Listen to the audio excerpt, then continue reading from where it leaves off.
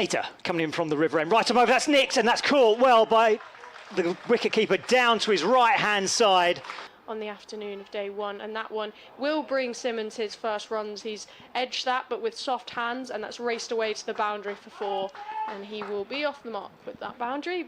As he's in now, bowls, oh, that's turned the batsman around. I don't think he was in any control. That's going to run away for 4 runs down towards third man. That's a thick outside edge. He was trying to turn it away into the leg side. A few Essex players down on their haunches there. Can't believe that didn't get through. Here comes Snater, bowl short this time. That's pulled away down towards long leg. That's going to be 4 runs. That's a nice shot. He just sat up there to be hit. It looked like the batsman already knew what delivery he was going to get bowled there. He was on it straight away. Porter's in bowls, and that goes soft hands along the ground in the gap between slips and gully, and that will bring 4 more runs to the total. Well, that will help. Porter in and bowls, and that's driven up past the bowler. That was a well-timed shot from Simmons, and that has raced away to the boundary and brings 4 more runs to his and Warwickshire's total. Yeah, I don't think there is a number 9 for Warwickshire. That's swept. Has he bowled him? I think he has, yes. Tempted sweep by Simmons, but Harmer's got it through and knocked off a bail. And, well, Essex get their 8th wicket, so they still have a chance of getting this 3rd bowling point. Delivery. Oh, he's bowled a full toss, which has been hammered down the ground by Ray for 6. He got that one wrong, Simon. I was saying yesterday, he bowled one where he really looped it in the air. Harmer in again. This one pitches. Oh, he's gone for a big shot there. There's a player out there. He might have beaten him. He has. Snater actually almost caught it, but had he caught it, he would have been over the ropes anyway. The umpire's just trying to confirm with Snater. It certainly looked a 6 from here, and he's signalling that. Well, Harmer in, and he's gone for the sweep and missed it, and it's been bowled. He's gone the same way that Simmons has gone, going for the sweep. Harmer just sort of walks nonchalantly as if a little bit irritated. I've been hit for a couple of 6s, but Ray's entertainment has come to an end. Over the wicket to the right-handed Barnard, who drives that handsomely in the air. Is it going all the way? I think it has. Let's have a look, see what the umpire signals. He does. It's a 6. Lovely strike. Good pick up from Barnard. Last ball of the over as well. That brings up his 150. A lovely shot. As Critchley comes in, that's a flatter delivery. That's guided down towards third man. I think there's a fielder down there. Nope. It's gone for 4 runs. So now they're starting to accumulate runs as well. 6 off the first 2 balls of that over. 387 for 9. As Critchley comes in again. Down the wicket comes Barnard. That's in the air. Has it got the legs? It's gone high, and it's well over the man at long on. Was that caught in the... No, it wasn't. I think it's caught on the... Oh, he's dropped it, isn't he? I thought it was caught on the bounce possibly, but yeah. Critchley bowls again flatter. That's in the air. I think that's going to be caught at long on. It is. And finally, they get Barnard to mistime one, but it's a superb innings from Barnard. 165 bowls, and that's clipped by Cushy into the leg side, and it's sailed over Simmons, who was about 10 yards off the boundary, and he will have 4 runs for that. I think that's his first boundary. Runs in and bowls, and that's driven straight to the fielder, and Ray has his first Warwickshire wicket. That was a poor decision from Cushy, who just sort of looks to drive that one, doesn't get hold of it at all, and just plays it straight to mid-on. As Ray runs in, and that's played nicely off the back foot, just cut away by Elgar down through third, and he will have 4 more runs. And Hannon Dolby comes round the wicket to bowl to Nick Brown, who drives out. It's a lovely shot. Slightly over pitch by Hannon Dolby, but beautifully driven by Brown for 4. Round the wicket to Elgar, who does fend at that one, and he's been caught in the slips. That is a big, big wicket for Warwickshire. He was caught at second slip, and Elgar will have to depart, having made just 15 runs. And so far, he comes around the wicket, and that's straying down the leg side. It's helped on its way this time by Brown, and Olin Hannon Dolby fails to stop it down at fine leg, so you'll get 4 runs. In the middle of that innings, as Simmons bowls this one short. Oh, it's a mistimed pull, and Wesley's gone. Picked up at short mid-wicket, right off the toe end of the bat. It was a smart catch, actually, down to his right-hand side. Trying to see who caught that. It was Payne taking the catch. Bowls back of a length. That's crunched away through the offside. Now that will go to the boundary from Cox. It's a lovely looking shot. Back of a length, slightly on his toes, punched, and through the gap in the offside. Cover can fetch it. That takes quite a lot of skill. Oh, Simmons has another wicket. That one was edged by Brown and caught by Burgess behind the stumps. And Simmons has his second county championship wicket. And Essex are in all sorts of trouble here, having slipped to 63 for 4. yeah, Brown just trying. Simmons in bowls, and that's another one for Jay Simmons. What a debut he is having. Critchley has prodded at that one and been caught again by Michael Burgess behind the stumps, and Essex are really in trouble here, aren't they, David? As Hannon Dolby runs in, and that's driven well by Pepper, and that looks like that one will go all the way. It does slow up as it gets near the rope, but it has gone all the way. That will be a good boundary for Pepper just through that extra cover region. Bowls, and that's fended at by Pepper, and he's gone. Hannon Dolby has a wicket, and Essex are 77 for 6. Yeah, Pepper looks disappointed. Whether that's with his shot or the decision, I'm not sure. As he comes into bowl, and that's driven, and that's a good straight drive. I think that's going to go all the way. It's a game effort by Michael Ray to chase it down, but he hasn't managed it. Rhodes bowls, well, that's edge past second slip and goes down to third for 4. Would it have carried to second slip? Possibly not. Runs in and bowls to Jordan Cox, who plays that one nicely off the back foot, just cuts that one away to the third boundary. He's had 4 there in the last over. This one was a much more...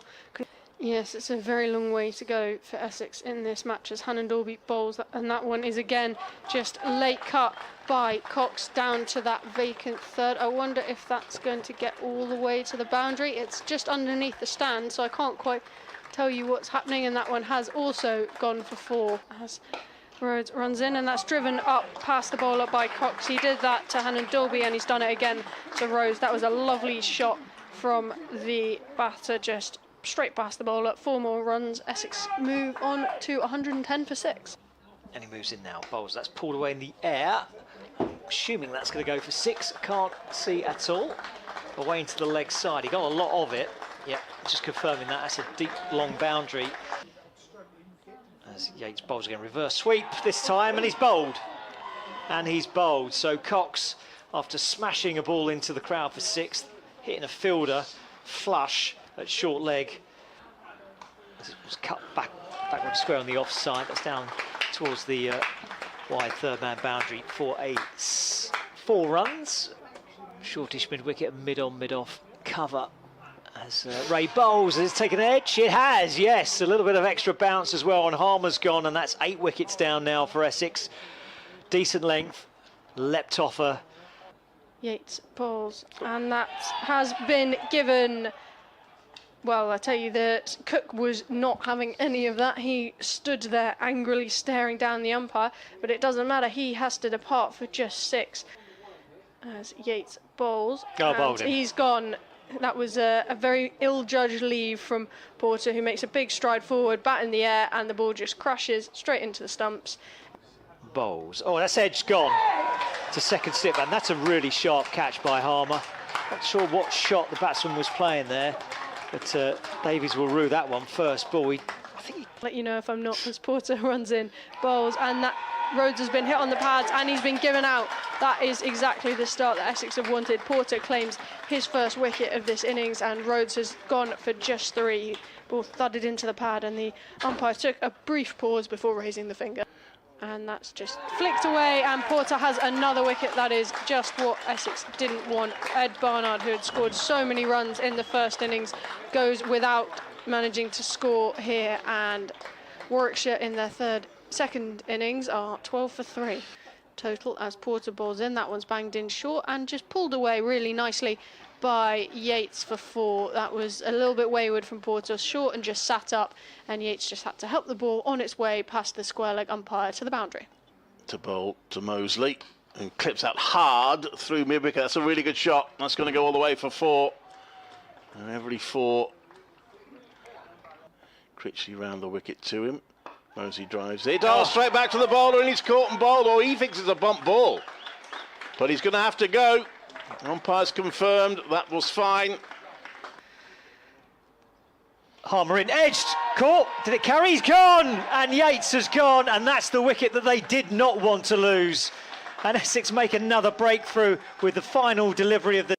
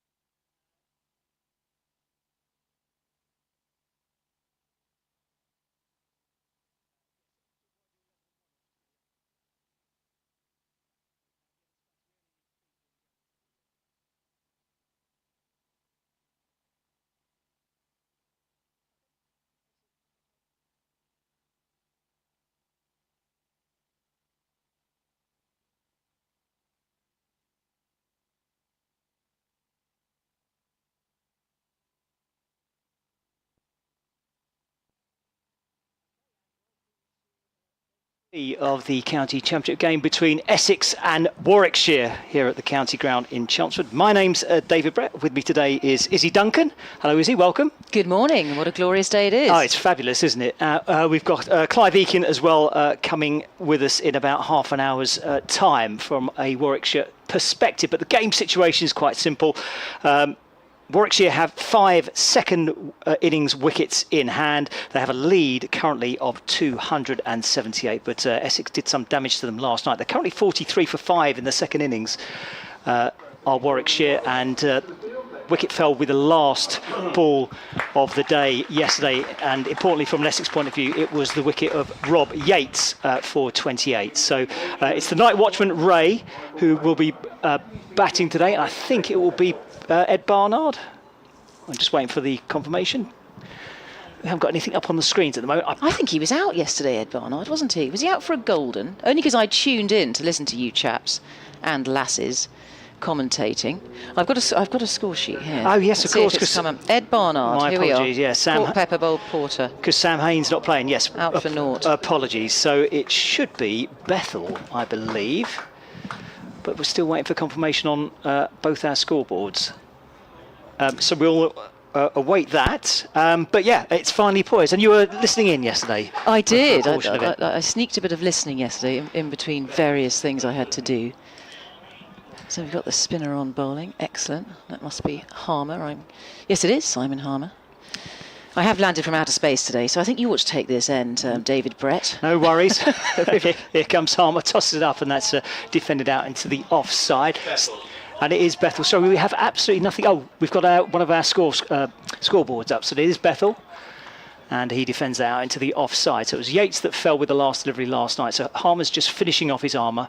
And he bowls. And that's, beating the outside edge of the bat. There's nothing more Essex would like than to clean up this towel quickly as possible. Still no word on Sam Hayne. That's right, is it? No word yet on whether he'll be able to bat or whether there's a replacement. Here comes Harmer, number 11 on his back, bowls again, that's Fuller, and a forward defensive shot out to the offside, and that ends the over from last night. So Warwickshire 43 for 5. We're about to go into a BBC Essex bulletin for an update. All a bit hectic this morning, got caught in traffic yet again. They're doing roadworks just outside my road, so I left 10 minutes earlier today, thinking, right, I'll be absolutely fine, I'll get me here for 11:30. Traffic was even worse today, and I didn't get here till 10 to 11, but got here eventually. Poor you, David, I know, and on a Sunday, you really don't expect that, do you? No. You expect us to breeze into work, plenty of time, without being hassled, all a bit chaotic. But here we are, and we're perfectly calm now and in control of our day. Just about. Not quite. You might be. Right, bowler. I'm just about to get back in. It's not Critchley, it's a change of bowling. It was Critchley last night. Sam Cook. It is Sam Cook. Do you want to take this from the Graham Gooch end? The Graham Gooch end. I've got to get used to the renamed ends as well, haven't I? And that will be Ray facing the New Zealander. Here's Sam Cook. He's in and bowls, and that's defended solidly and stoically there by Ray, who comes forward, gets his head over the ball. So Ray, overnight, his score, he's won overnight off 11 deliveries. Just getting used to this scoreboard that we've got here. In our commentary box, getting used to the ground, beautiful ground, and a lush outfield, all the rain we had at the beginning of the season. Sam Cook just stalking back to his mark now.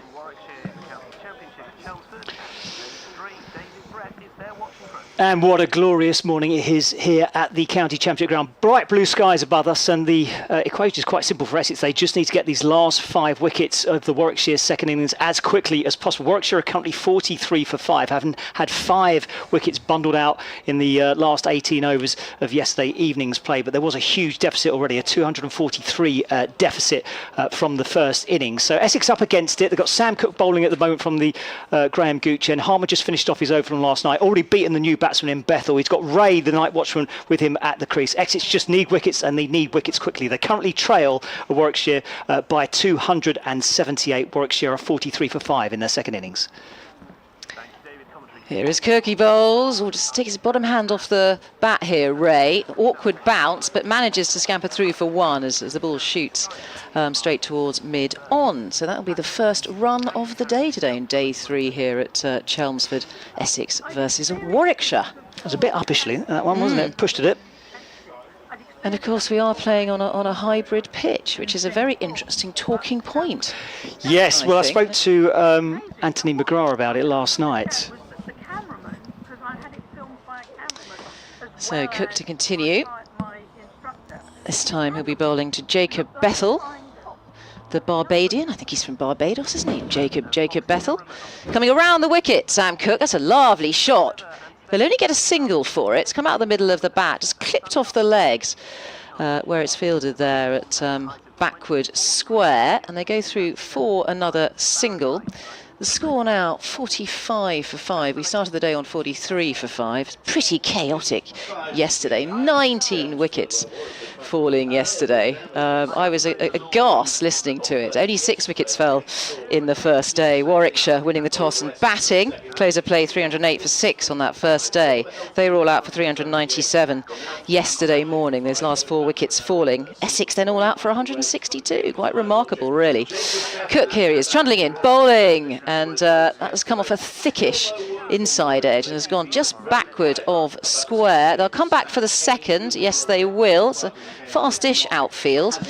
And that's 2 more runs there to Ray. He goes on to 4 now, and the score 47 for 5 as they continue in the glorious sunshine. 2 slips in place as Warwickshire continue to bat out here. Essex have got their tail up, having swiped 5 wickets yesterday. As Kirk here is tidy run up in and bowls, very controlled. Well, think about the single. Yes, they will take it. That ball has just snuck in front of point off the right-hander Ray. So he goes on to 5 now, and the score now 48 for 5. And it's the end of another over. We haven't had very many overs so far in this innings. That will be, I think, the 19th. The score, if I can get hold of it. Yes, the scoreboard says it's the 19th over. So the ball's still relatively new. And of course, we are using the Duke's ball, aren't we? I'm just turning to my fellow commentators. Yes. The Kookaburra was used in the first couple of matches of the county championship. They're experimenting with it. It's a bit like Marmite, I think, the Kookaburra ball. You either love it or hate it. But the Duke's, we know it stays alive and shiny and zigzags around. Probably for the first round, about 20 overs, I would say. Stays a new ball. Harmer will continue here from the Sir Alistair Cook end, just getting used to the renamed ends. And it's going to be Ray to face, the right-hander, the Barbadian. Cook, here he is, right arm over. Whoa, that's been, yes, it's bowled him. It's bowled him, yes it has. That has snuck through. There was a play and a miss, rather more a poke from Ray, the Barbadian. He is the night watchman. He is the first wicket to fall today on day 3. He is out for 5. And it's Simon Harmer who takes the wicket. And so that's for 6 now. They're 6 down now, Warwickshire. So 48 for 6. And that lead is 283. I don't know what's going on with the pitch, if anything at all, whether it's just the players. But yeah, they were dropping like flies yesterday, and it hasn't taken long before the wicket has fallen, one of the Warwickshire players. So they're 6 down now. The end of the night watchman. Will we see Sam Hain? That is the big question, isn't it? It's Burgess who's coming in. It's Burgess, so we're not seeing Sam Hain yet after a blow to the helmet. I think he was at short leg yesterday when he was struck. So they have to take all the precautions and go through the procedure and all the checks. But it will be Burgess. Off the back of a century in that first innings, Burgess, 108. 7th wicket stand of 209 with Barnard, Ed Barnard. Yeah, really saved that innings, that first innings for Warwickshire. Oh, announcement. Chris Benjamin has replaced Sam Hain as a like-for-like replacement, which they're allowed to do these days. Sam Hain will play no further part in this match, which is probably a sensible thing to do after a blow to the head. It was a nasty hit as well. He took it flush right on the back of the head. Yeah, it was good to see him standing up, walking around afterwards, and thank God he was wearing a helmet as well, because it was a mighty blow. But yep, well, hopefully Sam Hain will be all right, and hopefully he's following all the concussion protocols, and he'll be back as soon as possible. But Chris Benjamin then is his replacement. Sorry about that. Got the technicality sorted out. Well done, well done.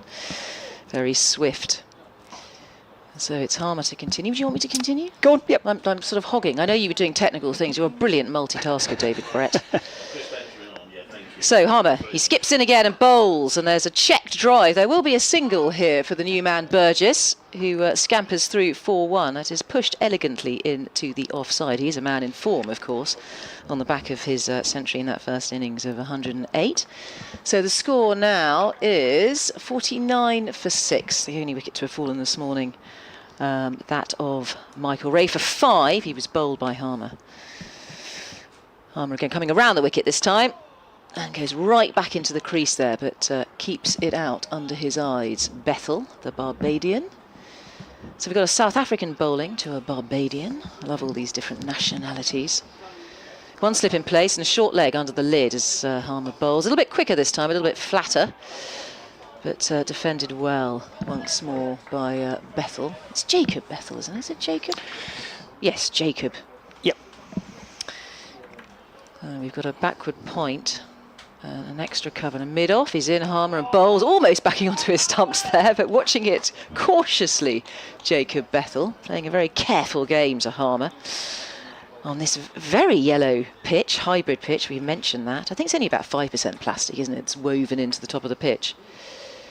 Right arm around, and that's floaty and pushed into the offside there by the left-handed Bethel. It's the end of the over. There'll be a resounding round of applause there for Simon Harmer having taken the wicket of Ray.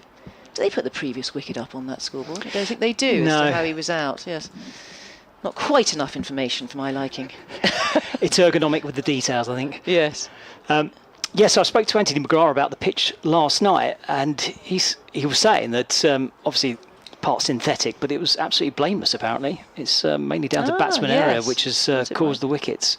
So he thinks this is a decent pitch for a run chase, but at the moment it's proving still a difficult one for the batsman. A wicket already this morning. It's going to be Sam Cook continuing from the Graham Gooch end.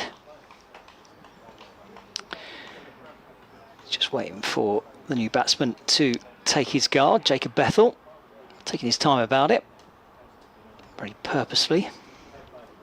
Number 61 is back, just checking the field. He's got 2 slips, the right-hander.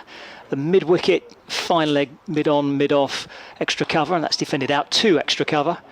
And there's no run. He's also got a backward point and a man just in front of point down towards the boundary. And Warwickshire remain 49 for 6, a lead of 284. Absolutely glorious day to watch cricket, because it's actually quite a nice breeze outside, just cooling things down.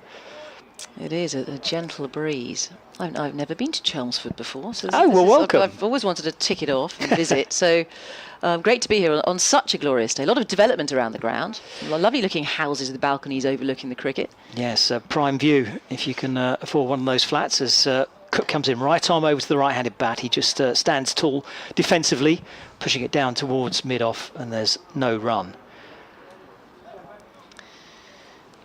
Yeah, very interesting. I mean, there's lots of developments as well with the cricket. Because you've got John Stevenson as your chief executive now, formerly at MCC. So I knew John very well at MCC. Always Essex through and through, of course. Of course. And I'm right in saying that Dan Lawrence is his possibly future son-in-law, but boyfriend of his daughter. Okay. So it must have been a bit tricky when he went over to Surrey. Here comes Cook, up to the stumps, bowls, and again, same shot as the last one. Forward defensively, playing up towards mid-off, and there is no run. Yeah, delicate, I suppose it's a bit of a nervy phone call. Exactly. Don't want to be disowned by the future father-in-law. Sorry, John, can I have a quiet word? Got something very delicate. Mind you, could have been thinking the worst. Oh, God, you're not dumping the doors around. Oh, even worse. Or possibly getting married, have a quiet word. Yeah. Not quite yet. We don't want to preempt these things. Even worse than that, I'm moving to Surrey. Sorry. No, not south of the river. Here comes Cook. Bowls. Oh, that's a thick inside edge. It's a drive or attempted drive from Bethel. It's come off a thick inside edge down towards the man at fine leg. And they run through for 1. And that's the 50 up for Warwickshire. 50 for 6 in their second innings and a lead of 285. Yes, I was just looking at Jacob Bethel. I don't know an awful lot about him, but he's a batting aura. He's only 20 years old, and must be great mates, I imagine, with Che Simmons, who's also 20, and they're both from Barbados, I think, aren't they? Yes, born and raised in Barbados, Jacob Bethel, and won a scholarship to rugby school, signed for Warwickshire in 2021 at 17 years old. A prodigy. Well, if you can have the same impact as Simmons that Simmons had yesterday, then Essex are in real trouble. Here comes Cook round the wicket to the left hand. Oh, he has the batsman playing at that one. It's just beating him outside the off stump. And there is no run. So 2 slips, backward point, deep cover, an extra cover, mid-off, mid-on. And I presume there's a fine leg just hiding away down to our right-hand side. There's Bethel. Yeah, you mentioned Che Simmons, so he blasted, didn't he, with 3 for 12. He must have had pretty. You've seen him live, I haven't, but I mean, pretty pacey. Yeah, well, he looked. Unfortunately, we don't have a speed gun here, No. or certainly not on screen as Cook bowls. That's Fuller, and forward comes Bethel, who defends up the pitch, and there's no run. But yes, I mean, he sprints up to the crease. I mean, he really sprints up to the crease, and it seemed to be coming down with quite a lot of pace on it, but proved too much for Essex's top and middle order. Blew them away. So comparisons to Joffre, I mean, it's inevitable, isn't it? Comparisons to Joffre Archer. Ooh, Joffre Archer's got that really smooth, upright That's right, action. very smooth. Whereas Simmons, as Rhythmical. you watch, Simmons, as you watch him, he's slightly forward, but as he comes up to the crease, he barely breaks his stride. He's almost like a 100-metre sprinter, Wow. and just doesn't break his stride, and just smashes it down. Yeah, Well, that's incredibly efficient if he can do that. Not many bowlers can do that. They, Yeah. they sometimes lose power once they get to the crease, don't they? Well, unsurprisingly, Simon Harmer will continue. His figure's now 2 for 7 off his... let's have a look. Am I looking at his figures right? Yeah. Is that right? Yes, it is 2 for 7, isn't it? As that ball is played into the leg side by Burgess. It's saying 1 for 7 on screen, but I think that should be 2 I for think 7, it should shouldn't be it? 2. Yeah, for Harmer. Oh, no, sorry. 2 for 8 now. 2 for 8, yep. There's so many screens to look at, and they're all in different formats. Trying to get used to it all. Harmer to continue. He's going to be bowling to the Barbadian, Jacob Bethel.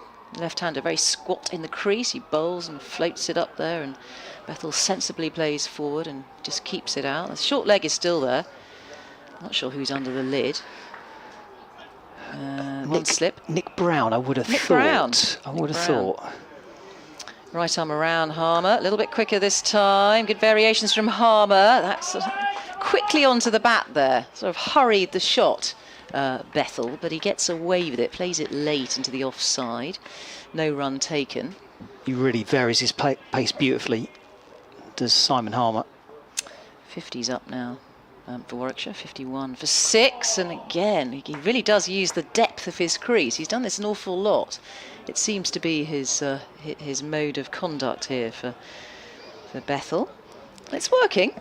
A nervous twiddle of the bat from him. Just got to make sure that when he plays onto his stumps, he's playing the right shot. Here he is. And again, a bit quicker from Harmer. Variation of pace from Harmer. Very well fielded there in the covers. No run. Lovely sound of leather on willow. So it's quite an orthodox field there in the ring. Oh, they're having a word about the ball again. What's wrong with it this time? Looks like it's picking bits of grass out of the seam. Possibly. Oh, we've got a close-up here on our screen. Yeah, the umpire's watching him, so it's nothing untoward. I think there's something wrong with the seam there. Yep, umpire's now happy with it. So Give it a clean. Yeah. Harmer's in, bowling very wide of the crease here. Whoa, very thick outside edge. The ball is racing away towards the boundary. Will the ball win the race? No, it won't. They'll come back for 2. But he keeps it down, plays it with soft hands. It wasn't a chance, but it certainly was a thick outside edge. And they clock on 2 more runs. The score now 53 for 6. It's been a very, very slow outfield in the match so far. Can only put it down to the amount of wet weather we've had over the last few months, and the outfield's still underfoot, a tiny bit damp probably because a lot of the shots aren't going to the boundary. Well, it was a very soggy start to the season, wasn't it? Which is rather unfortunate because they chose to use the Kookaburra ball at the same time and it was raining and soggy, and I think you just need hard pitches. It'll be a better experiment probably towards the end of August into September. I think they're using it again, aren't they? The last couple of games maybe. into that sort of time where you think it'll have dried out a bit harder, get the ball to bounce, because you've got to use the seam with the Kookaburra. Here comes Cook, who used the Kookaburra better than most when they were playing with it. Cook's in now with the Duke ball, and that's right arm over to the right-handed bat, and that's defended back by Burgess for no run. Burgess at 100 in the first innings, full of confidence. I was listening to the County Championship Test Match Special podcast with Kevin Howes, who was speaking to Rob Key, and they were talking about the Kookaburra. Rob Key seems fairly committed to it. Obviously, he can't tell the counties what to do, but he was suggesting that quite a lot of the directors of cricket around the counties were in favour of using the Kookaburra. So I suspect it will be back next season. Here comes Cook in again, full edged. Oh no, through. I thought I heard a nick. So did I. Well, talking of the Kookaburra and Sam Cook, he's in love with the Kookaburra, isn't he? Didn't he take 10 wickets with it, or 11 wickets in a match? He took a lot of wickets with it. Yeah, I think, was it 10 against Nottinghamshire? Against Notts, yeah. Was that a hat-trick? It's including a hat-trick? I believe so, yeah. So it shows that he has got the art of manipulation and control. He can handle a cricket ball. He can handle a Kookaburra. I mean, obviously it'd be disappointing if he has to leave Essex to go and play for England, but I want to see him at least get a chance to show what he can do. Here comes Cook down the slope, and he bowls, and that's a forward defensive. Watchful from Burgess at the moment. Just trying to steady the ship. 53 for 6, 288 is the lead, which, given Essex's first innings efforts, would seem quite a insurmountable total. But again, it was quite nice to hear from Andy McGrath. He made no excuses. He just said it wasn't a great batting performance. Those things do happen in cricket. You see it plenty of times. And he said they've just got to come get better in the second innings. Well, we'll see how this pitch plays, because it's the first time. I'm wondering if it's the first time in the County Championship that they've played with a hybrid pitch. It's certainly the first time for Essex, isn't it, in a 4-day game? Certainly for Essex in the 4-day game, yeah. Cook bowls again, and that's defended out into the offside. So he's keeping the batsman honest here, and there's no run. Yes, it's a bit of a sort of unknown entity, isn't it, with the hybrid pitch of how it's going to play. But you expect it to not have the same wear and tear. That's the whole point of having a hybrid pitch, so you can get more out of your square. Pleases the groundsman. You probably play more matches because of it. Be interesting to see. Well, hopefully we'll find out if it goes to day 4. Here comes Cook in again under beautiful blue skies, up to the stumps, and he bowls. That's off the back foot, punched away. Is the sweeper still out there? He still is, yeah. So it'll just be a single just in front of the pavilion. And the score moves to 54 for 6. Yeah, I think with Sam Cook and being picked for England, I think he thoroughly deserves for that step up. But the problem, I think it's Australia's his problem, isn't it? Because we've got Australia looming. The selectors are thinking, all they're thinking about is pace. And getting those pace bowlers, that they want to use them this summer to give them the practice. To bend their backs. I mean, not overflog them, obviously, but I'm sure he's been working on his speed, because if he can up his speed just a little bit, maybe the early 80s. Yeah, he certainly seems to be a lot bigger, bulkier than he used to be. He used to be very slight when he first started with Essex. Here comes Cook round the wicket, bowling to the left-handed Bethel, who just defends that back down the pitch. And that's the end of the over. 54 for 6. That is a lead of 289, 22 overs of Warwickshire's second innings have gone. Still plenty of time left in this match, so time is not an issue. It's just whatever Warwickshire end up setting Essex, and at the moment that's creeping up towards 300. Yeah, you'd think that's a pretty healthy lead. Although, of course, we have plenty of time left in this game, don't we? I mean, we're into day 3. We've only just started day 3. And it does look like perfect batting conditions. And you look at that pitch, I don't know if it's ever had any grass, and I wasn't here on day 1. Did it ever have a tinge of green on it? I wasn't here on day 1, but the start of yesterday was exactly the same as this.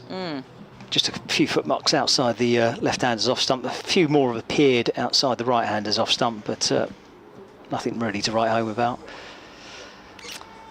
So Harmer to continue, number 11 on his back. He's going to run away from us. Here he is, he bowls right arm over, there's a sweep, and that's come off probably the sort of legs and hands of short leg. We think that's Nick Brown, don't we? Because he got number 10 on his shirt, doesn't he? It's definitely Nick Brown, yes it is, but that hasn't harmed him anyway. He looks completely unflustered. Hit quite hard by Burgess. Burgess waiting patiently in the crease as Harmer comes in and Just gives himself a little bit of room. It finds the fielder at backward point as a Hollywood roll is put in and cuts it off. No run. Burgess on 4. The score 54 for 6 here. Warwickshire in their second innings with that lead of 289. I want to edge that up to 350. They'll probably start to feel a bit more comfortable as Harmer's in. Oh, he does come into the sweet shot again. Gets down on one knee, premeditated. Will only get a single for it. There are 2 sweepers out there. There's a deep mid-wicket on the boundary, and square-legged dropped out as well. Only gets 1, Burgess. He goes on to 5. Bethel now facing.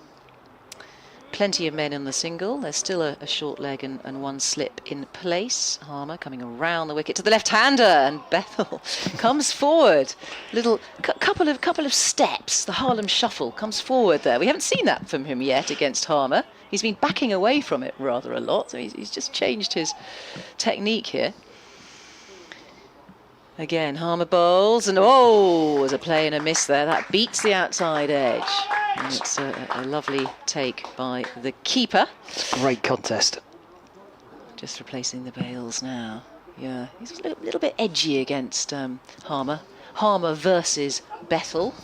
Great battle out there going on. Harmer wide of the crease, bowls, and really comes forward positively. A really big stride forward there from Bethel. I think he's thought about it from the previous over. Maybe he was backing away too much.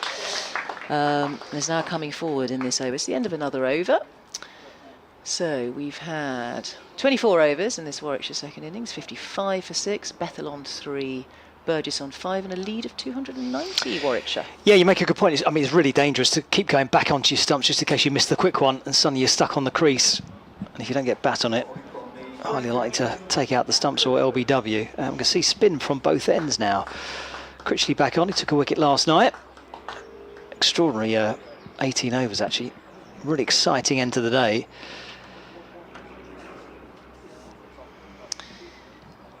Still, lead of 290.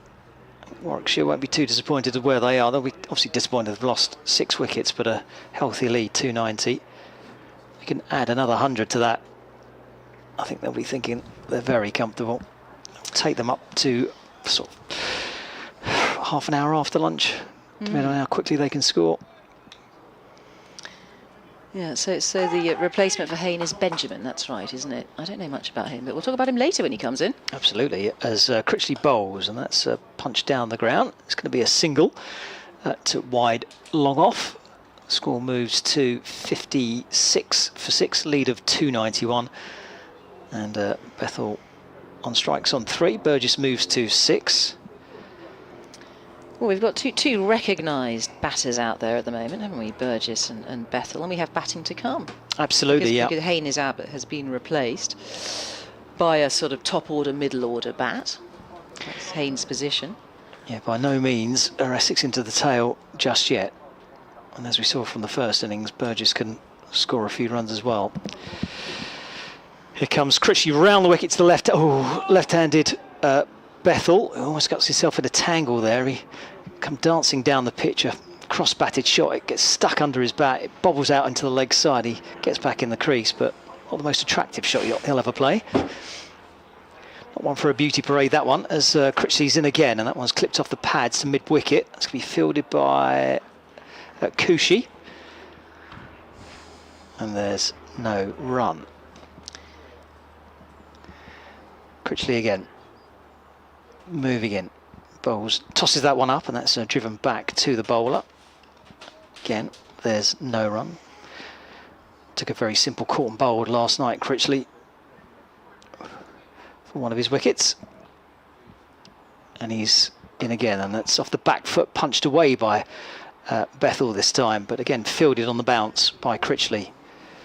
Keeping things tight out there at the moment. Essex, 2.26 is the run rate so far in this innings.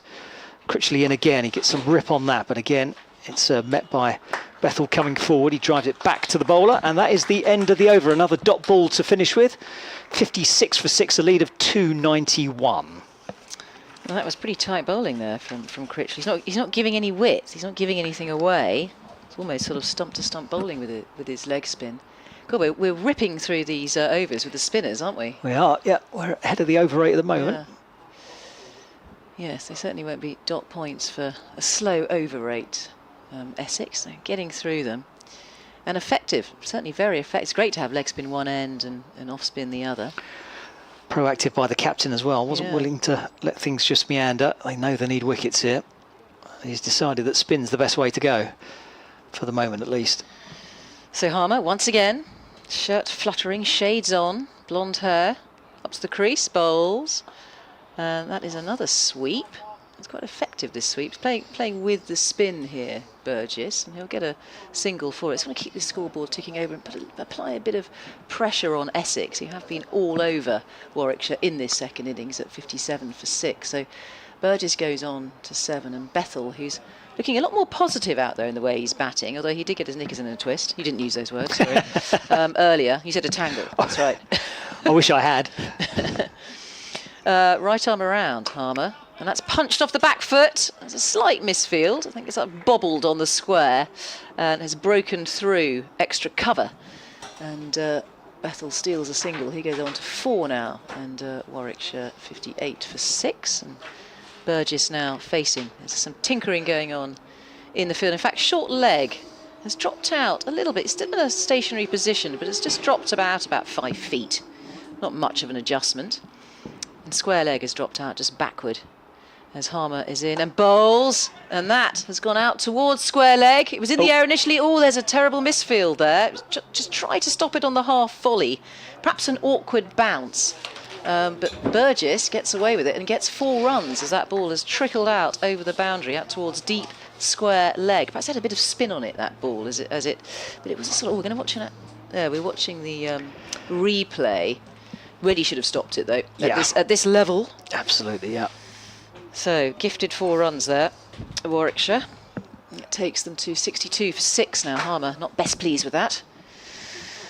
Harmer coming over the wicket now. And Burgess just drives that. There's no mid on. In fact, mid on is long on. So he just walks in and picks it up. It's the captain, I think, there, isn't it? Is it Wesley? Yes, it is Wesley who's giving the ball a jolly good polish.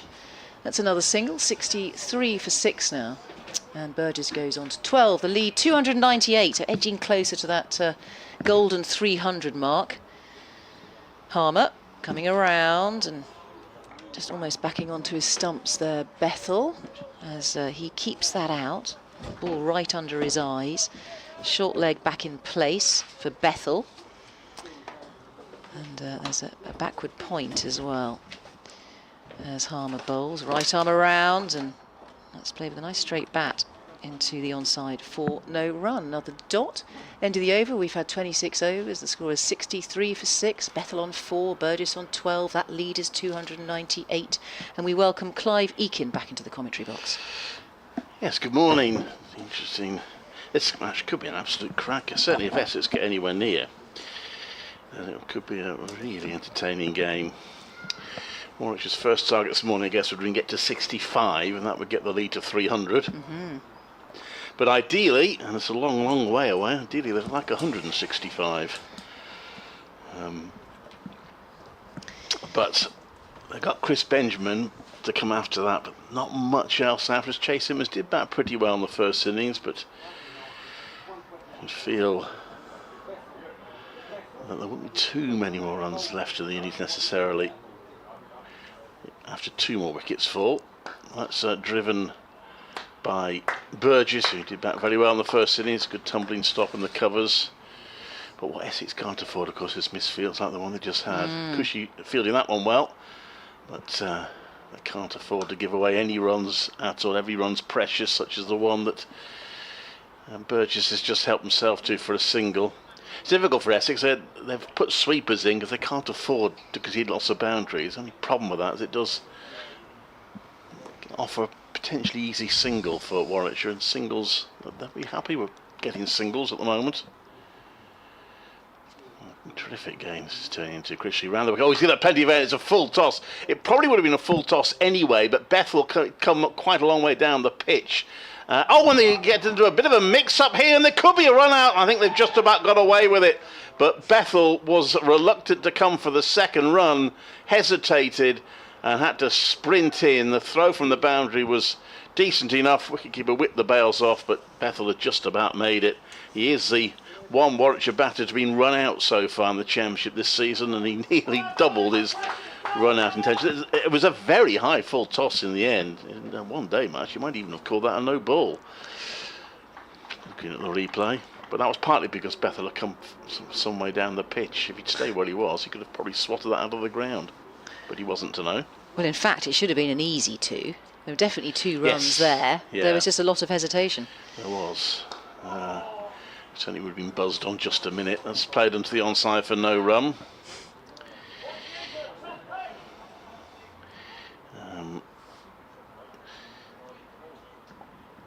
Critchley wearing sunglasses. Quicker ball. Bethel plays back to that into the slip cordon. And there is no run.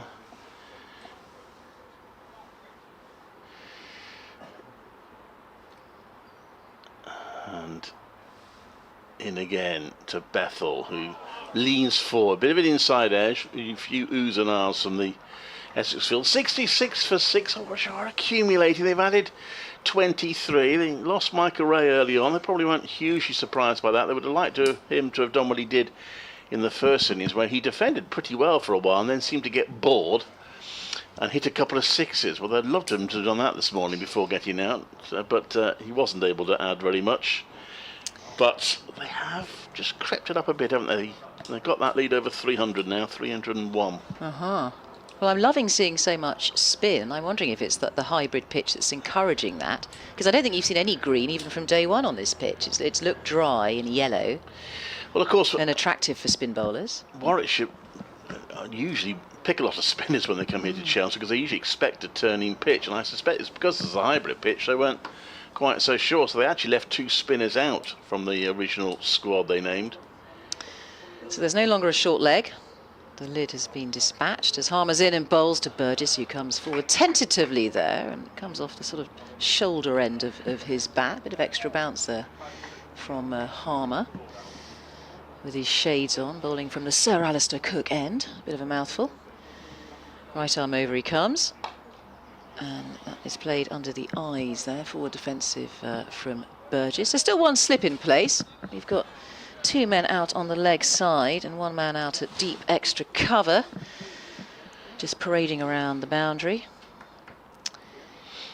Harmer, here he is, with his blonde hair glistening in this glorious sunshine we've got here, and a gentle breeze. Up to the crease and bowls, and that's a slog. It's in the air, but it's not catchable. No, I wouldn't call that a drop. I think that was a half volley into him. We'll have a look at the replay. Is he called Cushney? What? It's Shane Snater again. This time he did at least manage to stop it. He got his body behind it. Last time when he was caught in 2 minds, he ended up letting the ball go past him. But I'm with you, I haven't seen it again, but I think that probably dropped short. They've shown a replay of the wrong delivery there, so that's not very helpful. So here's Harmer's unlucky there. That was aerial. That is hit very hard, but straight to extra cover there. For no run off the bat of Bethel. They scampered through for 1 earlier. Well, fear of Simon Harmer, is he? Harmer bowling wide of the crease and using the depth of the crease there again. I don't know if here we are. We're showing a replay. It's difficult to see from the picture, to be fair, but I think probably dropped short, and Snater made sure this time he got his body behind the ball and it hit him. It looked like one of those very awkward half volleys into him.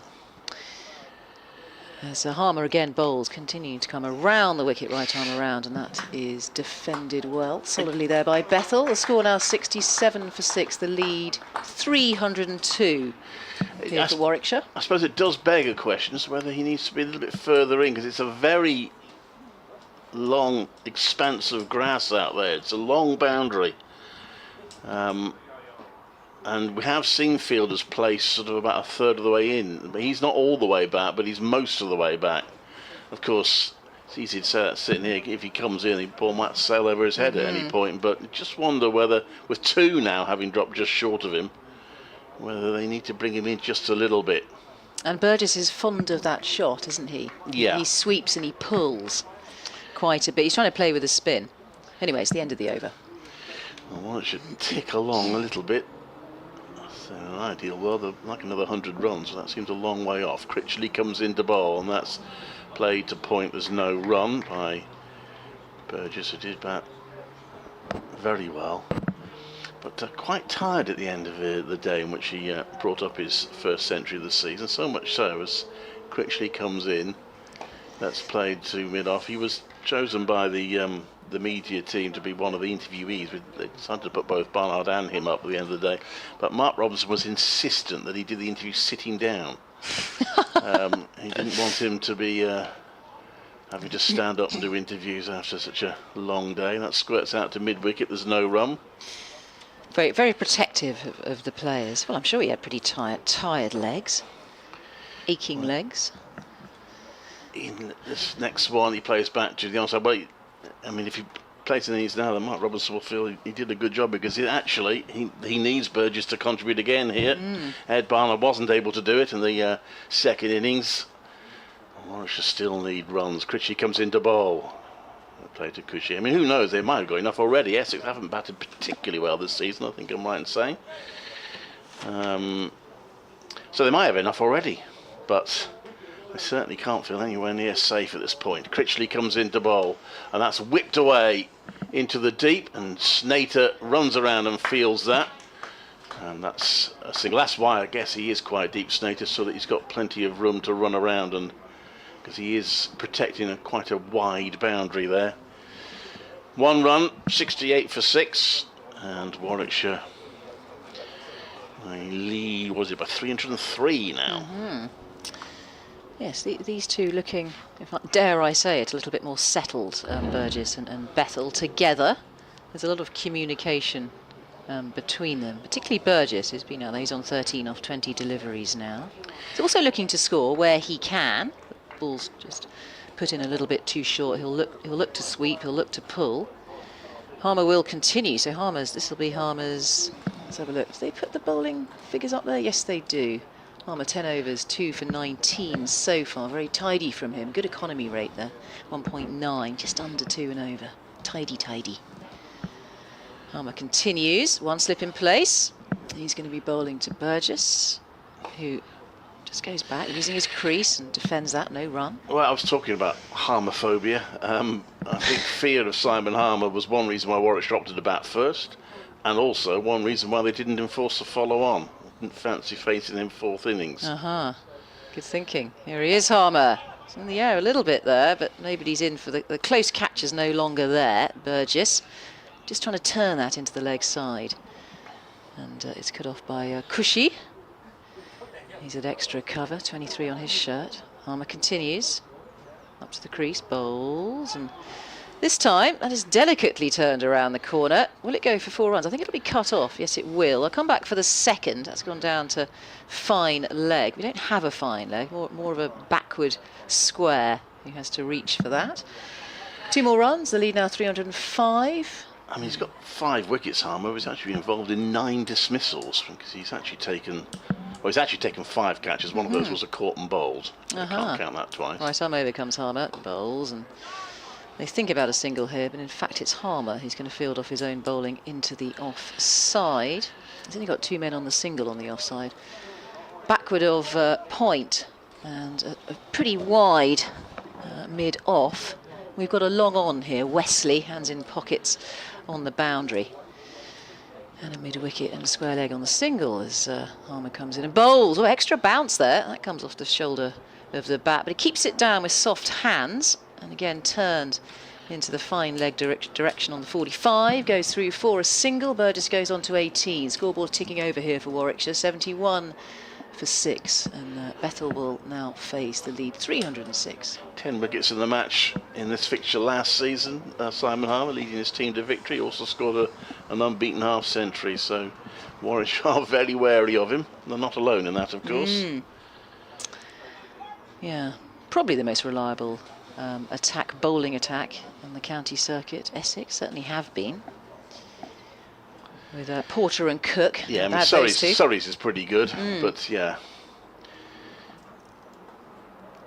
In comes Harmer, coming around the wicket to Bethel, who again backs away, but playing cautiously, keeping the ball out. 71 for 6. That's the end of another over. Racing through these overs with spin at both ends. 30 overs gone. Yeah. Bethel actually did play a part in the first innings. Although he didn't make a huge score, he came in at 64 for 5. And Warwickshire were in big trouble. And he lasted some 20 overs with Ed Barnard. They only put on about 40 in that time. But it did start Warwickshire's recovery, which then led to the double century partnership between Barnard and Burgess, which really stands out in a match where Jordan Cox made a fairly brisk 47 and Rob Yates made 25 in the second innings. No one else has got beyond 20 in the match. It's been a very strange looking scorecard. Critchley bowls that swept in the air and he could be caught here. Burgess, he should be caught, and it is. And Burgess sweeps to mid-wicket and is caught just inside the boundary. Not the best of shots from Burgess, and a big blow that. And Warwickshire 71 for 7. Great catch. It was in the air a long time. Yeah, and for a minute there were two players going for it, but it was the fielder coming in from the boundary who in the end took responsibility and took it. Burgess goes for 18, and it was actually the substitute fielder, Benkenstein, who took the catch. Well spotted. Well, because I didn't spot it, it's been on the scoreboard. Yeah, so it's a lead of 306, still a pretty modest lead. And here's Warwickshire's last batter, Chris Benjamin, who's brought in as a concussion sub. I suspect he was called up quite late last night, which is why they allowed him a little bit of a lie-in perhaps this morning and put two batters in ahead of him. But he scored a century in the second 11 game last week. It's been in the squad for much of the season without actually getting an appearance, so a big opportunity for Chris Benjamin. He's got a championship century to his name. And Warwickshire certainly needs some runs from him. Well, it's his chance to shine and impress, isn't it, here for Benjamin? So you reckon he's driven from Birmingham? Is that where they found him? Well, the second 11 game was in Nottingham, but I think that had finished though. So I just think he was back home. Okay. They wouldn't. So Hayne walked off. When was it? It was just before tea, I think, yesterday. So he probably would have got a fairly late call up.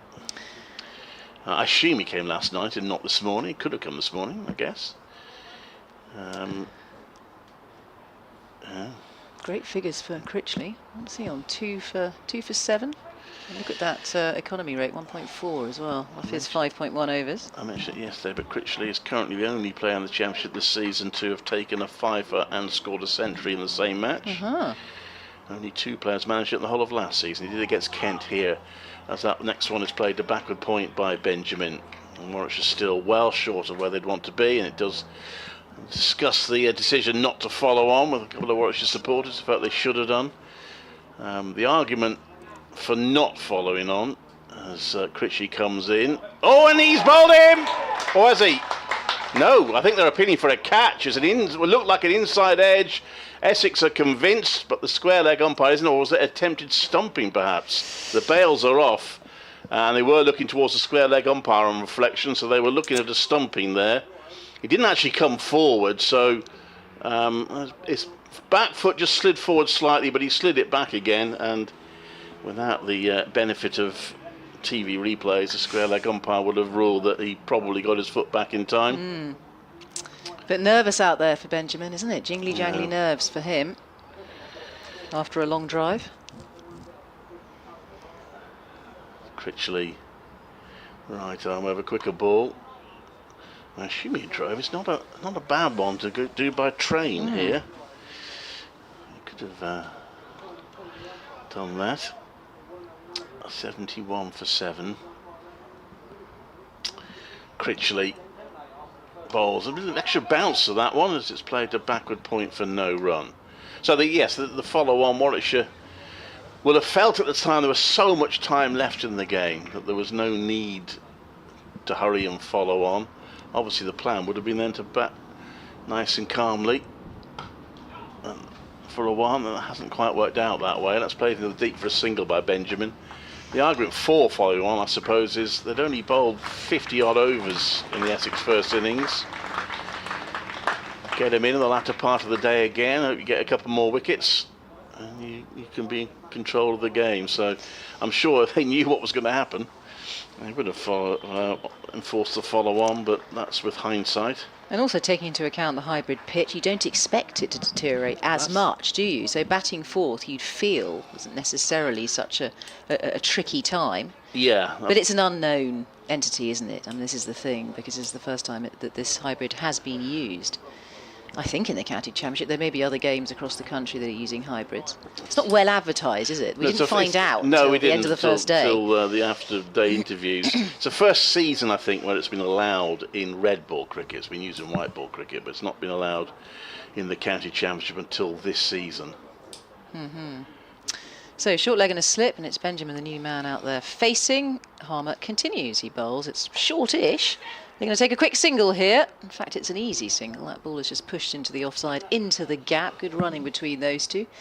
And Benjamin goes on to 2. The score 73 for 7. The lead 308 for Warwickshire. I think they'll start to feel a bit more comfortable around the 350 mark.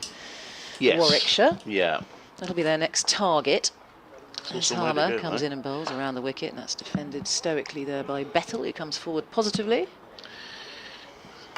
Yeah. They need one partnership. Even a half-century partnership would make a massive difference. So around the wicket, Harmer and almost gets down and sniffs the ball there. Bethel keeping that ball out. Quite like the way Bethel's played so far. He's had one or two nervous moments, but he's looking to get forward. He's not letting himself be stuck back in his crease. Harmer.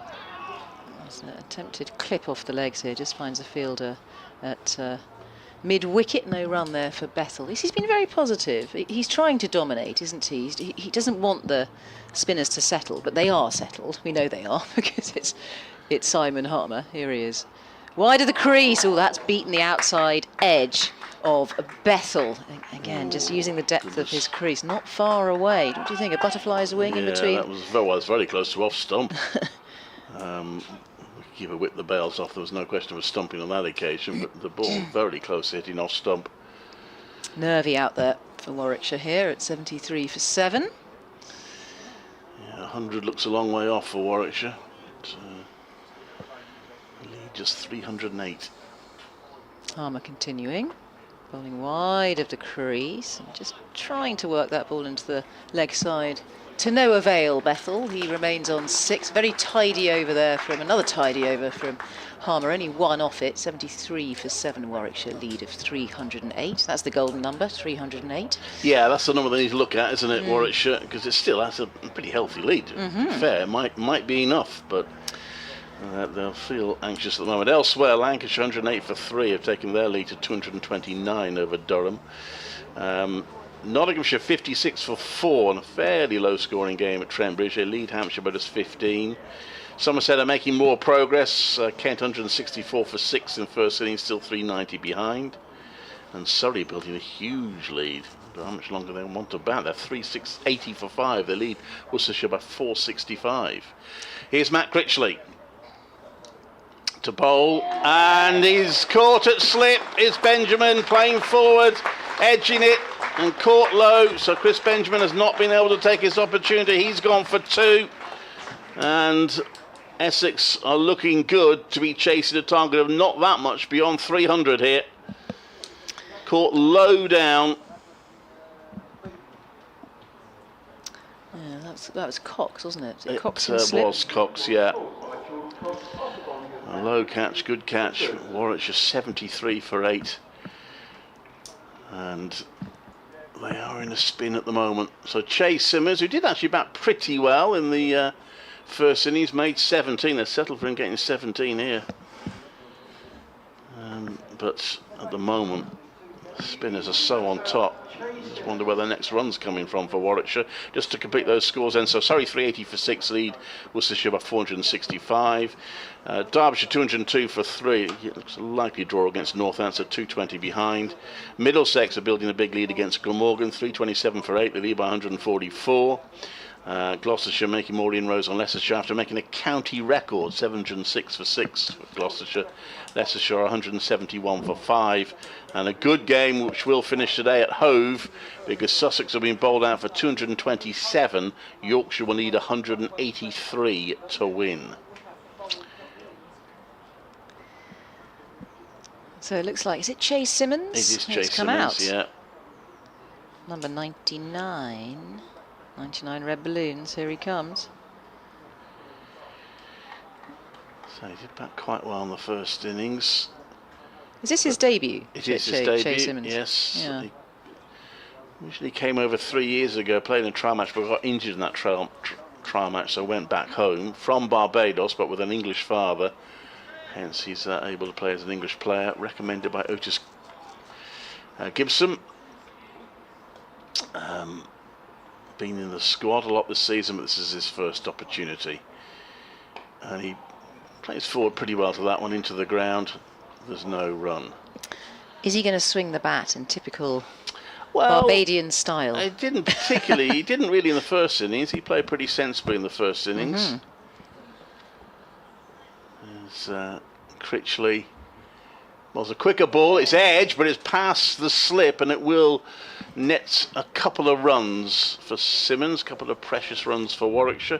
75 for 8. The lead is 310.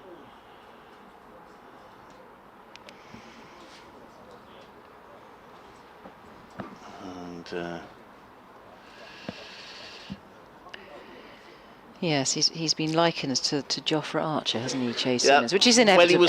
When he first arrived, that was a comparison made.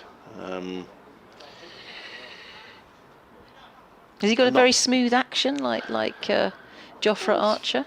He's got pace. Yeah, he's got a bit of pace. Hasn't quite got the pace of Jofra Archer. Got a pretty good first-class victim in maiden first-class victim in Tom Wesley. It's not a bad one to get. Now slip. Jordan Cox is doing the. Or is he? No, I thought he was doing the Marcus Trescothick. He was down on his knees there for a moment at slip, but he stood back up again. And that was a full toss, which Simmons misses out on. Hits it straight back to Critchley, who, to be fair, protects his own poor ball with a good piece of fielding. That was very agile from Critchley. And he comes in again, and Simmons drives that into the offside. Cushy fields, there's no run. Warwickshire 75 for 8. They have managed to eke out another 32 runs this morning, but they've lost 3 more wickets on the way. And Simmons defends that to the offside for no run. End of a successful over for Matt Critchley. Got the wicket of Chris Benjamin, who's a concussion substitute for Sam Hain. We hope Sam Hain's all right. He's listening, wishing well. But hopefully it's just precautionary. These days the rules are pretty strict. You might have been told he just needs to take a couple of days rest. Yeah, I hope so. So the lead 310. Yeah, and Matt Critchley's figures. I mean, spin is ruling the roost here at Chelmsford. So Critchley 3 for 10. At the other end, Harmer 2 for 23. No need for seam bowling at the moment as Harmer continues. We've seen a little bit of Sam Cooke this morning. A bit of seam, and the ball was relatively new this morning, wasn't it? 18 overs old, something like that. So Harmer, here he is, coming around the wicket, bowls, and Bethel plays off the back foot, and that's pinged off the middle of the bat. Let me get a single for it. As the field, I think that's Snater out there at deep extra cover comes in, whooshes in and throws that back in. One more to the total, 76 for 8 with a lead of 311 Warwickshire here in their second innings. Bethel on 7, Simmons, the new batter, out in the middle. Che Simmons, the Barbadian. It's great, we've got 2 Barbadians out there, and they must know each other pretty well. They're both 20, they're both from Barbados. Oops. Although Bethel's been here a long time, hasn't he? Has he been here a long time? Yeah, fair. Much longer than Che Simmons. But I think he's been back in Barbados sort of went to school, term time. Right arm over, comes Harmer. An attempted drive, mistimed there by Simmons, doesn't get it away, no run. Well, Jacob Bethel was telling us that one of his mentors has been no less than Sir Garfield Sobers. Really? Barbados, yeah. Wow. Worked with him a The bit. great all-rounder. Harmer in and bowls, and there will be a run here, well, probably two actually. That is well timed off the back foot. They come back for the second easily, the two 20-year-olds, sprightly. And two more to the total, 78 for 8 now. Nice shot from Chase Simmons. I mean, you looked at his record on the second 11 this season, and you weren't really expecting a lot of runs for him, but it was one of the nicest shots of the day, that Yeah. one. Simmons facing, Harmer in. Now that's an inside edge. The ball just trickles harmlessly to short leg. I think that's still Nick Brown under the lid there. That short leg, one slip in place. Chase Simmons, the new batter out there. Most of the fielders in on the single. We've got a deep mid wicket. As Harmer is in and bowls. Oh, that's beaten everything. It's a good take by the keeper. So the bounce reared, and Chase Simmons had a bit of a poke at it, but doesn't manage to get any bat on it. Great bowling there from Harmer. Hit the seam. Looking a little disappointed he didn't take a wicket with that ball. 78 for 8. Harmer continues. Harmer's in, bowls, and that's just defended cautiously there by Simmons. And that will be the end of another over. 78 for 8. Warwickshire, Bethel on 4. Simmons on... No, sorry, Simmons on 4, Bethel on 7, and a lead of 313. I think we're having a change in the commentary box. We're going to do that now. Yes. Actually, do you want... I've got to go and do my reports in a minute, so do you want to sit here and I'll come and replace you in a minute? Let's do that. Musical chairs in the commentary box. Sorry, I'm still here. You have to put up with me for another couple of minutes. With all these updates that go on, as Clive Eakin has to go and update the people of Birmingham and Coventry and everywhere else, the surrounds. So, we have David Brett back in the driver's seat here to my right in the commentary box. Welcome, David. You sunning yourself out there. You weren't wearing a hat. Were you wearing suntan lotion? I'm ill prepared today. You didn't listen to the announcements? No. Here comes Critchley, bowls, and that's clubbed down the ground. I think that's going to be 6. Yeah, straight down the ground towards the Graham Gooch end. And yeah, Burgess hasn't got really much choice here. I think he needs to go on the attack and start getting some more runs on that lead, which goes up to 319. Now, it's absolutely beautiful out there, but you can't spend more than a few minutes uncovered. No. Well, I think you're absolutely right. I think that's the ticket from the Barbadians out. There's Bethel just opening up, wasn't he? I think it's the way forward. I mean, you've got to you're 8 down. There's no point poking around. They're bowling well, these two spinners. Put a bit of pressure on them. See if you can add a few runs, hit a few boundaries. You've got a lost ball here as well.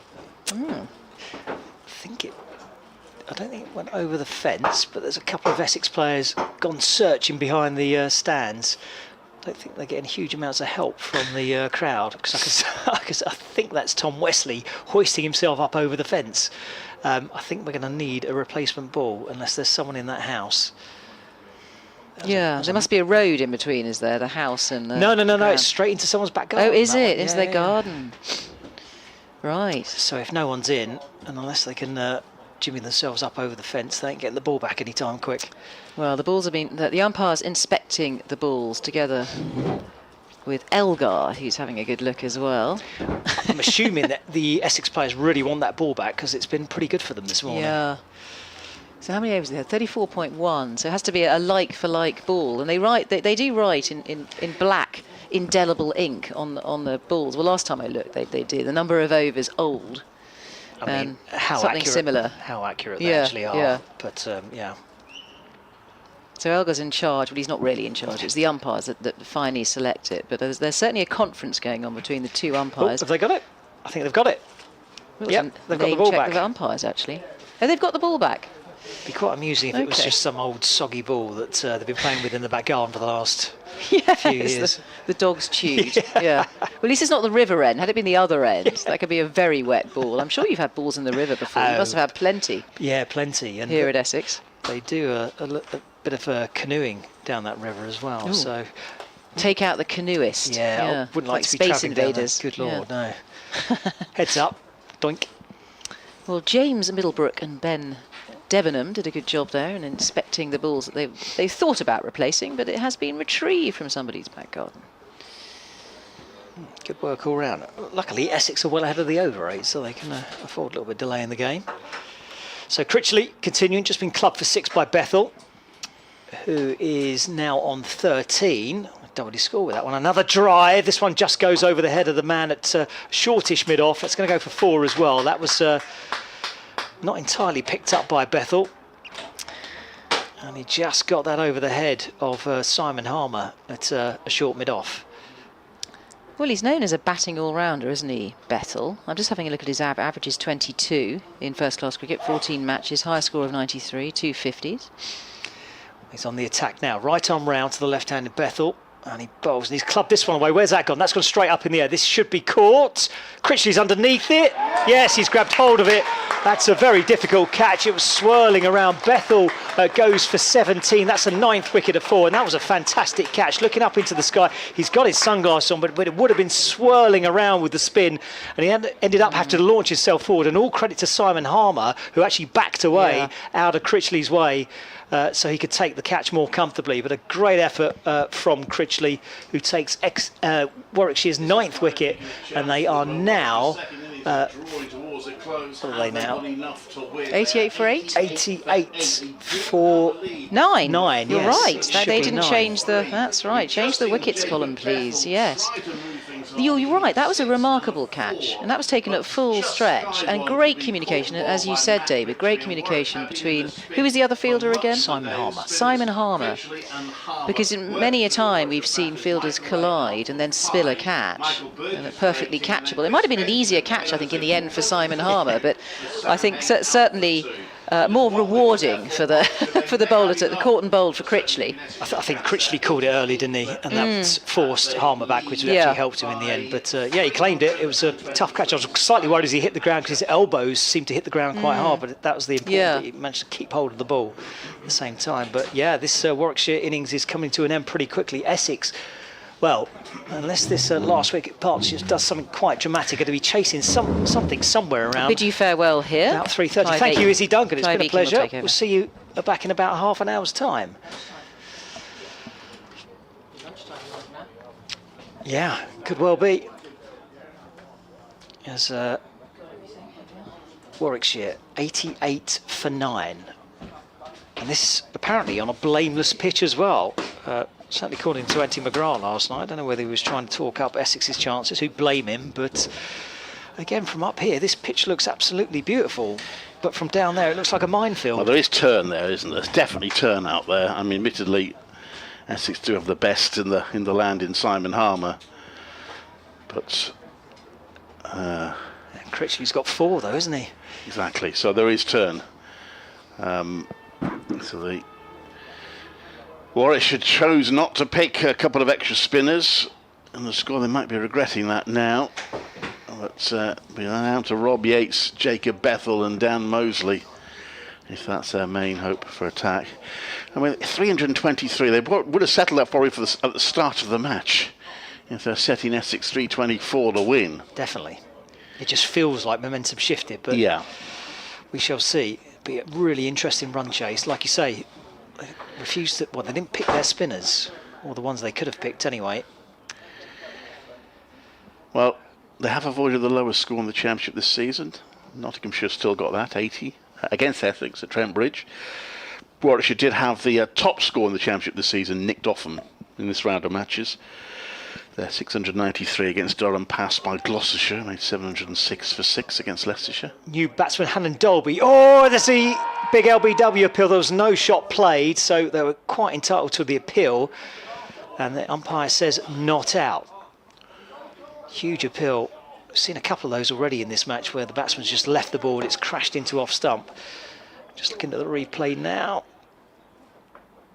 It was coming back in, but I think it had a lot to do. Yeah, too much for the umpire to have to guess there. Critchley in, bowls to Dolby, and again, who just allows that one to go past the outside of the off stump. Ollie Hannon Dolby can stick around. I imagine Simmons might go for his shots a little bit now. Again, I think just a couple more boundaries could make a big difference. Critchley in again, that's defended back down the pitch, and there's no run. That's clearly what Bethel decided. He went for it, and it worked to a point with the 6 and the 4. But he could have done with it going on a little bit longer. Yep, it's tough when the ball's spinning, especially against a leggy. You can turn it both ways. So Hannah Dolby survives the remainder of that over. Every run precious for Warwickshire. Started their innings hoping to get at least 160, 200, but 88 for 9. Lead of 323. They have at least managed to double their score from overnight, slightly more than. And Simmons on 4 to face Simon Harmer. Harmer in and wraps Simmons on the pad, front foot long way forward. No real appeal, but keeper jumped up and down a bit.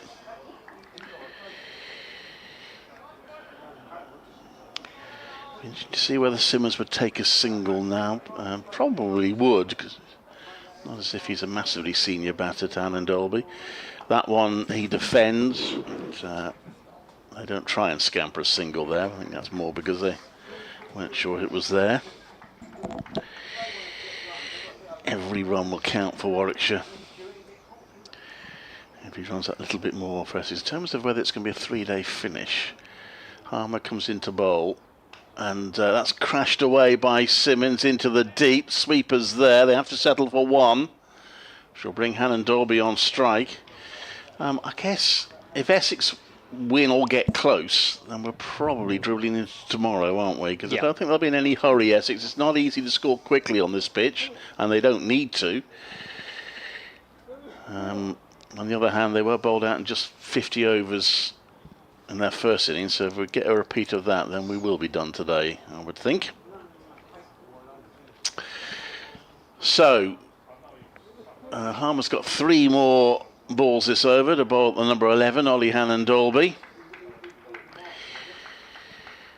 I think he'll back himself here, Harmer. Short leg, short cover and a slip. Around the wicket he comes. Hannon Dolby plays back to that, plays it quite nicely to mid-off for no run. He'll just be intent in keeping the ball out. I'm hoping that Simmons can add a few at the other end. 89 for 9. Warwickshire been bowled out for double figures just twice in the last 2 and a bit seasons. In comes Harmer, and that's a trademark defence by Hannon Dolby. Moves his feet all over the place really, but gets his bat on the ball, plays it down quite well. Just 1 more ball to survive this over. Harmer bowls it. And it's edge, but it's edge along the ground, and he will have the strike at the start of the next over. Warwickshire aren't going to turn any runs down, so he gets a single. 90 for 9, the lead of 324. Yeah, edged along the ground, not much control over that one, but gets away with it. And like you say, yeah, I think the right decision is here, take as many runs as you possibly can. No point trying to play the field, keep it spread, and just take the singles at the end of the over. 2 tail enders there. Simmons will probably try and hit out, certainly more than Hannon Dolby. Not much left to work with though. So Critchley continuing. Just having a word here with Simon Harmer. Hannon Dolby waiting. Sun beating down. Breeze has dropped from early this morning, so there's a little breeze out there, but not as intense as it was when we first got here. That's down the leg side, flicked away, fielded its short leg. It's a good diving stop by, I think that might have been Sam Cook. It looked a bit awkward when he fell down, just gingerly getting to his feet. Yeah, it's Sam Cook. Landed heavily as he stopped the ball there, but he seems to be okay. Occurs to me that the absence of Sam Hain sounds a little bit of a problem in that their catching this season has not been at its best, and they've missed Hain, and he took 2 splendid catches in the first innings. They won't have him in the slip cordon in the second innings. Mid-off, mid-on goes back, 2 slips, short leg comes out to fine leg, backward point in there, it's driven up towards extra cover, there's no run. Yeah, you were saying yesterday that the catching hasn't been great, and Sam Hain took a couple of really good catches in Essex's first innings. Critchley over the wicket, that's clubbed down the ground. There's a fielder interested, but it's spun away from him as it's bounced. And they come back for a second run out towards long off. Interesting for a second, but I think it was always safe of Tom Wesley running round. 2 runs to the total. 2 more Essex have to get. 328 is the lead. What Benjamin has to do here is gently lob the ball over the wicketkeeper's head onto the helmets behind him. This one's flicked down the leg side. Short leg's going to be there to field as Nick Brown scampers to pick it up left-handed. Throw comes in, a single to the total. 329 is the lead. And you could just bounce it on both the helmets and claim 10. But anyway, the helmets now are coming into use with Hannon Dalby on strike. Yeah, we've got a short leg, silly point, a slip. Critchley around the wicket to the left-hander. And he bowls, and that one's left or not gathered cleanly by Pepper, but just about got there at the second attempt. There's no run. Last ball of the over. Essex desperately want this final wicket before Warwickshire had too many more runs. Fielder change in position. Silly points coming out. It's coming into a leg slip. It's Dean Elgar under the helmet. Critchley in as Hannon Dalby. When he gets bat on it, I'll say that. It was a thick inside edge as he played with the straight bat. I don't think he read the spin at all. And it squirts out towards the leg slip. And there is no run to finish the over. Lead is 329. Yeah, precious 4 runs out of that over. It's taken the Essex target now to 330. It's another little psychological grab, just adding a little bit more to the target. Now Simon Harmer will try and wrap this up.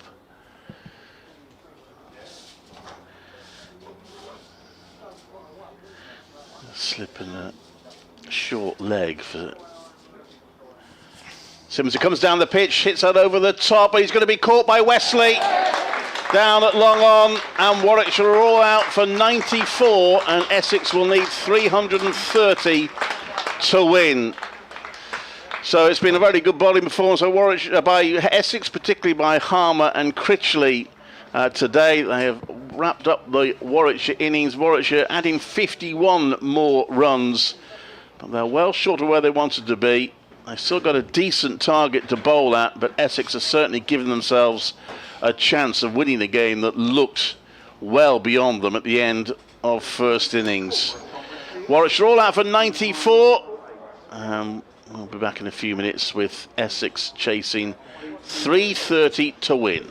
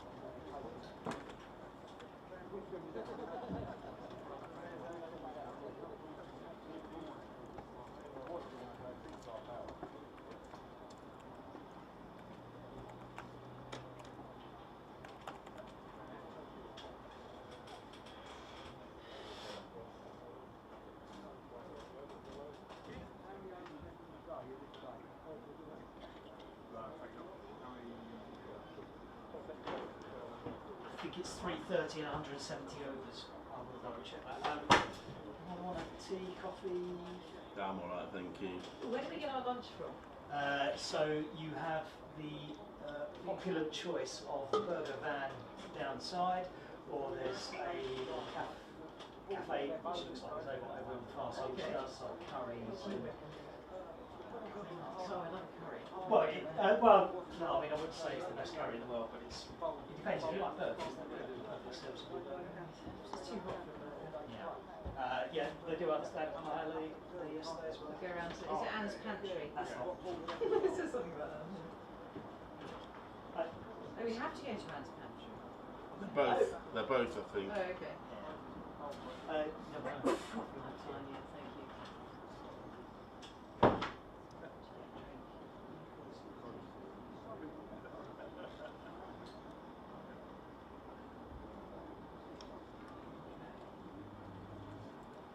4 for 24, actually.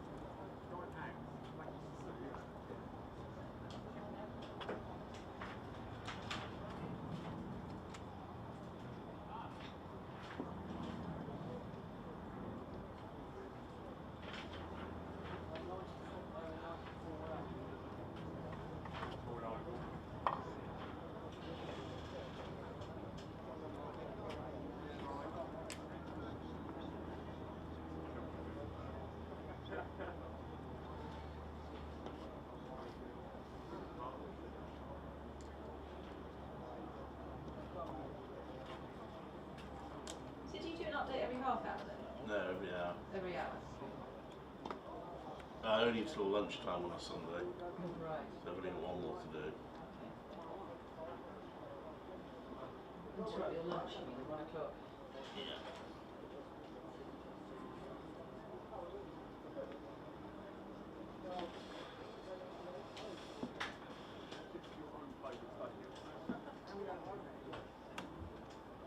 Do you guys use Twitter or X, or do you rather? I don't really, to be No, I honest. don't think David does. I'm not that keen either. I think all three of us don't really. We were told, weren't we, through the year, that you have to use Twitter. Maybe they're not so keen. We're constantly being badgered to do more. Yeah.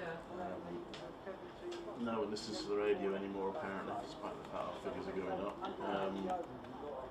What's happening with the stream here? Is there a separate stream here for commentary? I don't know. They've got something like Essex TV. I think they must have something. Some clubs do, some clubs don't. It's because of the advertising. Yeah.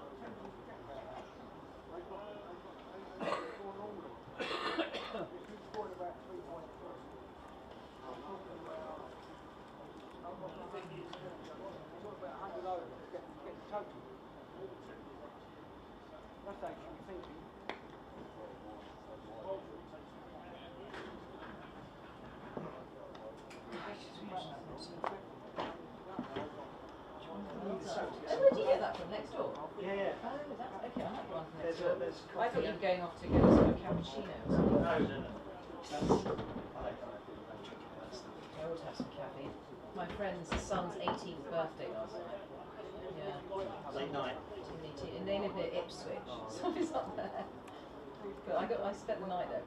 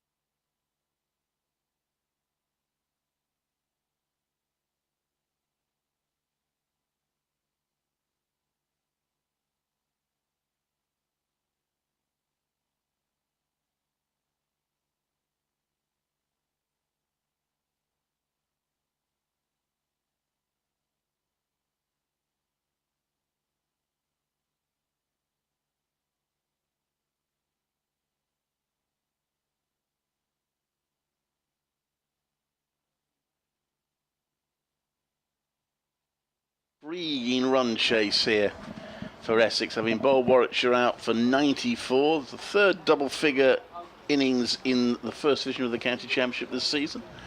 Been none in the second division as it happens. And Essex have been responsible as the bowling side for 2 of those double-figure totals. Warwickshire all out for 94.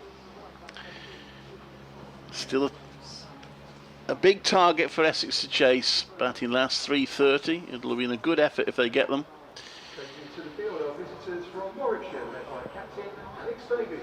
But they've certainly given themselves a chance, which didn't look likely at the end of the first innings. They have 36 minutes before, oh dear, now the tea's getting spilt. 36 minutes before lunch to try and eat into their target. But it's a big test for Warwickshire's bowlers. A bowling attack which is depleted. They did pretty well. They did very well in the first innings, but to remember there are 2 debutants. Michael Ray, the New Zealander, making his first. I noticed his club side were tweeting, so he's also playing club cricket somewhere in the country, because I saw a tweet from his club side just celebrating the fact that he'd been given this opportunity in county championship cricket.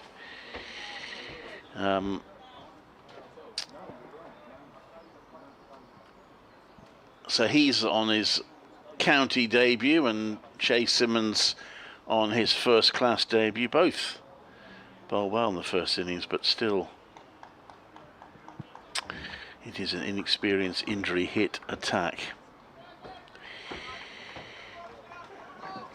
for Warwickshire to try and defend. They do have a bit to defend, not as much as they would have wanted when they had a first innings lead of 237, but they've got something on the board to defend. And Ollie Hannon-Dalby is going to start the bowling from the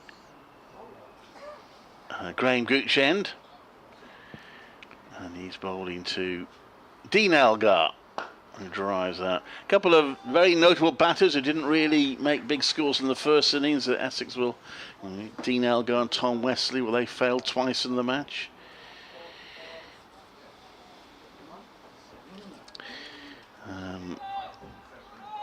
Essex, at least one of them maybe makes a big total.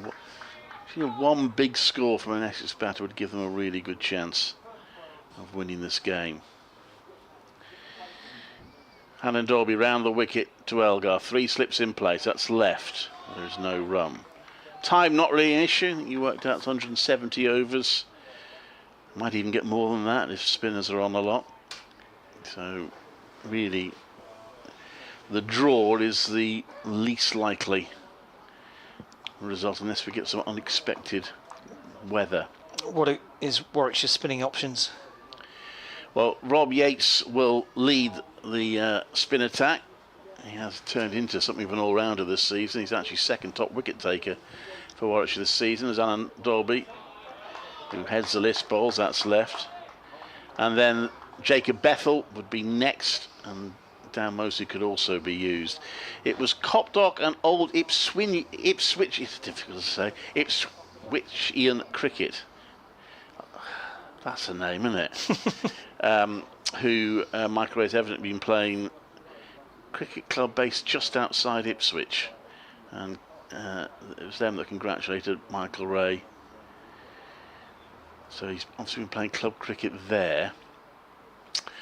Hannon-Dalby comes in, and that's pushed to mid-off.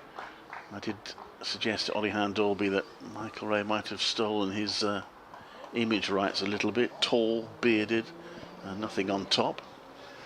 He did say Hannon-Dalby that he wanted to get Jake Lintop back in the team to make it 3, and then he was telling Chase Simmons he might have to shave his head.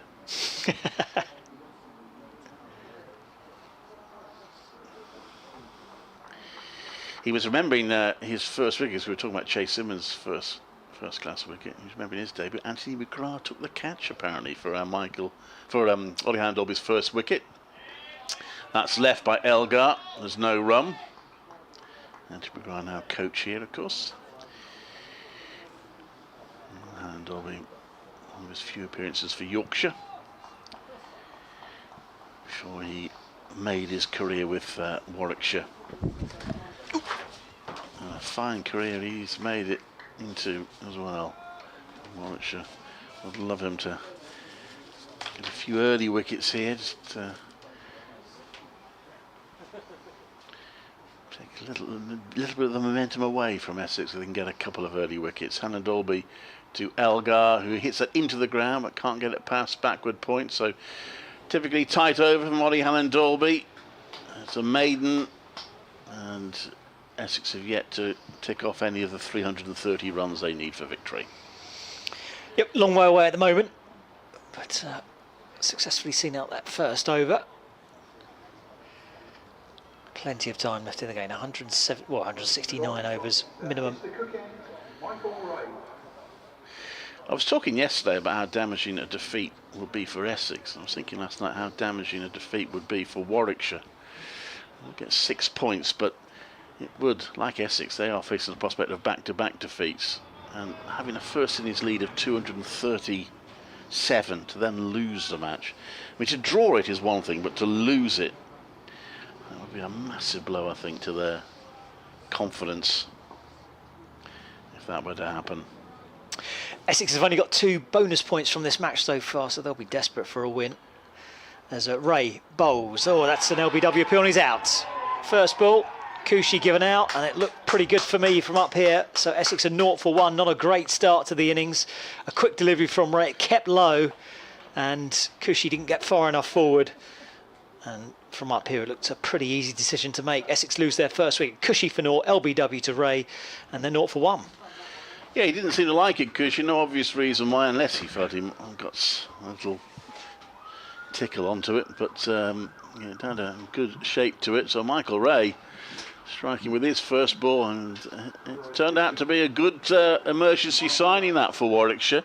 As I mentioned yesterday, he apparently has been doing a bit of netting with him for the last couple of weeks, so they must have had him in mind as a potential backup. They knew there was a danger that Hassan Ali might get called away and that they were running out of fit bowlers, so they presumably had him in mind for a while. I'll tell you what, he's taken his opportunity. I mean, even if he doesn't earn a longer deal with Warwickshire, you feel that any other county that needs an overseas bowler might look at this performance and think it might be worth a pop. But yeah, that's what Warwickshire desperately wants, a nice early wicket just to swing the pendulum back towards them a little bit.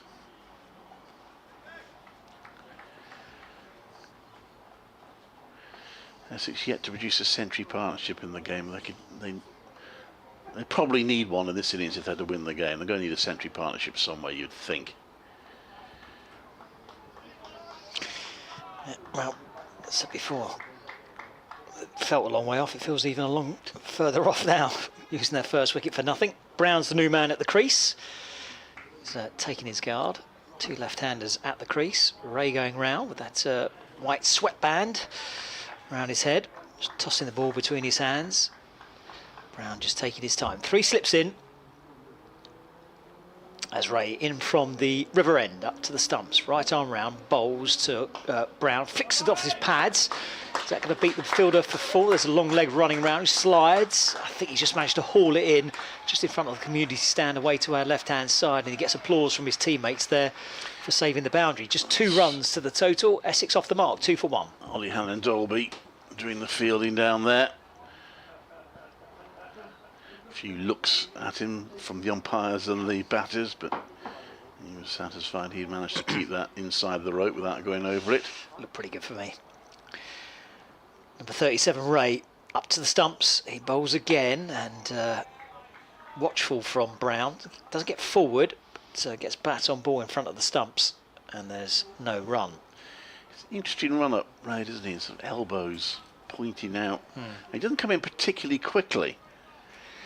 Now, he's almost the polar opposite of Chase Simmons, who barely breaks a stride in his sprint, but feels like Ray doesn't really get any momentum up. He seems to bowl quickly as the ball comes out of his hand.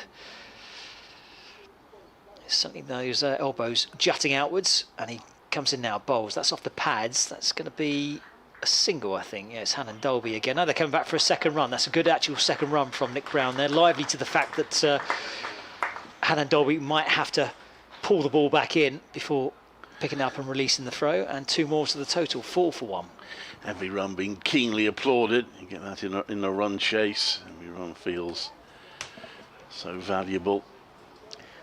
3:26 to win for Essex.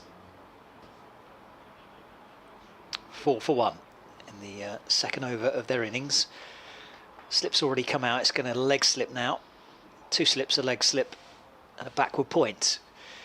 Ray in bowls, and that's defended by Nick Brown. Fullish length delivery, and Brown just defends it out to cover, and there's no run. Warwickshire still haven't got a win this season, so again, if they failed to get a win from the position they were in at the end of the first innings, that's going to be another really big blow for them.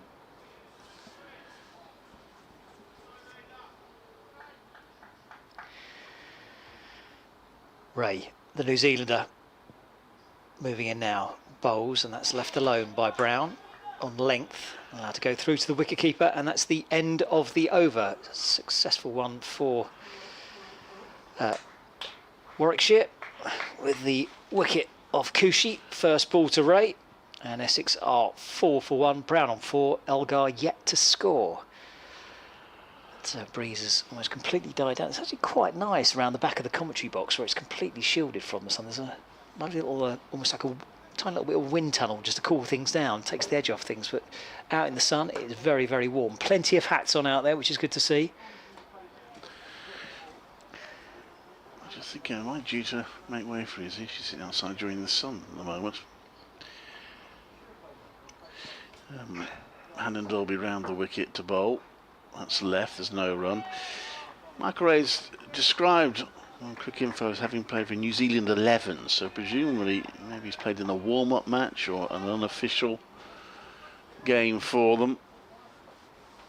Not actually played any official internationals in any format for them.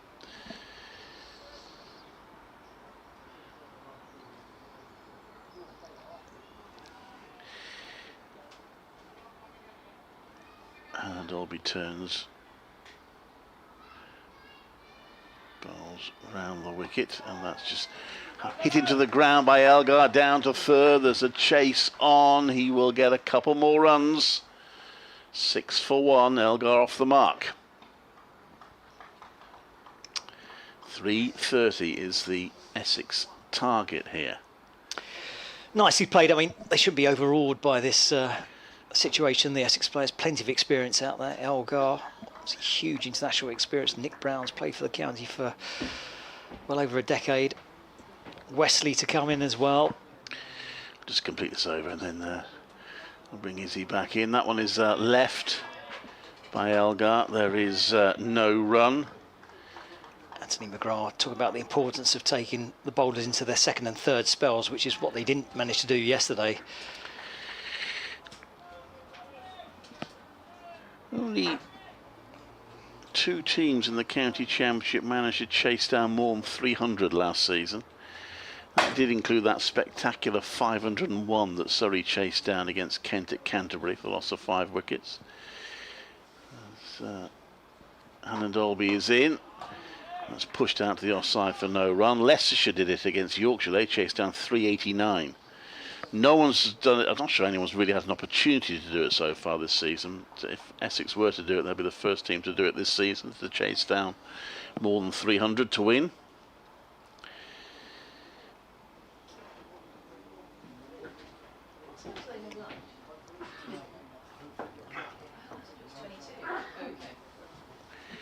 Hannon Dolby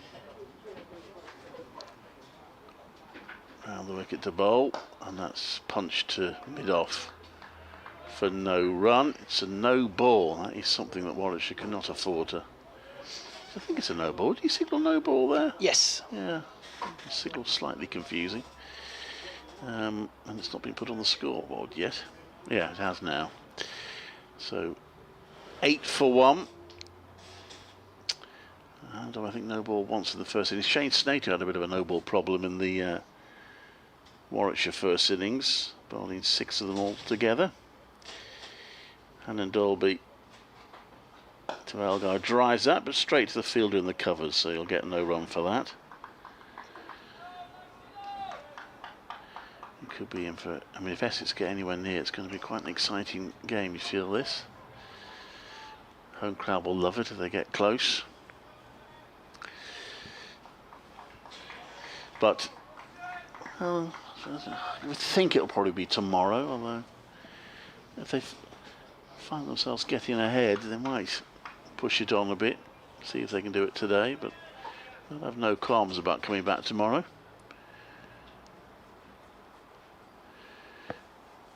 And Dolby bowls, Elgar leaves it, there's no run. End of the over, 8 for 1. Izzy Westbrook will rejoin the commentary. Thanks, Clive. Enjoy your break. So we've got about 25 minutes or so before the lunch break. And Essex just getting over that initial loss of Feroz Koushi to his first delivery from Michael Ray, who's going to continue from the river end. He's coming right arm round to the left-handed Nick Brown. 2 slips in and he bowls forward. That's flicked off the pads. Is it going to be runs inside edge onto pads and then through the space between wicketkeeper and first slip? Neither moved, and I'm afraid to say that's a missed chance, and the wicketkeeper and first slip are having a conversation between each other there. I think that should have been taken. Had one of them gone for it, I think it was probably an easy catch. As it is, it's 4 runs to Brown. He moves to 8. Essex at 12 for 1. He's got away with one there. Yeah, poor old Ray. He's given it the double teapot. I'm Yeah. not surprised. Don't think anyone moved, did they? Neither Sort of of them statues in the slips Yeah. as the ball flew by. Who's that first slip? Find out who's at first slip for you. Burgess, the wicketkeeper. Probably Yates. As Ray bowls, that's on the pads. Keeps a little bit low, that one, and just defended out into the leg side, and there's no run. We think it might be Rob Yates, but at this distance, and without being able to see the number on his back, we can't confirm 100%. Will Rhodes. Oh, Will Rhodes. Yeah. It's Rhodes at first slip, so it flew straight between wicketkeeper and first slip and away for 4. Essex riding their luck with that one. Here comes Ray. In again, round the wicket to Brown. Again, who just covers up, defending back down the pitch, and there's no run. 12 for 1. Target 330. Which means still another 318 to get. As I said before, it feels a long way away. Essex just need to chip away.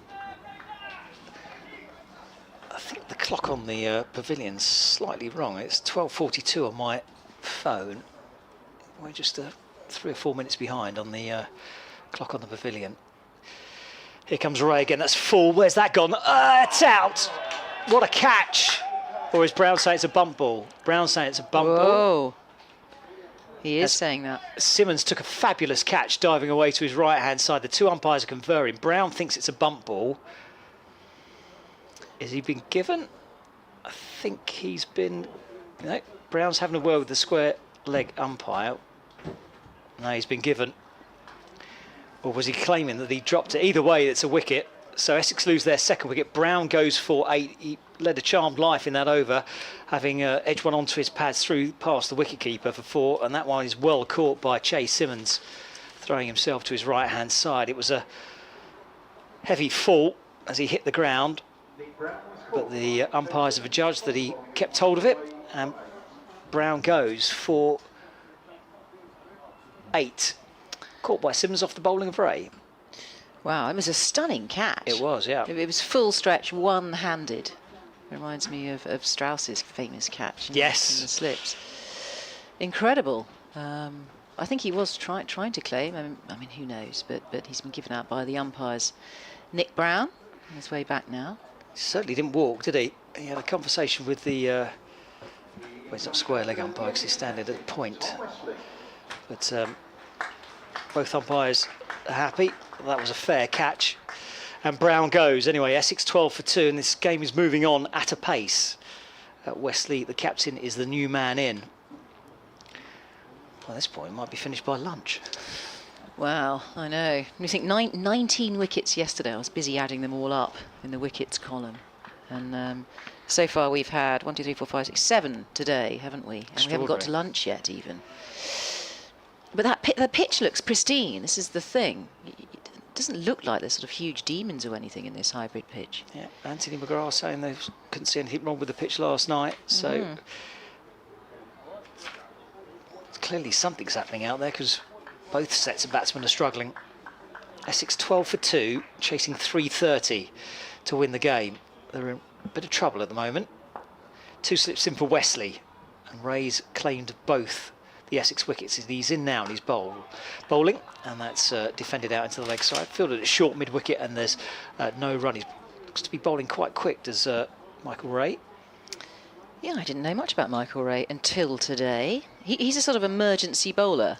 I mean, I was talking to Clive Eakin about it because there were so many injuries, haven't they, with Rushworth, his calf, Norwell, his back, Hassan Ali back in Pakistan, Wokes at the IPL, Craig Miller. Is it Craig Miller or Craig Miles? No, Craig Miles and his ankle.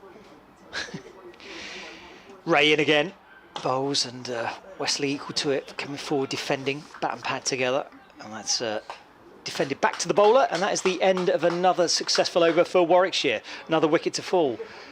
2 wickets in both, a wicket each in both of Ray's overs, and Essex are 12 for 2, chasing 330 to win. Well, he's a great emergency bowler. Figures now of 2 for 8 off his 2 overs, Ray, taking a wicket per over at the moment. Hannon Dolby at the other end. So Hannon Dolby, I'm not being rude, but he is a giraffe, isn't he? I mean, he is incredibly tall. 6'7", I believe. 6'7", and to use that height, hit the seam on a length. He doesn't bowl with rearing pace, but he uses his height well. Hannon Dolby, here he is, his arms flailing as he comes in and bowls, and that's driven into the offside there by Elgar. Elgar on 2, facing the South African, the legendary South African. He's really a replacement, I suppose, for Alistair Cook, isn't he? Yeah, almost a like At for like, Essex, isn't he? Yeah. And yeah, it's probably, I don't know, controversial to say, but I think probably treated badly by South Africa, the South African board. I'm sure he'd agree with me. You know, leaving at his peak. Didn't he score a century in his last Test match or his penultimate Test match? Something like that. Test cricket's got a different Here he way, is. isn't it? It's come off a pad, I think. Just coming forward to that Elgar. As Hannon Dolby swoops in and bowls it. There were 3 slips in place, looking very attacking here, as they should be. Warwickshire, not too worried about the runs at the moment. 330 to win, of course, Essex, but with 2 down already before lunch at 12 to 2, things are not looking particularly rosy here at Chelmsford for Essex. So the pace bowlers continue, towering in, swooping in. Comes Hannon Dolby and bowls and just comes forward there and defends that. Thinks about a single Elgar. He's always an energetic batter, just taking guard once again. He'll take his time, surveying the scene. All that experience, Elgar. Yeah, I doubt he'll be flustered out there. No, and he's the man that needs to stay in, the left-hander. So right arm around comes Hannon Dolby. Here he is again, bowling wide of the crease, looking for that angle into the left-hander. Keeps it out again, pretty accurate on the stumps here, Hannon Dolby. Is it Oliver? Oliver? Yes. Yeah, Hannon Dolby. Don't get given Christian names here. And he walks back to his mark, and it's beautiful weather. I actually got burnt. I don't have a hat. I didn't listen to the very nice man on the tannoy saying, wear a hat, keep hydrated, and so plenty of suntan lotion. I don't think David Brett listened either. Doesn't have suntan lotion on or a hat. He's drinking lots of coffee. I'm sure that hydrates you. Oh, sorry, tea. Black tea. Black tea. It'll wake you up. Dean Elgar currently facing 3 slips, 3 hungry slicks behind him. Hannon Dolby comes in and bowls, and that's defended again. Very steady over there from Hannon Dolby. And is it? No, it's not quite a maiden. I think we've got 1 ball left. Yep. See if he can join the dots here, Hannon Dolby. Elgar on to Wesley, the new bat at the other end on 0. And they need 318 to win now. Still plenty of time. I mean, time isn't the problem. We've got all of today, all of tomorrow. I think the weather is set fair. Is it set fair to tomorrow? I think it is. Yeah, I think so. As far as I know, up in Chelmsford. I think it gets a little bit murky during the week, and then it's back to quite nice weather for the bank holiday weekend. We'll see if Essex can survive today and just edge that little bit closer. I just can't lose any more wickets. There's got to be a mighty partnership here for any chance for Essex, as Hannah Dorby hurtles in bowls, and that's defended tentatively there by Dean Elgar. He's going to take his time. He's going to play himself in. He's going to get used to the pitch, Dean Elgar. I'm just seeing what he scored in that first. No, he was out for one, wasn't he? So he hasn't had any experience on this hybrid pitch yet. He faced... Oh, no, it was 15, sorry. He scored 15. That's right. Too many columns for me to look at yet again. 3 different screens I'm looking at. So, end of the over, and the score is 12-2. Essex in their second innings. They're 318 runs behind. That's what they need to win. Yeah. Rather concerningly, from an Essex point of view, they've not faced Chase Simmons in this second innings so far. See what happens when he comes on. It's with Michael Ray. He's coming in from the River End Bowls, and that's played off the pads by Wesley, the right-hander. Right arm over to the right-hander, and that's played to square leg for no run. Will Rhodes at first slip, just going through a few stretches. I mean, in the end, that's a mischance went between the wicket-keeper and Rhodes. Bowling of Ray off Nick Brown didn't end up costing them too much, just the 4 runs in the end. So I'm sure they all had a laugh about it once you get caught out a few balls later. Dean Elgar's seen something. What's Dean Elgar seen? Something pointing at something. Very strange. It's pointing over towards, well, from his point of view, it would be cover. I can't actually see what they're pointing out, but anyway, bowlers had to pull out of the run-up. Still looking over there. Anyway, we go again. 2 slips in for the right-handed Wesley. Over the wicket comes Bray. In now, and he bowls full, and forward comes Wesley, defending into the offside. And there's no run. 12-2. So you're not off back to Ipswich tonight. You were telling us you came from Ipswich this morning. I stayed with some lovely dear friends who I haven't seen as a girl I've known all my life. She's got 3 kids, and the middle one was 18 yesterday. And I happened to stay the night of his 18th birthday party, because I was basically just sponging a night somewhere. So didn't use up the BBC budget. Being very kind to the BBC. Didn't realise it's an hour's drive away as well, and a very late night. Ray in. Bowls again, and again defensively from Wesley. I was going to say, you look rather perky for a late night last night. Don't necessarily feel it. There was a lot of bubbly. Wasted on teenagers. I don't know why they were drinking a bit of champagne. But I mean, 18's a big birthday. You've got to take it. It's a big birthday in this country, 18. Diamond white in my day for an 18th birthday. Oh, diamond white, yes, I remember that. Yeah, I don't think I got champagne. Yeah, we had a party, that's for sure. I think it was just sort of beer generally. Diamond white Thunderbird, a terrible mixture. Here comes Ray. Bowls full, driven by Wesley, down towards the man at mid-on. No timing and no run. Wesley still yet to score. 6 balls he's faced, 12-2 Essex, 330 the target.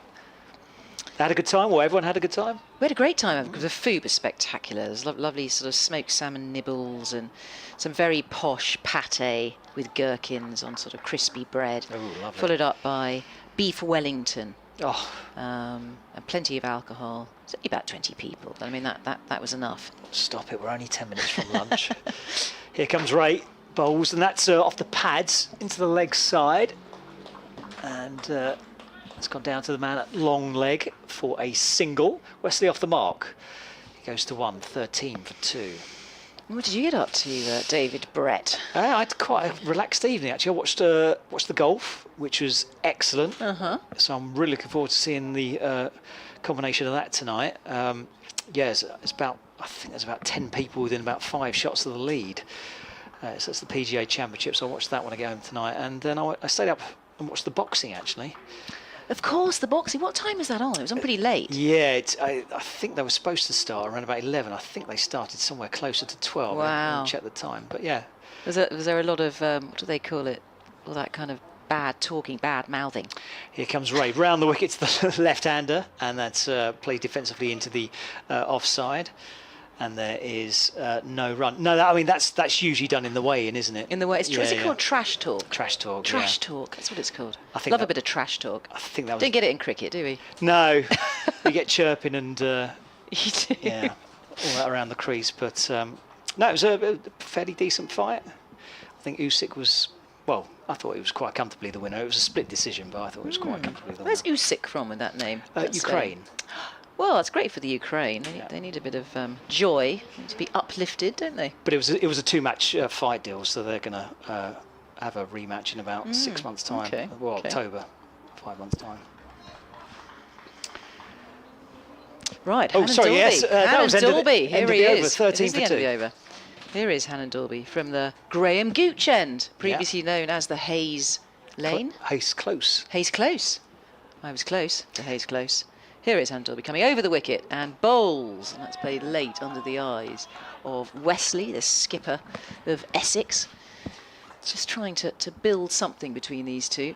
Both of them veterans. I think they're both in their 30s, aren't they? These two, Wesley and Elgar. Yeah, definitely. Yeah, both of them are. certainly. Elgar would be 35, 36. Exactly, yes, at least mid Wesley 30s. early 30s, maybe. So all of that experience out there on this very yellow straw-coloured pitch, which looks, I mean, I don't know, I haven't inspected the pitch. I don't think we get pitch access, do we, anymore, on our passes? We used to. Hannon Dolby sweeps in and bowls, and that's flicked away off the pads. They'll get 2 for sure as Wesley comes back for the second.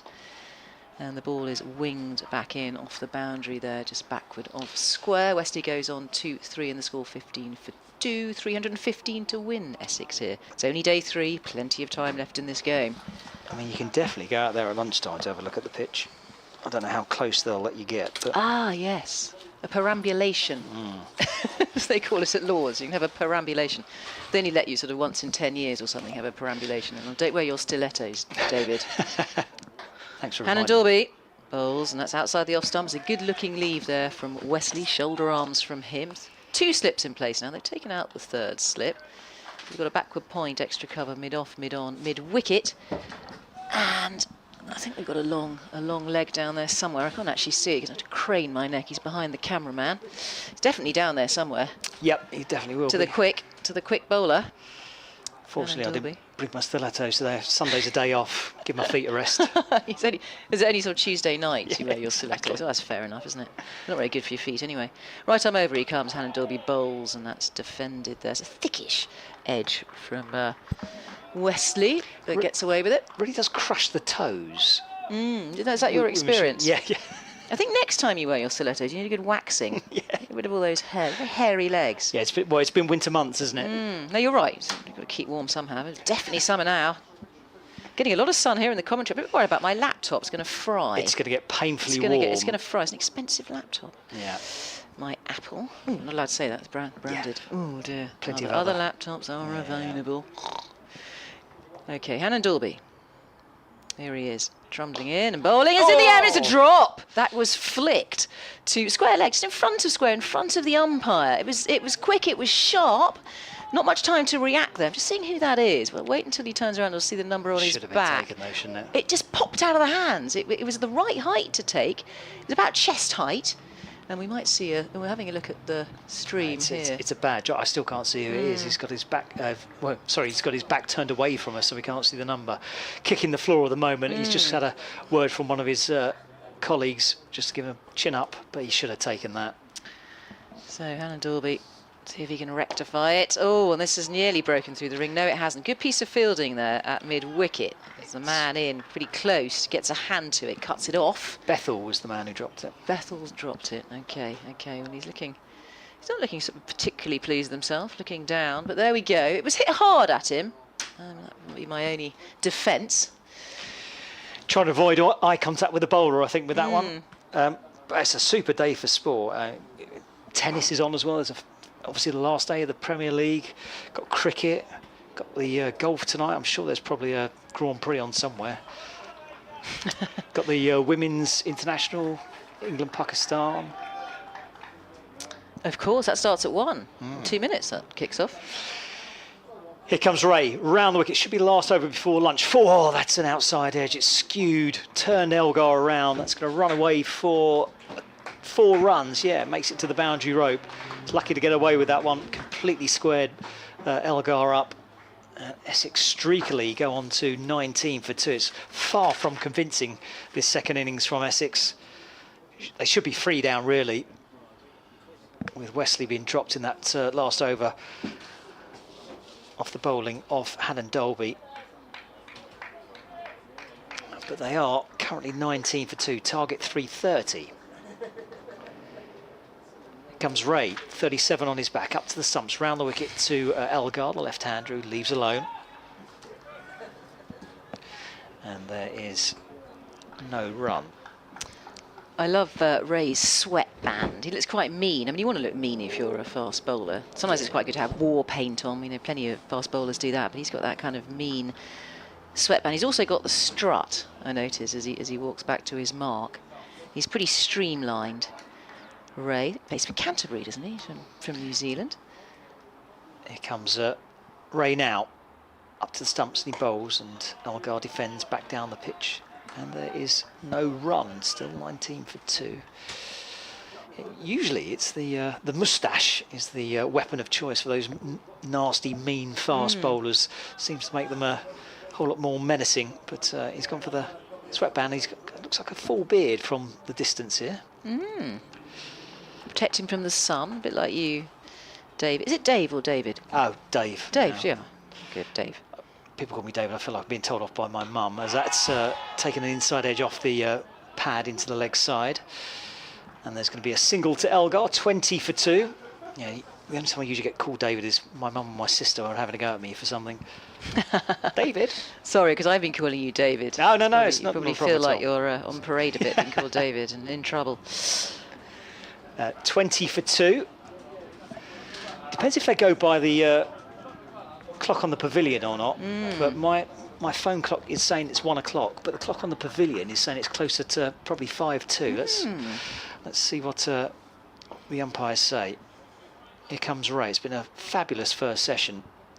Essex well behind the game here at 20 for 2 as Ray comes in, a forward drive from Wesley. Straight to the man at extra cover. I think that's probably going to be Bethel, who dropped him in the previous over. And there's no run. Well, I think Warwickshire have done remarkably well with their bowlers, considering the depletion of their attack.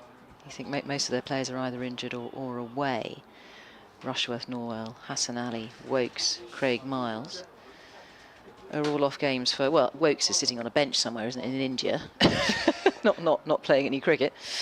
Here comes Ray, and he bowls to Wesley, and that's onto the thigh pad. Popped out into the leg side, and there is no run. So let's see what the umpires say. One more, or is that going to be lunch? No, that is going to be lunch. So that's it. At lunch, Essex are 20 for 2, chasing 330 after Warwickshire were bowled out in the morning session.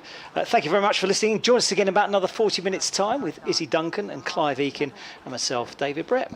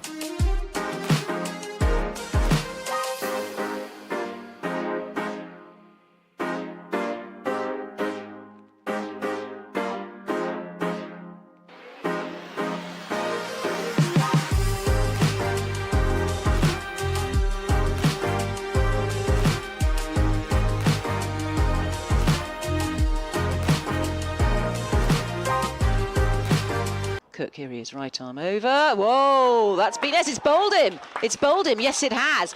That has snuck through. There was a play and a miss, rather more a poke from Ray, the Barbadian. He is the night watchman. As Harmer is in and bowls, and that has gone out towards square leg. It was in the air initially. Oh, there's a terrible misfield there. It was just try to stop it on the half volley. Critchley bowls that swept in the air, and he could be caught here. Burgess, he should be caught, and is. And Burgess sweeps to mid-wicket and is caught just inside the boundary. To bowl, and he's caught at slip. It's Benjamin playing forward, edging it, and caught low. So Chris Benjamin has not been able to take his opportunity. Here comes Critchley, bowls, and that's clubbed down the ground. I think that's going to be 6. Yeah, straight down the ground towards the Graham Gooch end, who is now on 13. Double score with that one. Another drive. This one just goes over the head of the man at shortish mid-off. That's going to go for 4 as well. That was not entirely picked up by Bethel. He's on the attack now. Right arm round to the left-handed Bethel. And he bowls and he's clubbed this one away. Where's that gone? That's gone straight up in the air. This should be caught. Critchley's underneath it. Yes, he's grabbed hold of it. That's a very difficult catch. It was swirling around. Bethel goes for 17. That's a 9th wicket of 4. And that was a fantastic catch. Looking up into the sky. Simmons, who comes down the pitch, hits that over the top, but he's going to be caught by Wesley. Down at long on, and Warwickshire are all out for 94, and Essex will need 330 to win. There's a Ray bowls. Oh, that's an LBW appeal, and he's out. First ball, Coochie given out, and it looked pretty good for me from up here. So Essex are 0 for 1, not a great start to the innings.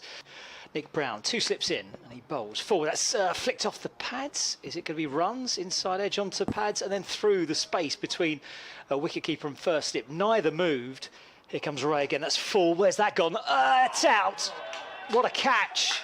Or is Brown saying it's a bump ball? Brown saying it's a bump ball.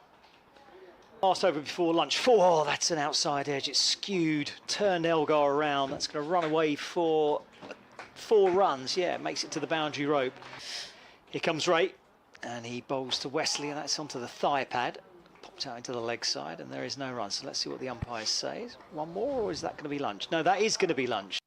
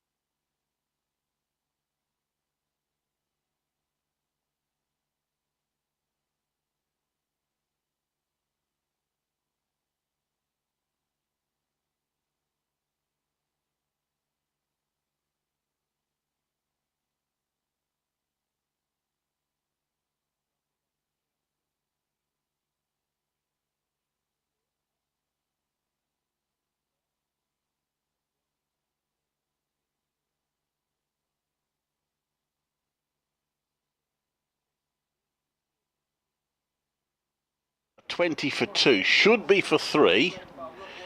How expensive will dropping Tom Wesley prove to be? He's on 3, Dean Elgar on 7. Warwickshire all out for 94 this morning as a spin of Simon Harmer and Matt Critchley. Where's that coming from? Got an echo in here. Oh, it might be me. Beg my pardon. Beg my pardon. It's all right. No, it's still coming from somewhere. Anyway, where was I? Yes, so Warwickshire did manage to eke out an extra 51 runs for the last 5 wickets. And that set Essex a target of 330, which looked, on this pitch, daunting but not unthinkable. It's probably still that, but slightly more daunting. Slightly more unthinkable, but still not completely unthinkable from here. They're a big partnership away, aren't they, from getting into contention? Yes, it's been a bit puzzling, this pitch. It's the hybrid pitch. It looks a beautiful pitch for batting, but what do I know? Because I haven't given it a close inspection and I'm not playing on it. Well, but it looks the part for batting. There's not an ounce of green on it. What does Ollie Hannon-Dolby know? Because I asked him yesterday and he says, I haven't a clue. I don't know. I can't read this pitch at all. Okay. That's what he said. He said it's quite slow, but he doesn't really know what it's doing. And we're not expecting a lot of deterioration because it's a hybrid. It shouldn't deteriorate as much. It's got about 5% plastic woven into it, just to hold it together, get more play through the year on the square. That's the idea of these hybrid pitches. I don't know how many hybrid pitches they've got here. They're increasing them all the time at various clubs. So where are we? 20 for 2, Essex in their second innings. They require 310 to win. Elgar on 7, Wesley on 3. 2 wickets have fallen this morning. The Essex, sorry, not, yes, it was this morning. It's all happened so quickly. Yeah. Morning session, anyway. Cushy, morning session. Cushy and Brown. Cushy for 1, Brown for 8. Both wickets taken by Ray, the Kiwi, with his bandana. So, Ollie Hannon-Dolby coming in from the Alistair Cook end. He was the bowler who was unlucky when Jacob Bethel visibly upset at dropping Wesley. That was pushed out by Elgar for no run. It was by professional standards, or I don't want to say a dolly, but it was a straightforward chance. And he had to be covered. So was it Will Rhodes who jogged over to him and just gave him a pat on the back? Don't worry about it, but that's easier said than done. If Wesley goes on to make a big score and turn the game Essex's way, then he's going to feel pretty wretched. Hannon-Dolby round the wicket. That's driven by Elgar. That's a good shot. That's gone through the covers for 4. Good start to the afternoon session for Essex. Elgar didn't prosper in the first innings. You feel that to get him out cheaply twice might be tricky. 24 for 2. He's on 11. Well, we know that he's a gritty player, Elgar, and he's the man. It's these two. I think we were saying that during lunch, weren't we, Clive? That these two for Essex are the ones that need to put together, if it's going to happen, a monumental partnership, if they're to get anywhere near the score that they need of currently 306 to win, following that boundary. It's Hannon-Dolby, the ball that's pushed out to the offside for no run. Yeah, I mean, Elgar out for 15, Wesley out for 5 in the first innings. You sort of feel that they are 2 quality international batters who, if they fail first time, will back themselves to get it right second time. But Warwickshire still have quite a lot of runs to play with. They'll have felt much better at lunch for those 2 wickets. After making a bit of a Horlicks of their batting performance, having not enforced the follow-on. Hannon-Dolby round the wicket to bowl, wraps them high in the thigh pad, too high really. The polite appeal from Hannon-Dolby, just to make the point that he had the batter looking uncomfortable, but there was no question of that being out, I don't think. No, definitely high. He's rubbing his inner thigh, very high up on his inner thigh, Dean Elgar, making the point there. Yeah. But, 24 for 2. Yeah. Hannon-Dolby around the wicket. That's pushing the offside. There's no run. There's lots of hindsight in talking about that follow-on call, but I was thinking, sometimes I think you perhaps should ask yourself, what would your opponents want? I think Essex would have been much happier to have had 18 overs with the new ball bowling at the end of yesterday than they would have been if they'd been asked to bat again.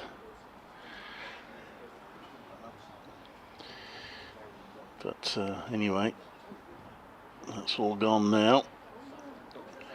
Warwickshire have to work with what they've got. As Hannah Dolby bowls, and that's gone past the outside edge of Elgar, playing forward to that. Michael Burgess takes it behind the stumps. Encouragement at the end of the over for Ollie Hannah Dolby. One boundary in it to Dean Elgar's on 11. And Essex 24 for 2. Need another 306 for victory. Yes, these two causing a few problems out there, Hannah Dolby and Michael Ray, the Kiwi, with their seam bowling. Getting the ball to move around a bit, so they should with the new Duke's ball, as we expect it to do, even though the sun is beating down on this track. It feels like batting conditions, but always with the Duke's ball, you do wonder in those first 20 overs, and this ball is only 9 overs old now, what it's going to get up to. So it's going to be Michael Ray again from the Sir Alistair Cook end, previously the River end. Here he is with his sweatband on. He's going to gallop in, right arm over. And bowls, oh, that's flicked off the hip of Wesley. It should just be a single as long leg swoops round and wings that ball back in. So one more to the total there for Essex, 25 for 2 now. And Wesley on to 4. I mean, the river's still there, so... The river is still there, and so is Hayes Close. It used to be Hayes Close at the other end of this ground. We almost lost a ball into one of the houses down there in Hayes Close. They retrieved it in the end.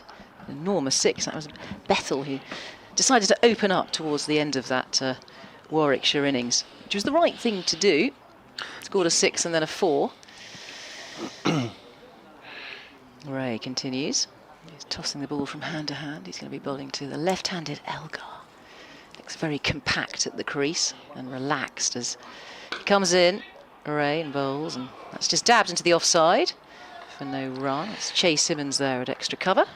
Yeah, it was an interesting tactic from Bethel. I mean, he did get 10 runs for it, which could prove valuable, but sort of perhaps ended up getting out cheaply. But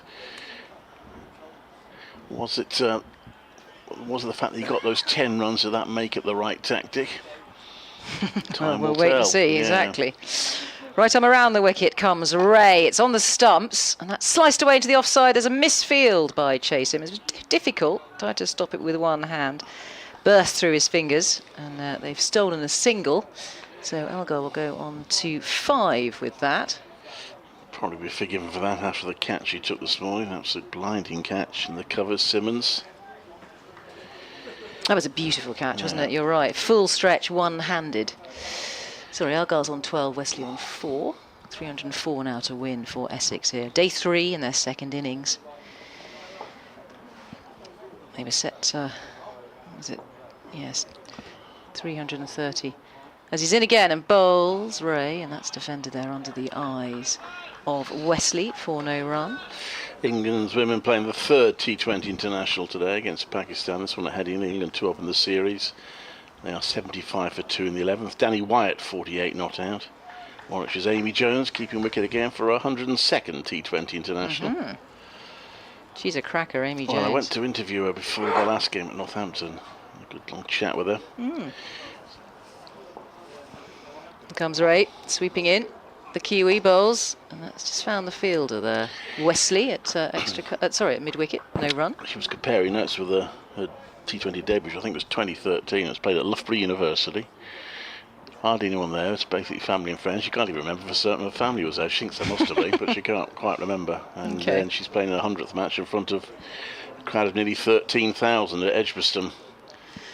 Quite a contrast. It is. Shows how it's come on women's cricket hugely. So it should. Very talented individuals as Ray bowls, and that is defended solidly there by Wesley, who comes forward and keeps that out. It's the end of another over. We've had 10 overs now, 26 for 2 Essex, Elgar on 12, Wesley on 4, just 2 off that over. So tidy bowling here from the seamers. I think we've got yes, we have got their bowling figures up there. So Ray 2 for 16, Hannah Dolby yet to pick up a wicket today, 0 for 10. Yeah, he's keeping it quite tight. Warwickshire won't let Essex start getting fluent. A couple of matches could be heading towards denouements today, particularly at Hove in the second division. Hannon Dorby comes round the wicket to bowl to Elgar, drops a bat on that, there's no run. Yorkshire chasing just 183 to beat Sussex, but they're 45 for 4, so that's going to finish today one way or the other, you would think. And Worcestershire chasing somewhat different, 513 to beat Surrey at 23 for 1. So Surrey might wrap that one up today.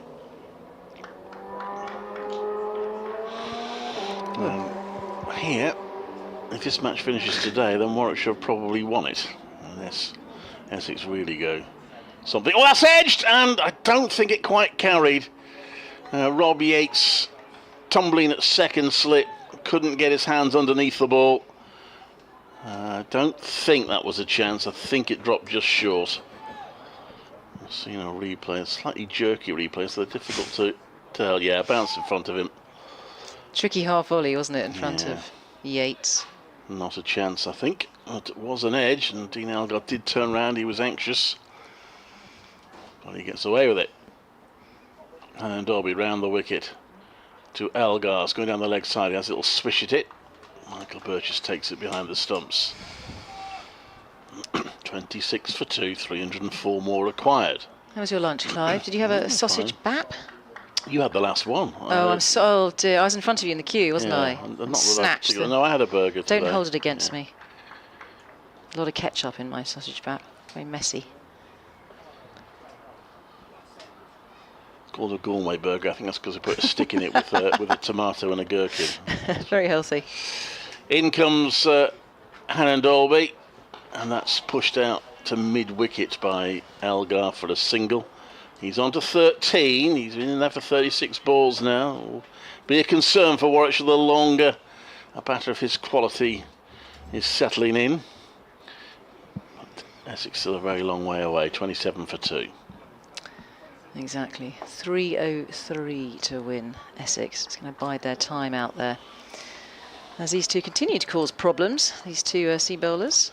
Hannon Dolby and Ray. 6'7", Hannon Dolby, isn't he? He's a giraffe. Listed, he's a giraffe. Towers in. He's not quick. What is he? Medium fast, I'm guessing. Yeah. Medium fast. But he uses his height to his advantage. Of course he does. He must come down at about 8 foot something. Comes in now to bowl, and that's played onto the onside. There's no run. Over 50 wickets last season in the Championship. He and Chris Rushworth. Rushworth, unfortunately, currently injured.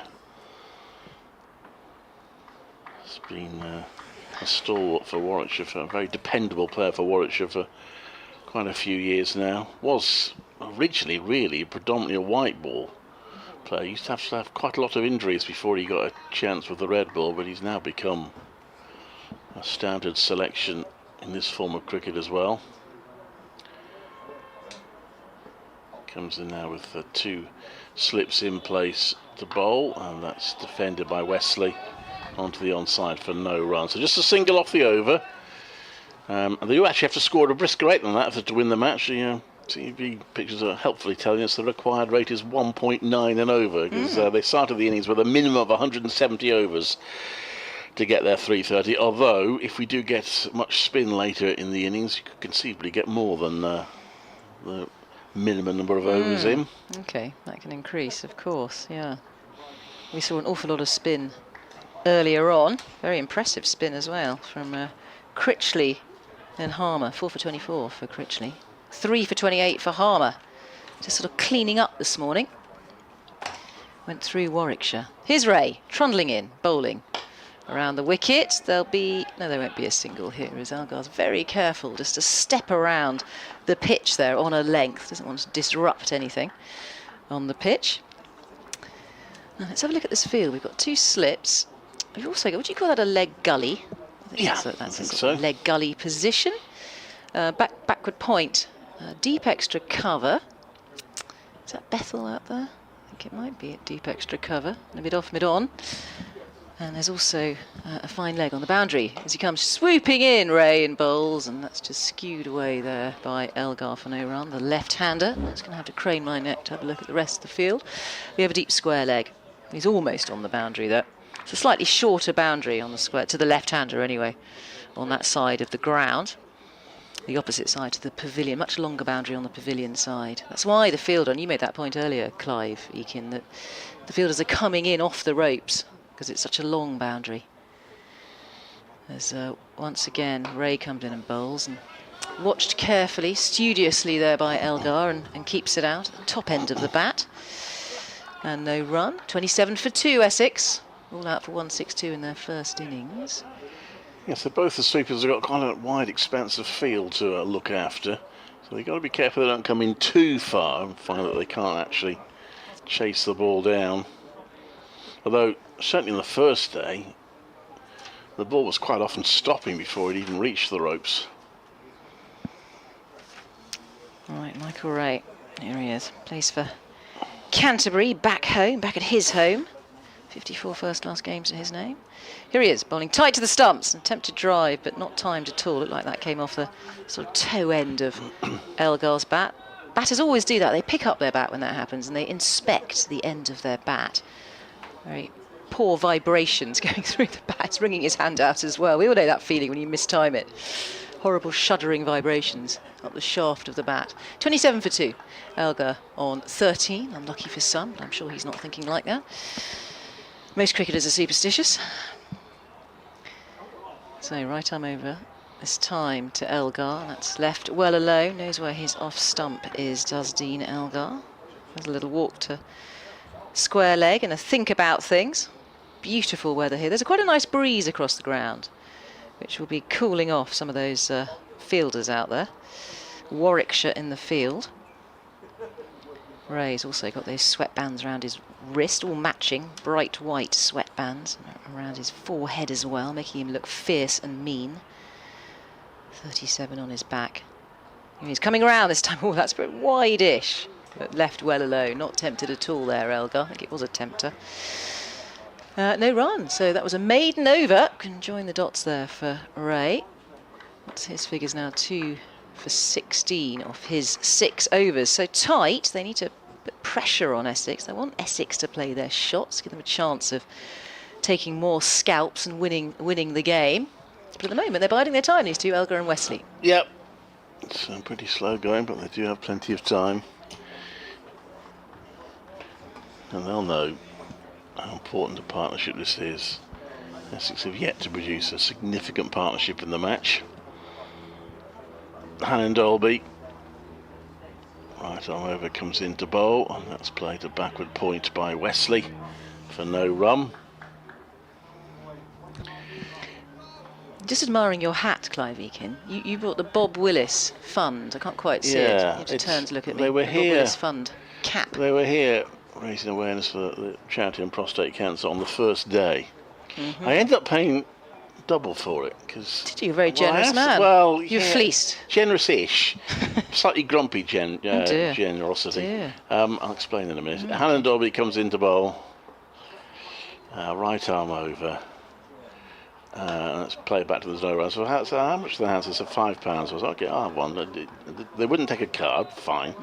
I had £10 note, handed it over, and they started pulling the charity bucket apart to get the change. I thought, I can't ask you to do that, so you better keep it. So I bet they do that to everybody. I had in mind, to be fair, if they'd said £10, I would have. That's a good price though, £5 for that cap. It's well made. So I don't think £10 is too bad, really.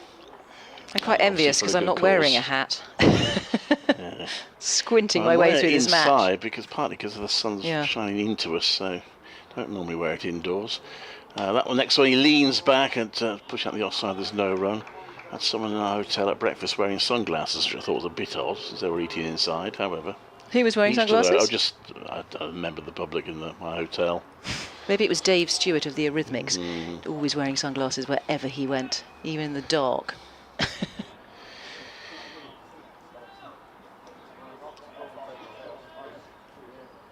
And Dolby gets bowled entirely from that end throughout the match, from memory. The Graham Gooch end. He comes into bowl now, and that's pushed out to square leg. There's no run, so it's the opposite end from us. The old river end now, so Alistair Cook end. Here at Chelmsford, ground which hasn't changed too much in the times that I've been here. I think maybe a few new buildings built around it, some nice balconies overlooking it. They've got development plans, haven't they? And they're looking towards 2030, the T20 World Cup in England, the men's T20 World Cup in England. And they've also got the Tier 1 women signed up. Hannon Dolby bowls, and that's pushed out to the offside by Wesley for no run. So there will be development. I don't know, how many does it house? How many people here? 5,000, 6,000, something like that? Well, they've got good vociferous home support, which I must admit does make winning here in a big match quite entertaining. I know Warwickshire beat them in the quarter-final, I think 2 seasons in a row. In both formats, I think they beat them once in each. And they did rather enjoy it, because the home crowd did get a bit cross that their team had lost. But they're a good support here and a great crowd on the first day. It's been decent enough on the other 2. That's driven down the ground. It's paid him in on, there's no run. And certainly if Essex get close here, you'll hear the crowd. They'll start cheering every run, and because it would be a pretty impressive victory if Essex do turn it around. But they've still got a lot to do. They've only taken 1 run off the last 3 overs. 27 for 2 off 13. So still need 303 to win. Yeah, looking a little bit stodgy out there with the bat at the moment for Wesley and Elgar. So a certain amount of pressure on them to keep that scoreboard ticking over. But Hannon Dolby and Ray not giving anything away, keeping it tight. But, you know, desperate for Essex to play their shots, wanting to pick up wickets. We've had 1 drop catch today. That was in the lunchtime, before lunch, morning session. Wesley was dropped on 2, I think, at the time, by Bethel off Hannon Dolby. Here's Ray. Arrow-like, he leans forward, sprints in, bowls around the wicket with his right arm. That's clipped off the hip there of Elgar. He'll go through for a single. That's gone down to long leg in front of the small crowd. Flags are fluttering. Score 28 for 2, 302 required to win. I won't keep saying that because I'll be doing this for hours and hours. Elgar on 14 now, Wesley about to face on 4. Just a change. We've got the left-hand, right-hand combination. This is why it's taking a little bit longer as the field readjusts. I think it's Hannon Dolby. Has a long way to run, actually, from long leg to long leg. Now for the right-hander, Wesley, the skipper, the Essex skipper. There he is, waving his bat around and his back lift as Ray's in and bowls. Ooh, genuine play and a miss there. Just beats the outside edge. Sharp bowling from Ray. He holds his hands up in despair that didn't catch an edge. Those slips are ready. 2 slips in place. Maybe it's worth putting a 3rd slip in. Possibly. Not sure much has gone in that area in this match.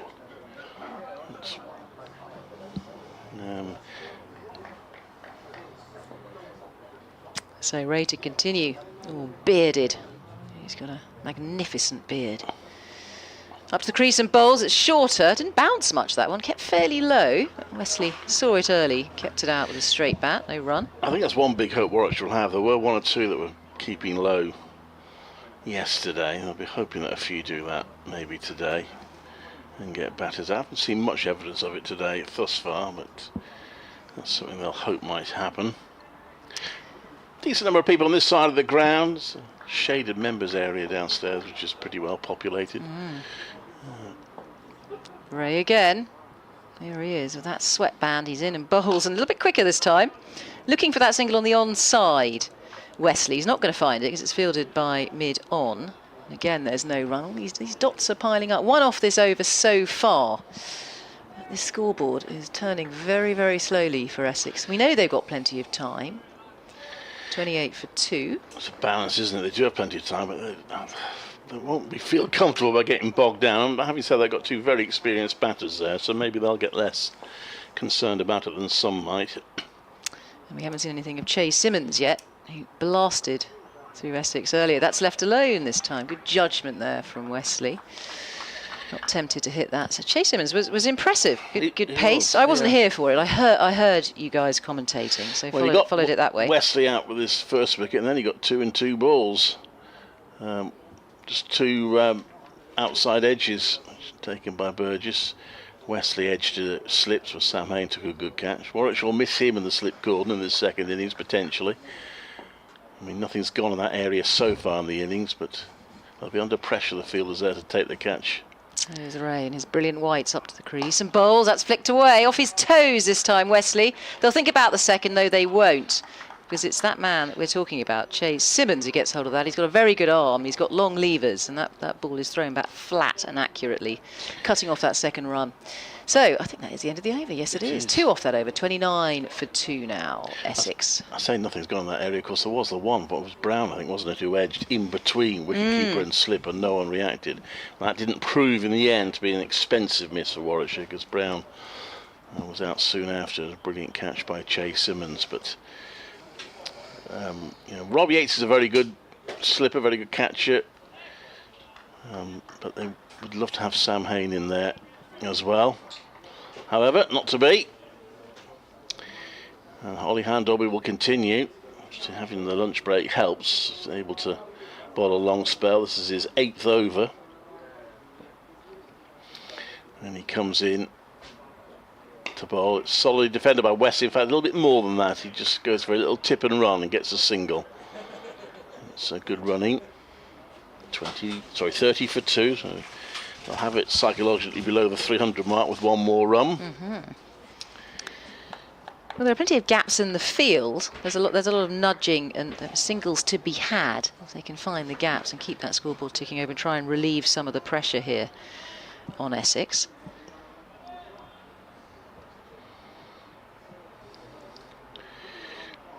And Dolby round the wicket to bowl, and that's driven by Elgar. Will be picked up by the sweeper, so it's just the 1 run. Both these teams will have in mind what happened in the first innings of the match. Well, Warwickshire got into a worse position than this. They found themselves 64 for 5 and 104 for 6, but then one big partnership turned it around and they made 397. So Warwickshire will be wary of that, and Essex will have that in the back of their minds in believing they can still reach this testing target of 330 to win a game which looked lost at the end of the first innings for them. In comes Hannon Dolby to bowl, and that's played back to him. There's no run. Well, we've got a bit of relief at the moment because the sun has gone behind a cloud. So I'm pretty much frying in the commentary box here. We're a bit like the sort of greenhouse effect, aren't we? And the sun comes round and faces us. So when I come off air, I'm going to run to my car. I have got a cap in my car somewhere. I know that. I'm going to need that because I'm squinting my way through this session. I think I'm going to go blind, sun blindness. Yeah, it's been pretty sunny for most of this match. Occasional bit of cloud cover, no interruptions. Even though we finished pretty late yesterday, light didn't become an issue. Hannon Dolby bowls edge and bounces short of second slip in front of Rob Yates. That's 2 Elgar's edge now. Short of the slip cordon. So not quite the carry. Obviously playing with soft hands as well, but is this pitch slowing down? Is there a lack of carry? That's what so one thing Ollie Handolby did reckon was the pitch was quite slow. And Handolby's found the edge a couple of times without it going to hand. We'll try again to Elgar. To Wesley rather, who defends that back. Oh, a nice little flick of the boot from Hannon Dolby to kick the ball away. No run, just 13 runs off his 7.5 overs. Ollie Hannon Dolby, ever reliable. He'd be frustrated he hasn't got a wicket. Should have had one chance put down, which would have seen Wesley off. But despite his lack of wickets, he's keeping Warwickshire. Keeping the game sort of in Warwickshire's grip at the moment. Could quickly change, but at the moment you feel Warwickshire have got a reasonable grip on this. Alex Davis is putting himself 2 pitches away at the shortish mid-off position. He's already got one at mid-on, about 3 pitches away. Hannon Dolby bowls, and that just goes past where he was before, Alex Ray.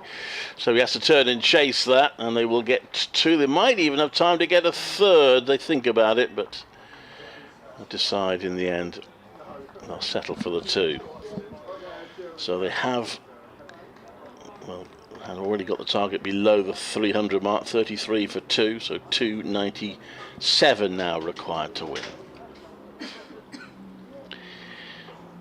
And, I think we're going to have a change in the commentary box now, aren't we? So, yeah. are we shifting? We're not playing musical chairs. I think I'm off, aren't I? Is that right, Yeah. Clive? Yeah.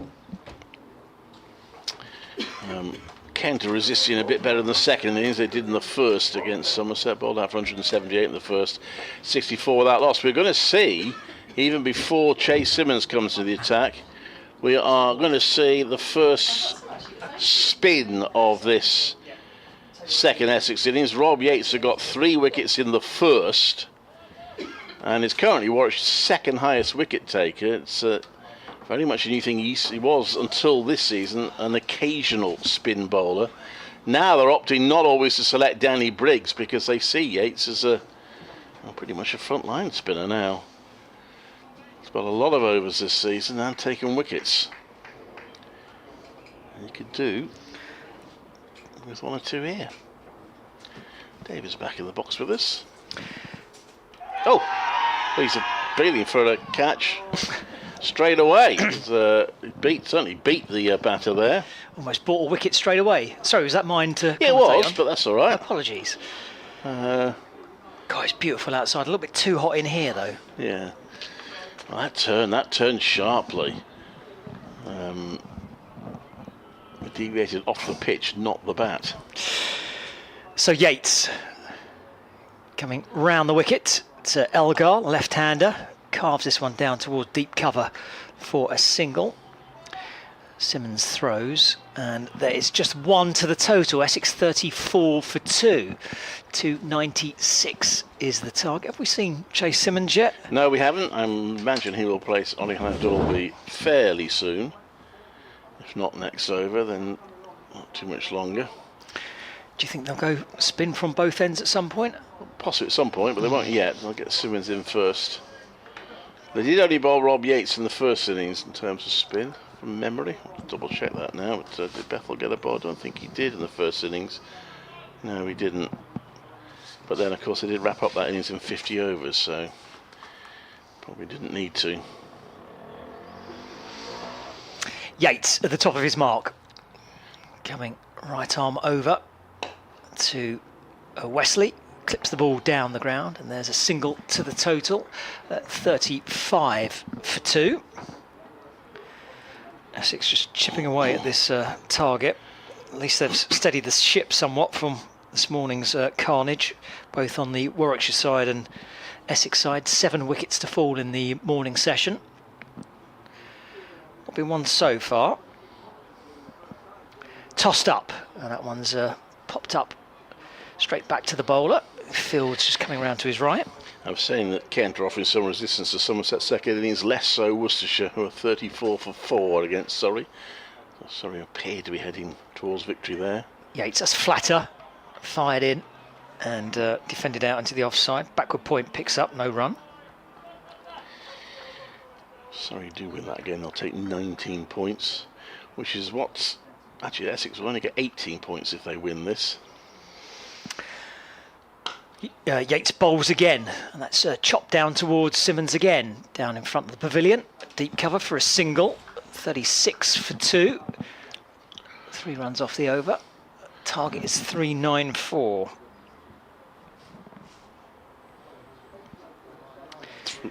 Here, 330, of course, the target. Sorry. 294 now. 294. Yeah, 294. right, yeah. Apologies. Well, if you want to add an extra 100 runs to it, that's fine. That's what Warwickshire would have wanted. They would have wanted the target to be about 400 when they decided not to follow on. They'd been thinking, well, let's just get 160, 200 maybe to make it feel safer, and we should be okay. But it didn't go to plan. So we're all out for 94. We are going to see Chase Simmons in his first-class debut, and he is having a decent debut. 3 wickets in the first innings. Scored 17 runs in the first. Even the second, he contributed 8 runs, which in the context of the innings was useful. And a brilliant catch to boot. So he's had to wait a while for his opportunity, but he has grabbed it.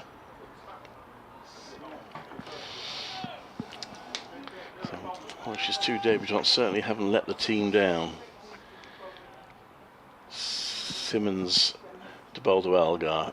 2 slips in place. And Elgar just drops about that. Goes for a quick run. There is a slight hesitation, but in the end, there was no field all that close to it. It was Simmons himself who fielded it in the covers, and they're through comfortably for 1, but they did discuss it a little bit for a little bit longer than they would have ideally liked.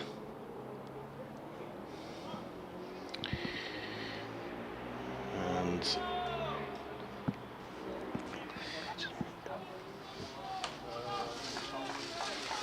it's 37 for 2. So Simmons got Wesley out as his maiden first-class wicket in the first innings. He's bowling to him now. He is having a slip taken away, but put in a close-ish position. So he's got 1 slip in place. He's got a mid-wicket, it's about 4 pitches away, another fielder behind him. And he comes in to bowl. That's played to that first mid-wicket fielder, Ed Barnard, for no run. I think Alex Davis, rather, keep using the name of the Coventry rugby coach for some reason. Alex Davis, the Warwickshire captain, was quite protective of Shay Simmons in the first innings. Didn't want to.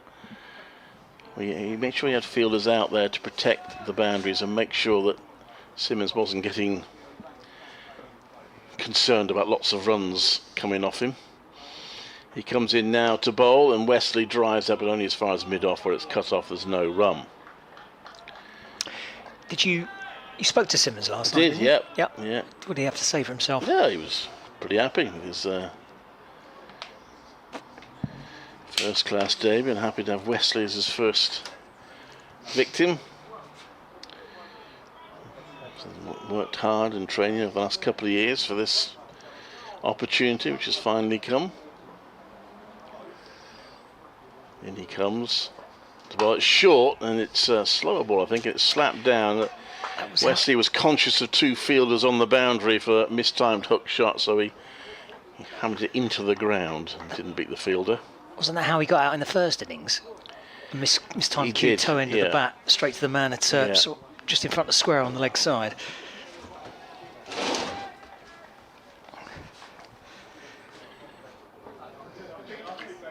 As in he comes Simmons, and that's defended.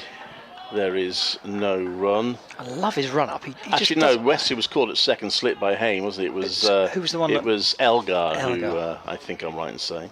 I think I got that right. Yes, I think Elgar hit. No, it was Elgar that got caught at second slip. Oh, right, you're right. Yes, sorry, because Hayne was at mid-wicket. Yeah. You're right. My apologies. Yeah. I love his run up. He just barely breaks stride, does he? No, he comes in now.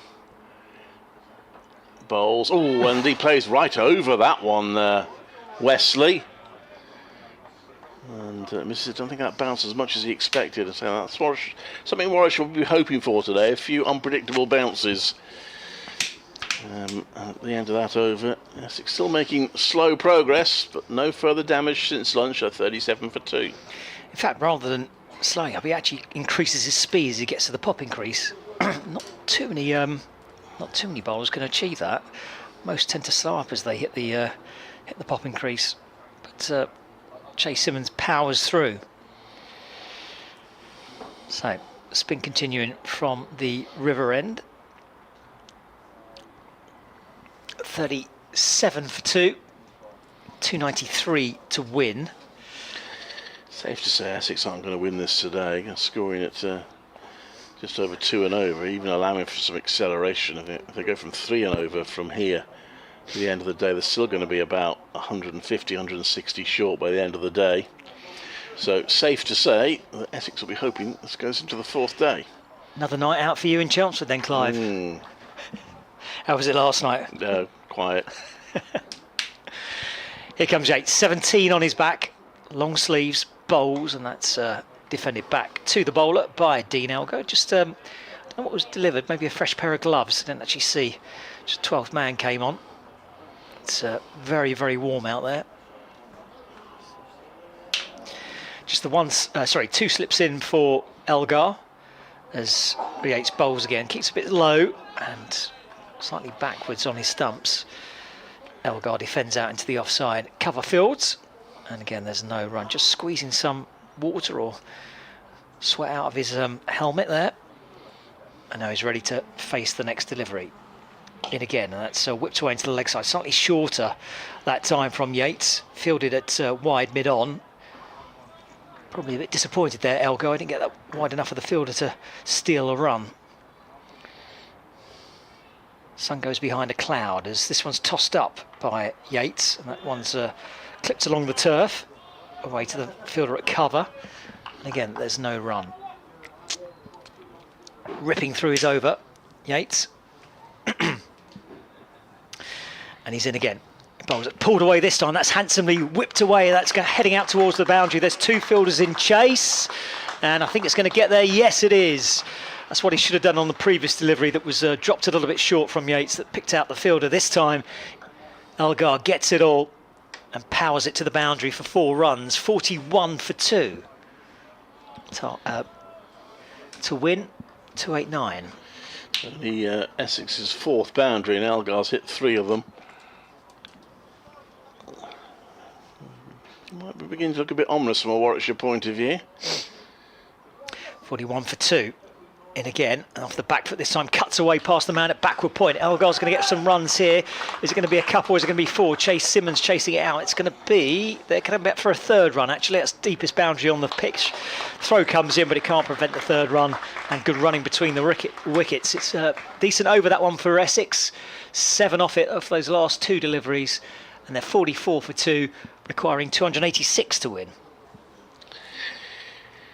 Well, these two have added 32 so far, so the beginnings of a partnership. They chase down this 330 to win. It'll be a real morale-boosting win for them if they get it, and a morale-sapping defeat for Warwickshire. But Jay Simmons gets a pat on the back from Ollie Hannon-Dolby. There's been 7 sessions in the game and Warwickshire have won 5 of them. Yeah. They end up losing, they'll be gutted.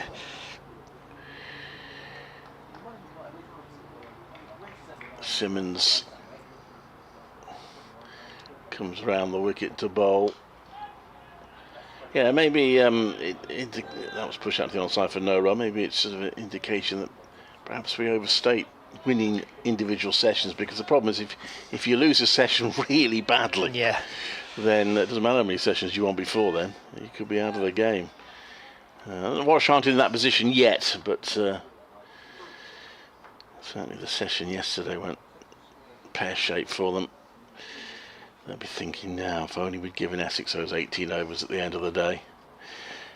Simmons bowls, that's pushed out to the onside by Elgar, no run. One Warwickshire player is going well at the moment is Amy Jones. She's on 26 off 14 balls for England, who are 161 for 6 at Headingley with 11 balls of their 20 overs to go.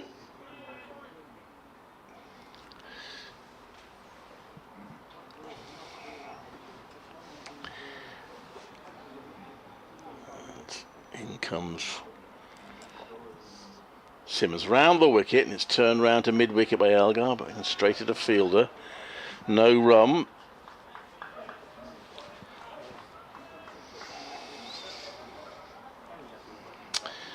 Simmons brought over initially when he was 17, although he had to go back after picking up an injury. Back again, still only 20 years of age. Potentially exciting talent. Comes into bowl, and Elgar drops a bat on that, and a backward point for no run.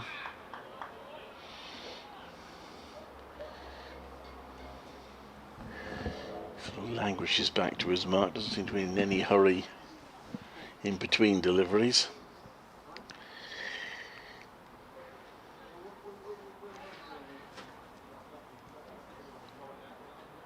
It's interesting to say Warwickshire are in need of a breakthrough, but they'd love to get one now. It's just been held up, albeit they're not conceding too many runs. Simmons bowls, and that's driven back to him by Elgar. Simmons fields.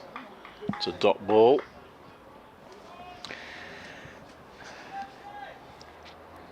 terms of run chase, almost a perfect situation for Elgar, knowing that he's not rushed for time. Yeah. Doesn't need to play any extravagant shots, doesn't need to take too much risk, just needs to avoid mistakes. And it's a bit of cloud cover, comes over it, Simmons bowls, Elgar drops a bat on that, just looking to see if he could squeeze her on from somewhere, but not there. Ed Barnard fields at the backward point. Good tidy over, maiden over from Chase Simmons. So the game doesn't progress any further. 44 for 2. And Essex chasing 330 to win. But Dean Elgar on 25. He's settling in. Tom Wesley on 9. Slow going from him. He's faced 43 balls for that 9. But Essex can afford that. Yeah, perhaps the words of the coach ringing in their ears from last night that they don't need to do anything too rash. Try and see off the bowlers, certainly the pace bowlers' first spells. Wear them down, especially in this the heat. As Rob Yates continues from the river end. Right arm over to the right-handed Wesley. Short leg slip and a slip in place, and that one's guided out towards mid-wicket. And there is no run. Waves of clouds just making their way over this county ground, blocking out the sun every so often, bringing some coolness to the proceedings. As this one's dropped short by Yates, watched onto his pads by Wesley, whipped round the corner down towards deep backward square leg, and a run to the total 45 for 2, 285 to win. Slowly creeping down the total required. Left-hander on strike, so Yates comes round the wicket, a bit of a shift in the field. Mid-wicket comes, sorry, square leg comes straighter towards more of a mid-wicket position.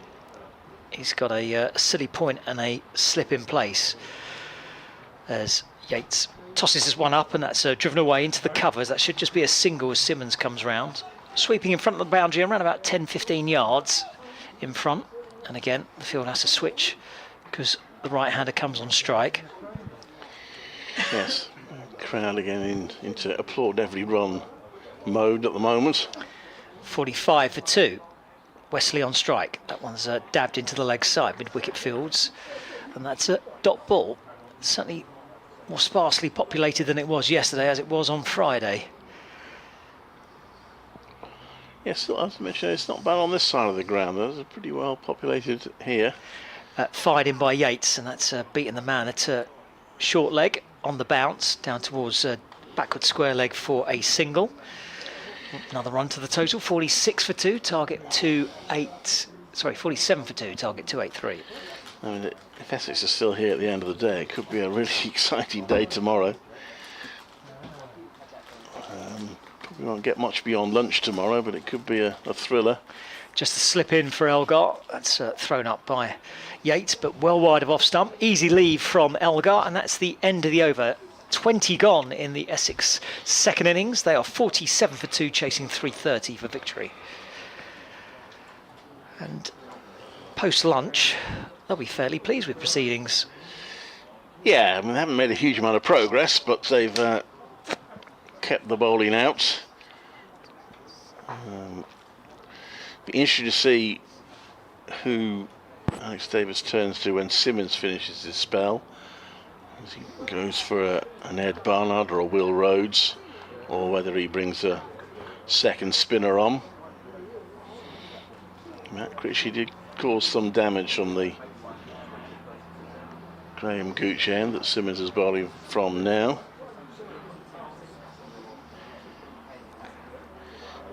Just that one slip in place. Comes into bowl to Tom Wesley, who flicks him to square leg. Good stop there by Jacob Bethel, and it prevents any runs. Would have only been one if it had got past him, because there is a sweeper there. But even one run valuable in this context, this game.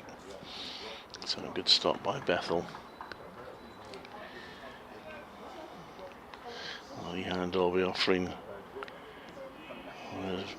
either encouragement or advice to Simmons. Comes in now, right arm over, solidly defended by Wesley. Essex captain still a pretty low strike rate. He's certainly not playing baseball here. Umpire is expressing some concern about Simmons' follow through. Don't think he said anything to the bowler yet. Or if he has, it's not formal.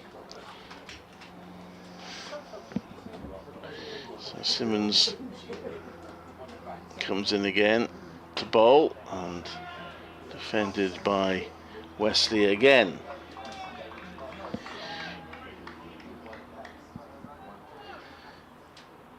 Also, we see why the umpire might be a bit concerned. He doesn't come right away in this follow through from the pitch, Simmons. So we might have to watch out for.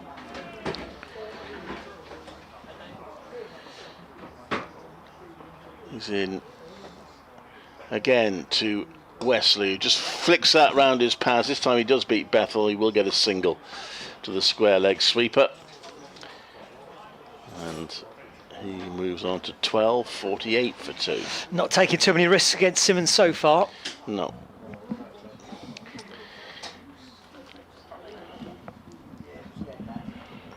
Just learned the lesson from yesterday. He ripped the heart out of that Essex middle order. In comes Simmons round the wicket. That's play to mid-on. There's no run. I suppose the only danger of Essex playing this way is, if one does keep low, gets a batter out after they've been there a long time, they look up and they've hardly got any runs on the board. Yep, always a It's the danger. Yeah. As they try and attack the spinner a little bit more. Have got time on their hands, but that in itself can muddle the thinking a little bit. Anyway, Simmons round the wicket, bowls. It's a bouncer. It's a very high bouncer. Yeah, I was going to say, and umpires having a look. I think it has been called a no ball. Absolutely. That will be for height. Loopy, wasn't it? Elgar's not a tall man, but didn't even need to bother trying to duck out of that one. So I'm just going to have to move out of the way of the sun. It's way too hot. 50 up, by the way, with that no. I think that's the second time in the game where a landmark of that description has come up with a no ball, which always leaves a slightly confused and muted applause. Simmons bowls, and that's played into the deep by Elgar. The sweeper's got to run away a long way round, so they should be able to get 2 here. 2 more runs, beginning to move the scoreboard on a bit. 52 for 2. And got 4 runs in the end of that over with the help of the no ball. And a few more ticked off. Yep, things will get easier the longer they stay out there. Just for pretty much the last, day and a bit, wickets have been falling at such a consistent rate. Barely had many partnerships to speak of.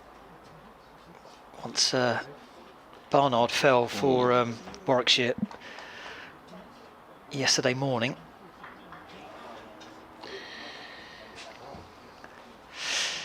Yates, continuing from the river end. Right arm over to the right-handed Wesley, and that's played straight back to the bowler. And there's no run. Short leg slip and a slip in place.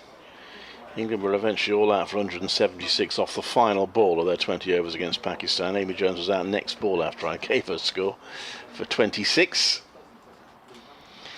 Yates again fires that one in, and rocking forward is Wesley, defending into the leg side. And there is no run.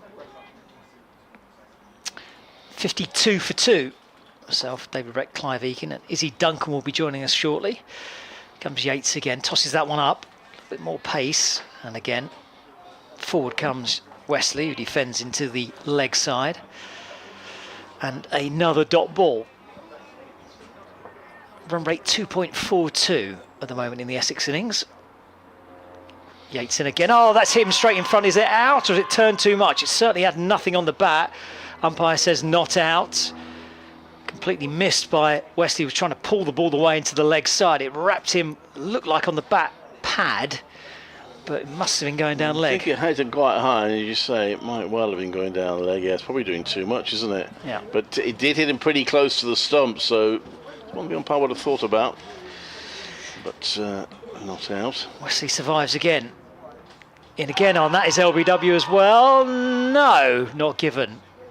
Forward comes Wesley, maybe hit him outside the line of off. Yeah, front foot got quite a long way forward there, which doesn't always save you these days, but will help. So, Yates getting the ball to talk. Remember, Wesley was dropped. I'll tell you what, that a reasonable shout though. It might just been outside off. Yates in again. Bowls, and that's Fuller. And Wesley chops that one down the ground, but mid-on runs round to field, and there'll be no run to finish the over. End of. It's 52 for 2.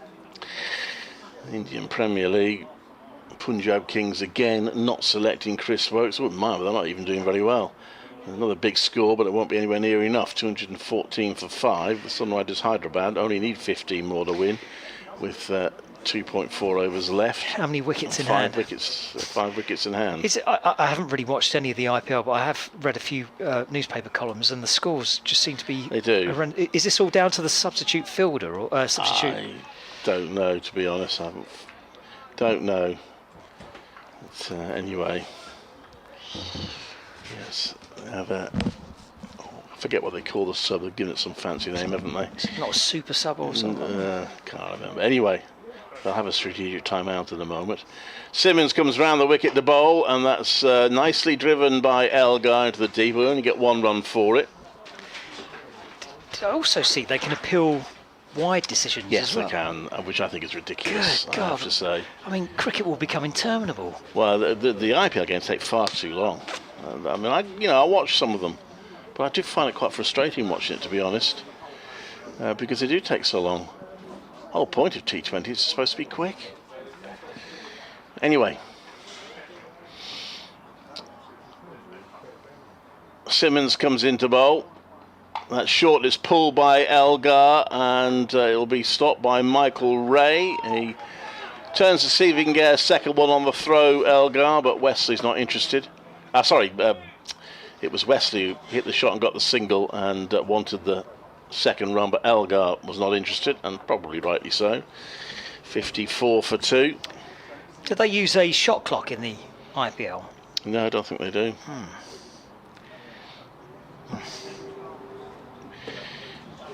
If they do, it's about 5 minutes per shot. Simmons comes into bowl. And that's short, and Elgar pulls it down to fine leg for a single. We need to knock off the singles here for Essex. This will be a concern to Warwickshire, but they still have plenty of runs to play with, Warwickshire, so they can afford to be patient.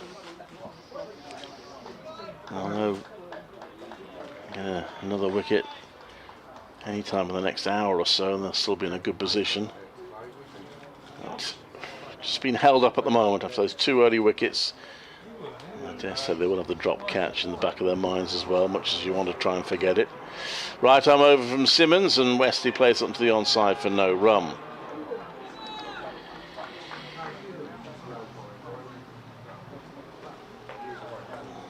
And race on to be the first game to finish. At the moment it's Hove that might be winning it. As Yorkshire are 83 for 5. Just need 100 more to win. There's a bit of a low-scoring thriller there at Hove. It's the Surrey score. Not very many for quite a lot. The next one is played to mid-wicket for no run. So Worcestershire are now 58 for 5. Their target is at 513.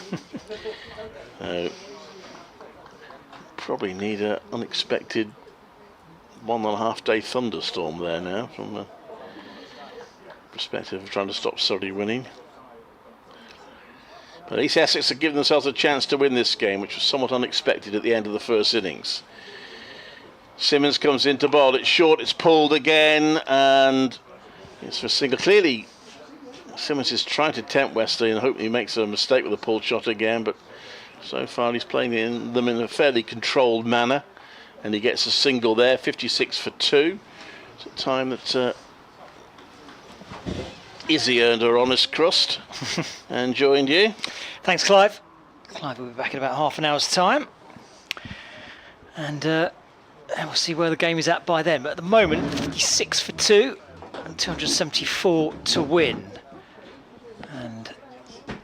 get a continuous spin from the river end. Bit of a conflab here between the fielders and the batsmen. Umpires have told them to get on with it. So it's going to be Wesley on strike, the right-hander.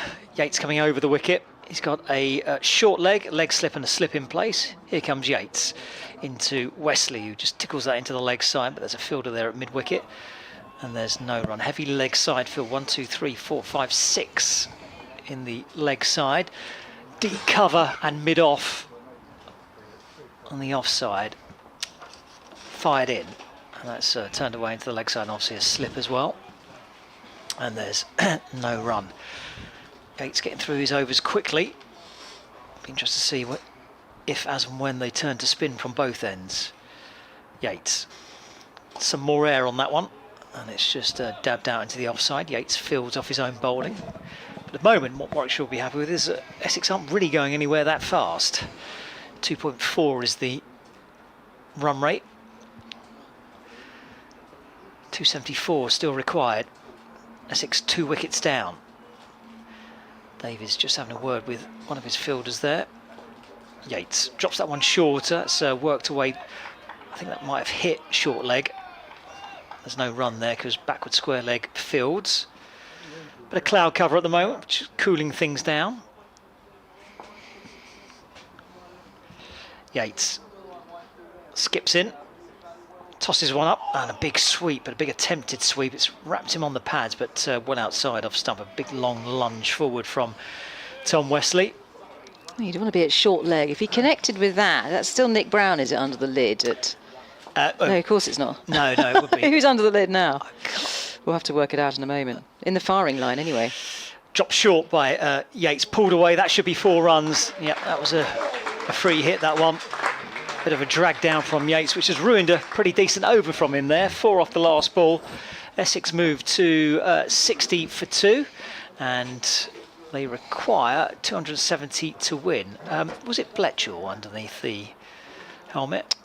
I couldn't see, and they've moved too quickly. They've moved too quickly. We'll have a look next over if Yates stays on. There's a certain amount of crowding of the bat there of Wesley's bat, just trying to apply a bit more of a squeeze, a bit more pressure on Essex, because I mean they're plodding along. They are plodding along at 2 point whatever. I think you said 2.4, didn't you? 2.4. Let's have a look 2.5 now. 2.5 and over, and I think we're approaching a 50 partnership as well between these two.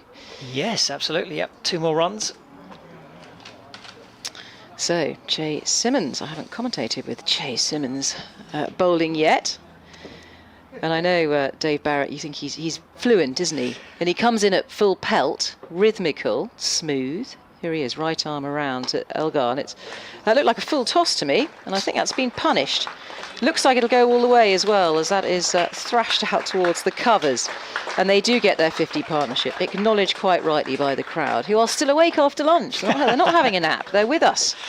Well, it's enthralling stuff at the moment, isn't it? Yeah, and it's uplifting for the Essex fan to have some sort of a milestone here, and it's a partnership here between these two, Elgar and Wesley. I wouldn't say the game's in the balance. I think Warwickshire are comfortably ahead, but if these two can get a decent partnership going, then who knows? Yeah, 266 required to win now here for Essex. And the score 64 for 2 as Jay Simmons comes in around the wicket. This time he does pitch it, and that's poked into the offside by Elgar, and they trundled through 4-1, so Elgar will go on to 35. And the score Essex 65 for 2, all out in their first innings for 162. But these two are getting a bit of a grip on this game. Somebody needed to in the Essex dressing room after their first innings. 162 just not good enough. Yep. So Jay Simmons, here he is, all sinewy, muscly, athletic, agile.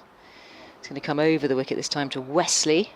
As he comes forward, plays that under his eyes. Good looking forward defensive. Yeah, they're getting pretty chirpy. Following that partnership, the Essex crowd are getting a bit more vocal. I'm sure you can pick that up, listeners out there on the effects mic. Encouraging the two out there, Elgar and Wesley, inexperienced. They're both in their 30s. And if anyone can form a big partnership, which is what is needed, required here, of course, for Essex to make headway here, to get anywhere near this total. Wesley facing. Jay Simmons storming in and bowling. Is a big shout for LBW here. Yes, he has been given. That rushed onto him there. That was Wesley, the skipper. Tom Wesley has died at the crease. 18. He's out for 18, and that's an LBW. We're not right behind the bowler's arm here. We're not in line, but he's almost pinned onto his stumps. It looked like. We'll get a replay in a moment. But 65 for 3 is the score. They've made that breakthrough, broken that partnership worth 50, 52 or 3. The scoreboard has died on me as well. If the scoreboard over there is right, 65 for 2, it was a 53 partnership. It looked like it wrapped him on or around the knee roll. Again, pace from Jay Simmons is the undoing. Wesley missed one, trying to whip it away through the leg side. Pinned slightly back at his crease. It looked from the replay like he was probably going on to hit middle and leg. But no complaints from Wesley. Walked straight away. And another wicket falls. Which changes the face of the game again. And as you say, Dave, it's pace, isn't it? That was just rushed onto Wesley, got him pinned onto his stumps. I think that was a fair and square LBW, Tom Wesley. It's going to be Jordan Cox, formerly of Kent, and used to be predominantly was a white ball player, but wants to kind of revive his red ball career here at Essex. We'll see what Jordan Cox can do. We know that he can be devastating. He's been playing well for us so far.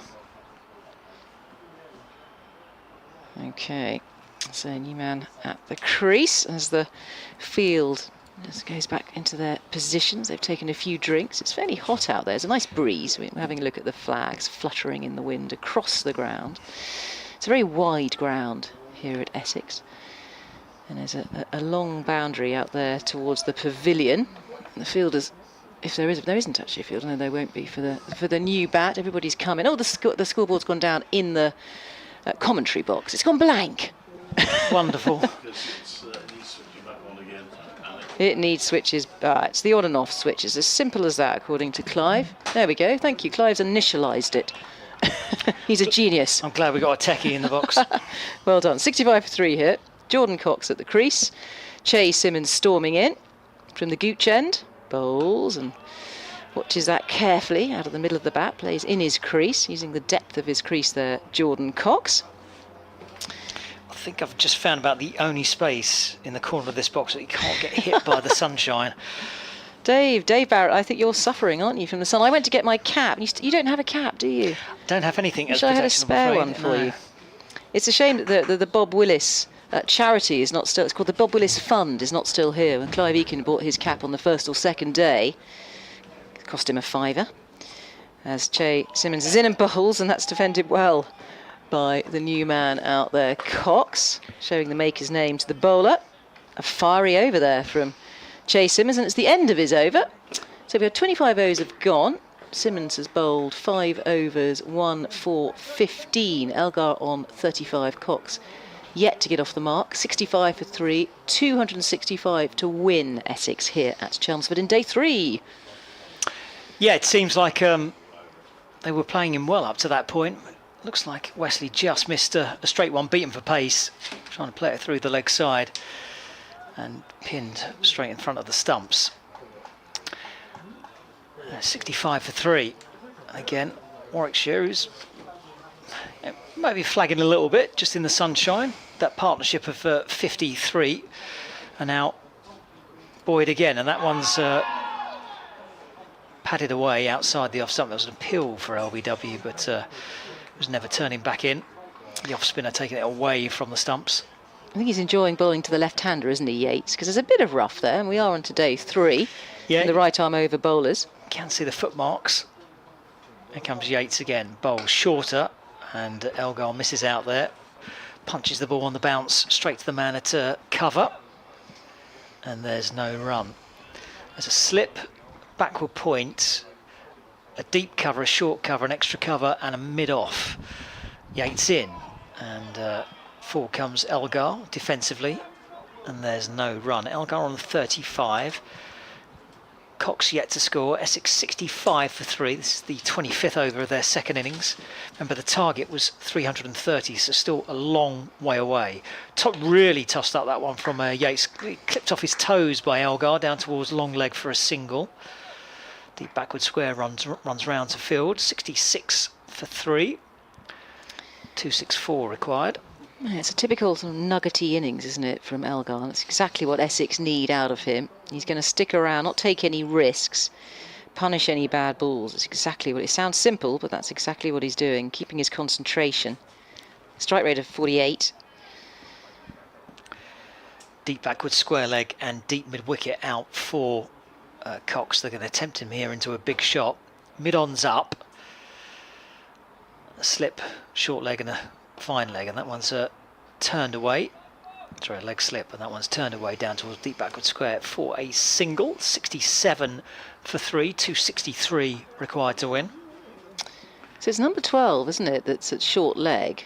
And I can't find number 12. It's the substitute. It's the substitute. Did you mention that earlier? The sub. I don't know who the sub is. It's Chris. As this one's tossed up, punched straight to the subfield. I wrote his name down. Oh, you did. Apologies. You're very studious, aren't you? Well done. Not really, because I've actually lost my sheet of paper now. And your pen. Oh. No, dear, never mind. I'll figure it out. And we haven't got. Actually, Clive's done a runner, so we can't ask him. He'd be able to answer that question fairly swiftly. It sounded like something like Birkenstein as the sub. Was that another sub? I mean, that would be Essex sub. Oh, it's Essex sub. Okay. Yeah, but. Well, then I can't help you, I'm afraid. Luke Benkenstein, but I don't think he's on the. I don't think he's a 12th man in this game. Let's have a quick. He came on the pitch earlier for Essex, didn't he? Oh, did he? Yeah. There you go. I'm glad we're both on top of that. We're not always in the box together. Right. Benjamin. Oh, of course it's Benjamin, the like-for-like sub. We know that, Chris Benjamin. OK, Chase Simmons. He's in. Oh, that's flicked into the gap. They should only get a single here. It's a good-looking shot there from Cox. He knows where the gaps are. Not in any danger. An aerial to start with. There's only one man in on the single there on that leg side. Went out to the deep mid-wicket boundary, and they just trot through for one. So Cox goes on to 2. 68 for 3 here, Essex. Elgar to face on his nuggety 36. Gritty batter that he is. He's tough. He's from South Africa. He's got a great, stellar career, test career behind him. Rather cut short prematurely, I think. He's got lots of runs left in him. One slip in place here for Dean Elgar. And Chase Simmons is going to come thundering in. And bowls, it's in the air, but it's not reachable from backward point. It's sliced away. It will go for 4 runs. There was a despairing dive there. Not reachable, though. From backward point. Oh, you've taken my scoreboard. Here it is. Got my scorecard here. So backward. Who's backward point too? That's Jacob Bethel. Of course, it's Jacob Bethel at backward point there, who leapt into action, tantalisingly close to the ends of his fingers, but he gets away with it. Dean Elgar, 4 more runs, 72 for 3. Elgar goes on to 40 off 77 deliveries. 258 required to win. Essex in the sunshine. Chase Simmons. Here he is, thundering in, bowling. And that's just pushed into the offside gently by Dean Elgar, and there is no run. Yeah, you've got to be careful in this commentary box. Anything not pinned down is liable to be stolen or go missing. If it's not pinned down, oh. I had a terrible time at Merchant Taylor School one year. I think it was a couple of years ago. Where can't trust it's them. An outground. It's the middle of the summer holidays. And they said, oh, you can leave stuff. There's a security firm there. And everything was nicked overnight. Here he comes, Chase Simmons bowls. And that is played under the eyes there of Dean Elgar. Very well fielded by Bethel, just at backward point. And I remember the night before thinking, shall I take my binoculars? I was very fond of my binoculars. I'd take them with me or not. I decided to take them with me, so I didn't leave anything.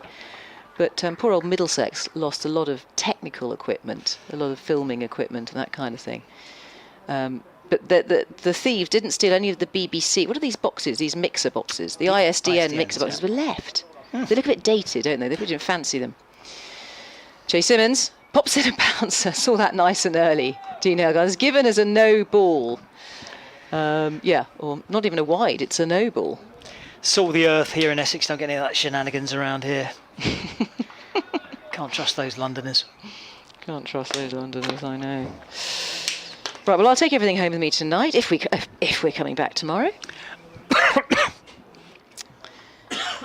We'll see what happens. We need another big partnership. We've had a 50 partnership so far for Essex. Chase Simmons, here he is.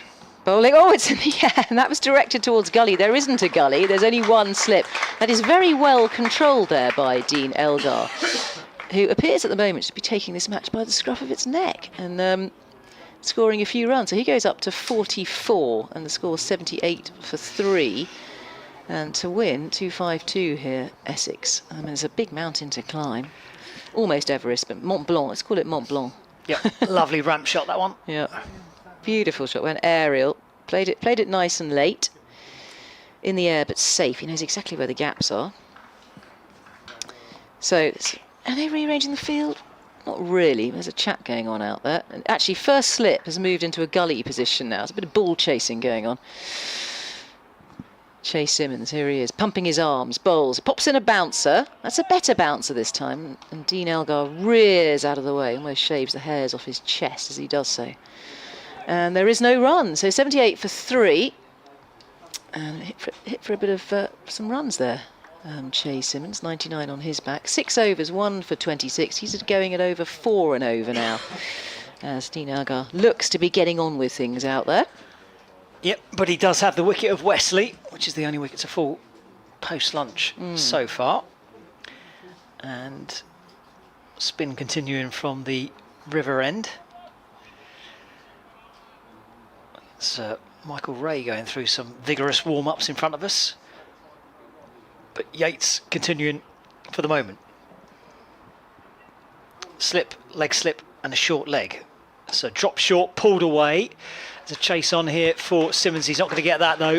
Whipped away by Jordan Cox. It was there to be hit. Another one dropped short by Yates. He had a couple of those in the last over, one of which was punished, and that one definitely was smashed away towards the boundary rope in front of the pavilion. 4 to the total. 82 for 3, 248 required to win. Looks like we're going to see Michael Ray. He's going through some very extensive warm-ups in front of us. Tossed up by Yates, and that's defended into the offside by Cox, and there's no run. Well, we've talked about the frontline bowlers that they're missing, Warwickshire. They've been unlucky as far as bowlers are concerned, but these guys are stepping up. They certainly are. Fired in by Yates and whipped away into the leg side. It was airish, well wide of the man at short leg, pitched just in front of the man at mid-wicket. And again, there's no run. 82 for 3. Barely time to breathe here. Yates back in. And Cox on strike. And he's backing away on his stumps there. Defends into the offside. And there's no run. A bit of chat round the batsman. Still got that leg slip in, haven't they? Under the lid and the short leg and the orthodox slip as well. Yates bowls and Cox covers up, defending into the offside, striding forward, and there's no run. There are some real throbbing motorbikes in Chelmsford, Yeah, aren't there? that's quite a major road running around the back of the commentary box, so it picks up all the roars of the bikes and the whirls of the emergency services. That one's turned off the pad down towards backward square leg for no run, and that is the end of the over. 82 for 3, 248 required to win. Well, it's a great day for biking, motorbiking. Where I live, they all congregate on Box Hill. Yes. So that's a big meeting point for the bikers. Yeah, I've been up to Box Hill. Are you a biker? I'm not, but I have been up there, yeah. You've been up there. Very, very busy. Just ski on Box Hill, and we've had snow, which is not very often. Not these days, is There's a it? tractor that drags you up Box Hill. There's the lift. You have to hang onto a rope. Happens about once in 10 years. Popular for both motorcyclists and cyclists, Box Hill. Yes, I've cycled up there a few times. In fact, it was used in the 2012 Olympics. I think they sort of did 10 rounds of a little bit short of hills in Surrey. I mean, they're called the Surrey Hills, but they're not exactly high. Maybe up to about 200 metres, that's about it. So, change of bowling. And you're right, Dave Barrett. It was Michael Ray who was warming up, and he's taking the other end this time. He's going to have an experimental go of it at the Graham Gooch end, formerly the Hayes close end. He's doing a little warm-up act and turning his arm over. And Dean Elgar's inspecting the wicket and doing a little bit of gardening. Just patting down some indentations. So we have a leg gully and an orthodox slip and a backward point. Bethel's been in a very important position there. First slip came out and went into about a gully position. As Ray's in and bowls, that's on leg stump and is turned around the corner. They should only get 1 run for it. As I think, is that Barnard? No, it's not Barnard. It's somebody else who comes in down there at long leg and fields that. Number 20 on his back, isn't it? Yes. It's Oliver Hannon-Dalby. Gosh, yes. The tall man, the 6'7" towering Oliver Hannon-Dalby is having to jog all the way to the other side now with this right hand, left hand combination in the heat of the sun. Good for him, Hannon-Dalby. So 1 slip. Now bowling to Cox, Jordan Cox. He hasn't seen too much action yet. He's on 6. And here comes Ray, the Kiwi, bowls. Puts that in just short of a length, and that's played well with an open blade and steer down towards third man. They'll come back for an easy 2. That's 2 more to Jordan Cox's total. He should go on to 8 when the scoreboard catches up. And the score now, let's have a look, 85 for 3. So Ray just stalking back to his mark there with that glowing white headband. It's a sweatband really, not a bandana but a sweatband. His head gleaming in the sunshine. Angular arms as he comes in and bowls, and that's on the stumps and well defended off the back foot there by Jordan Cox. 77 on his back. Run rate ticking up as well. We're up towards 3 now. So picked up the pace of the last 3 or 4 overs. Yeah, thanks to Dean Elgar. He was dealing in boundaries. He's got 6 fours to his name, Dean Elgar, for his 45 off 83 deliveries. I've got something in my eye. It's not very clever. Here he comes, Ray. Hurtling in, bowling. It's on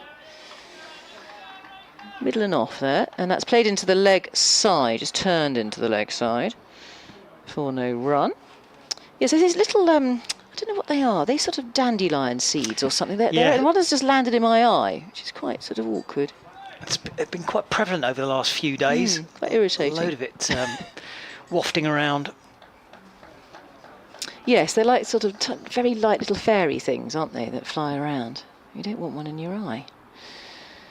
Here is Ray, Michael Ray, and that's a good-looking drive for nothing in the V. It's a check drive straight towards mid-off. It's a good stop. It's hit hard along the ground, along this luscious green outground here at Chelmsford. Off the bat of Jordan Cox, who just replays the shot, doesn't benefit from it. Yeah, 1 slip. We've got a backward point. Extra cover mid-off, mid-on, mid-wicket in a stationary position. And also a mid-wicket who's on the single there in front of the umpire. And a long leg, of course, as Ray hurtles in and bowls. This should be 4 runs. Yes, it will be. Again, played with an open blade of Jordan Cox's bat and well steered safely along the ground. The ball races away as this outground has certainly dried out. We know we had a lot of rain at the beginning of the season, but it's getting faster and faster as the sun beats down on it. So they finish with a boundary there, Essex, and they go on to 89 for 3. Cox on to 12. And Elgar on 45, looking to get on with it and play positively. They want to retreat into their caves. They want to play positively and go for it. On the charge here a little bit, Essex. Whistling along over the last few overs. That was a nice shot by Jordan Cox. Very safe. All along the ground. Someone's lost their mobile phone.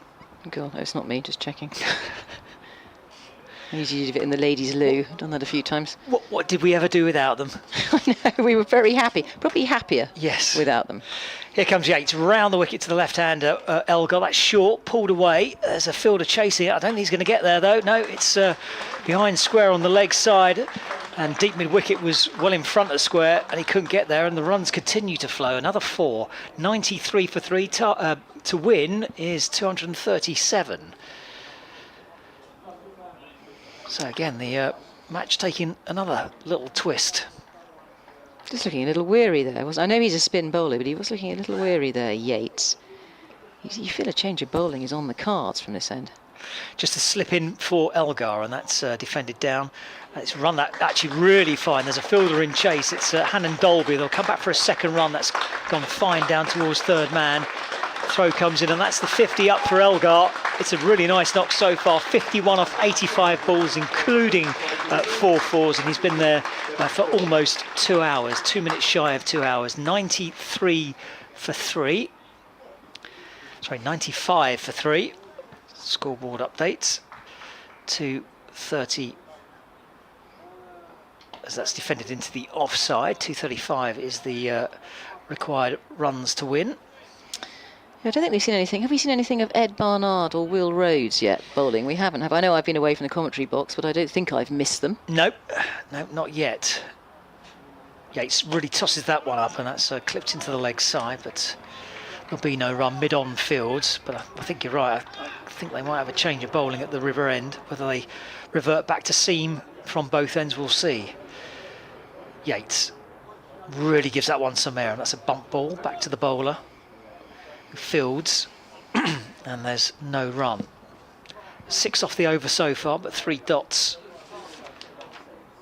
in a row. Yates in again, gives that one some pace as he fires it in. Left alone outside the off stump to end the over. 4 dot balls, and the score is 95 for 3. 235 required to win. Elgar 51, and Cox is on 12. 12 or 15 so far from Cox. Yeah, just having a look at the other spin options if they care to take them. Warwickshire, there's Dan Mosley, isn't there, who bowls offies, and Bethel as well. I think he's slow left arm. Bethel, slow left arm. So they've got those two up their sleeve if they're required, if they want a bit more spin. If this pitch it seems to be receptive to spin, doesn't it? We know that from when Essex were bowling for sure. Feels like it, but Yates has got a couple to really spin, but apart from that, Essex have played him quite well so far. Just need a change of bowling, I think. So Ray continues. Here he is, right arm over. He's in and bowls, and Cox gets everything behind that for no run. There's still just one slip in place here for Cox, and a long leg down there. There's Ray's just having a look at his footmarks, and so is the umpire. Now I don't know which umpire's at the business end of things at the moment. There's 2 umpires up there. Says James Middlebrook and Ben Debenham. I'm not sure which is which. Probably James Middlebrook at the bowler's end. James Middlebrook just inspecting the footmarks out there. And Ray's footmarks. Because I can't entirely see. Jutting elbows as he comes in and bowls. A mistimed drive. Tries to stop it with his boot there, Ray, but fails, and it's cleaned up behind him by Che Simmons. So there is no run from Jordan Cox. James Middlebrook, a former Essex alumni as well. Oh, he knows this ground particularly well. So Ray, Michael Ray, back to his mark. The Canterbury man in his brilliant whites. He's just tucking his shirt in there. Here he comes. There's jutting elbows. He's in and bowls. Whoa! That was a bounce that grew on the batter there, and that's come off probably the shoulder of the bat. Didn't really go where he wanted it to go, Jordan Cox, but he does benefit from a run as it goes backward of square, sort of squirts behind him. And they go through for ones. The score now 96 for 3. Elgar 51. Cox on 31. Sorry, not 31, 13. And they need 234 to win Essex here. I think that rushed him for pace as well. Cox, he was very, very late on that, but really thick inside edge of the bat. Ray, oh, just a stuttering start there from Ray. The field is still adjusting. They've got their troops in order now, Warwickshire. There's Ray. Here he is, storming in, bowling. That's pretty full and defended there by Elgar, who comes forward and keeps it out. There are plenty of gaps, certainly gaps on the onside here for Elgar. And there's a big hole on the offside as well. There's no extra cover. There's a deep extra cover, but nobody in there on the single. He'll be eyeing up that gap. Quick singles to have a bit of tip and run. Elgar on 51. Ray to continue. Michael Ray. Here he is. darting in. Bowling, it's full. Here's the single out towards extra cover. That's a well-timed single. Didn't hit it hard, just knew the single was there, Dean Elgar. Very inviting gap out in front of him. So he goes through for one more, and the score 97 for 3. Elgar on to 52. 2 runs off this over so far from Ray. Just need to tighten things up a bit here, Warwickshire, and keep trying to apply some pressure. My apologies to the listeners as well, because I keep having trouble accessing the BBC Essex Cricket email, but it will be back online tomorrow. Ray, but pops in the bouncer there and saw it nice and early, Jordan Cox, and just bobs out of the way. Muscled in there, Ray. It's the end of another Ray over. He is 9 overs, 2 for 27. We're going to play musical chairs. I'm not sure which side Clive would like to sit. You happy on the left, Clive? I think you're happy on the left, aren't you? You get a nice breeze. Clive Eakin will join me in just a moment.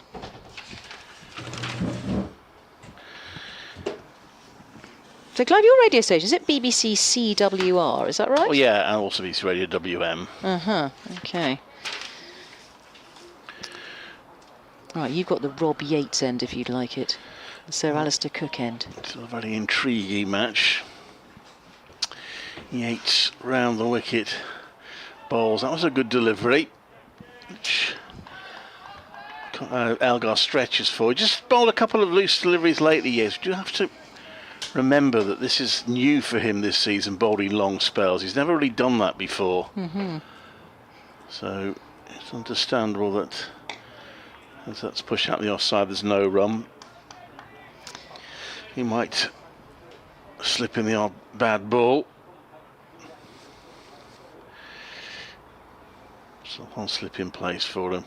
Comes into bowl to Elgar. Elgar is the worry for Warwickshire at the moment. And Jordan Cox will be looking to support him, but with Elgar there on 52, as long as he's there, Essex still have hopes. Round the wicket comes Yates, and Elgar defends that one. Sticking the front foot fairway down, playing it down into the ground. Got an email from Nev. He's pointing out the TV is showing Ray at bowling at 84 miles an hour. That one is played into the deep for a single.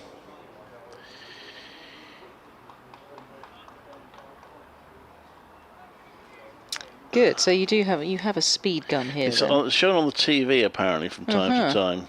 Okay, that's quite helpful for us commentating to know. How accurate they are, of course, is a moot point, but there we are. So one more on 98 for 3. Yates comes into bowl, and that's turned round. Not that far away from leg slit. As Aerial goes down, fielded by Ollie Hannon-Dolby for another single. So, ticking the runs off steadily. Essex have lost one since lunch, though. Shay Simmons yet again getting Tom Wesley, the second time of the match, had him LBW for 18. Jacob Bethel would have felt relieved as drop catch didn't prove too expensive in the end. And Essex 99 for 3, still need 231 more to win, or 230 to tie, perhaps. Yes, that would be unusual. So, end of the over. We're going to continue with Michael Ray, the Kiwi. He's going to be bowling to Jordan Cox, who is a support act at the moment to Dean Elgar. He has opened up a bit and got that run rate up. Elgar currently on 53 of 96 deliveries. Cox facing, one slip in place. Here is Ray, strutting in. That's just short of a length again. Think about a single here. The ball just trickles backward a point, and he thinks better of it, Cox, isn't he? Sent back by Elgar. Yeah, so we've had one 50 partnership for Essex to try and bind this innings together. Wesley out for 18. That third wicket partnership worth 53 between Wesley and Elgar. But as you say, Clive, broken up by Simmons, LBW. Michael Ray again. Here he is. Very jutting elbows. Don't get in the way of his elbows. That's pretty full, and that's played with soft hands and angle down towards third man. Knows where those gaps are, Jordan Cox. No, is that a partnership? 100 up, no, 100 No, it's the up. 100 up. It's the 100 up. Of course, here we are. 100 and 128 minutes in 32.2 overs for Essex. Another mini milestone. Well, they've accelerated out, which I think they had to do. There was a danger they were giving Warwickshire too much time to bowl them out. I mean, if they averaged 3 and over, they got about for 110 overs to win the game, and they were averaging quite a lot less than that earlier. So I think they did have to do that. They did have to get the scoreboard moving. Ray again. Here he is, sprinting in, pumping those arms. He's coming around the wicket to Elgar, who's enjoying that gap at extra cover. It's gone out to the man there who's in the deep, and they go through for 1. So we're now 101 for 3 Essex. Elgar on to 54. Yes, they've done well to get that run rate above 3 now. Let's have a look. 3.1. Yes, just above 3. Essex playing with some intent. Right, we've got the right-handed Jordan Cox facing now. I've got more of a, say, a sort of second slip in place. As Ray bowls, who's really muscling that ball in, trying to angle it into the body of the right-hander, cramping up Jordan Cox, unable to score off it. And there is no run. Sun is out again in all its glory. Perfect weather for cricket, and a little bit of a breeze as well. Ed Barnard appears to be preparing to come into the bowling for the first time in this innings. So we were wondering when that would occur. So he'll replace Yates. We'll wait and see. Okay, Ray. Ray at the start of his run-up. Here he is. Tidy run-up. He's in and bowls right arm over to Cox, showing us the maker's name. No run, just rocked onto the back foot there. A smattering of a crowd after lunch here. They were quite vocal when that 50 partnership came up, the Essex crowd, just giving the Essex players out there, Wesley and Elgar, a bit of support, a bit of moral support. So Cox facing. There comes Ray again. Those gleaming whites. He bowls, and that's played under the nose there of Jordan Cox. It's on the stumps. Good wicket-to-wicket bowling from Michael Ray. It's the end of another over. So we've had 33. Elgar on 54, Cox on 15. 229 required to win here for Essex. They're 101 for 3. Yes, been hard work for Warwickshire since lunch. I've been relieved to got that 1 wicket, but exactly happening for them every ball at the moment. And some thinking for Alex Davis, the captain, to do. I'm going to persist with Rob Yates, at least for the time being. Might have seen a short, sharp spell from Michael Ray, potentially Barnard to come in the Graham Gooch end, but Rob Yates will continue. And given how much spin was effective for Essex, I think ideally Warwickshire would want to keep a spinner on throughout. Still haven't resorted to their support spinners yet, Jacob Bethel or Dan Mosley. Yates round the wicket, balls gives that plenty of air. It's just dabbed onto the onside by Dean Elgar. Seems to be finding it pretty straightforward at the moment. He's on 55. It does look like things have eased a little bit out there for the batters. We know the ball's a bit older. It's into its 30s now, isn't it, in the 34th over, and the sun is beating down on that very yellow track out there. You'd expect things to ease a bit in this afternoon session for the batting side. It certainly happened on the first day of the match. Warwickshire lost 5 wickets in the morning and then dominated from there on in. It's a quicker ball by Yates, but it's turned round onto the leg side by Cox for an easy single. 103 for 3. Still a long way for Essex to go, but at the moment they're ticking along nicely. They will have to come back tomorrow if they're to win this game, almost certainly. Yates bowls forward defensive, there's no run. Clive, you left your cat behind. Are you okay? Yeah, Seems yeah. pretty much of a glare in here. Sun has come out again. That's been the case throughout most of the match. Forward defensive, no run. Still no interruptions in the game.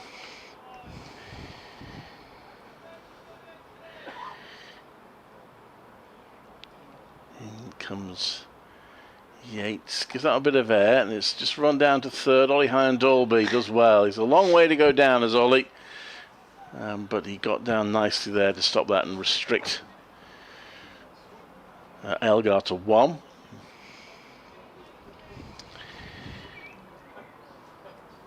And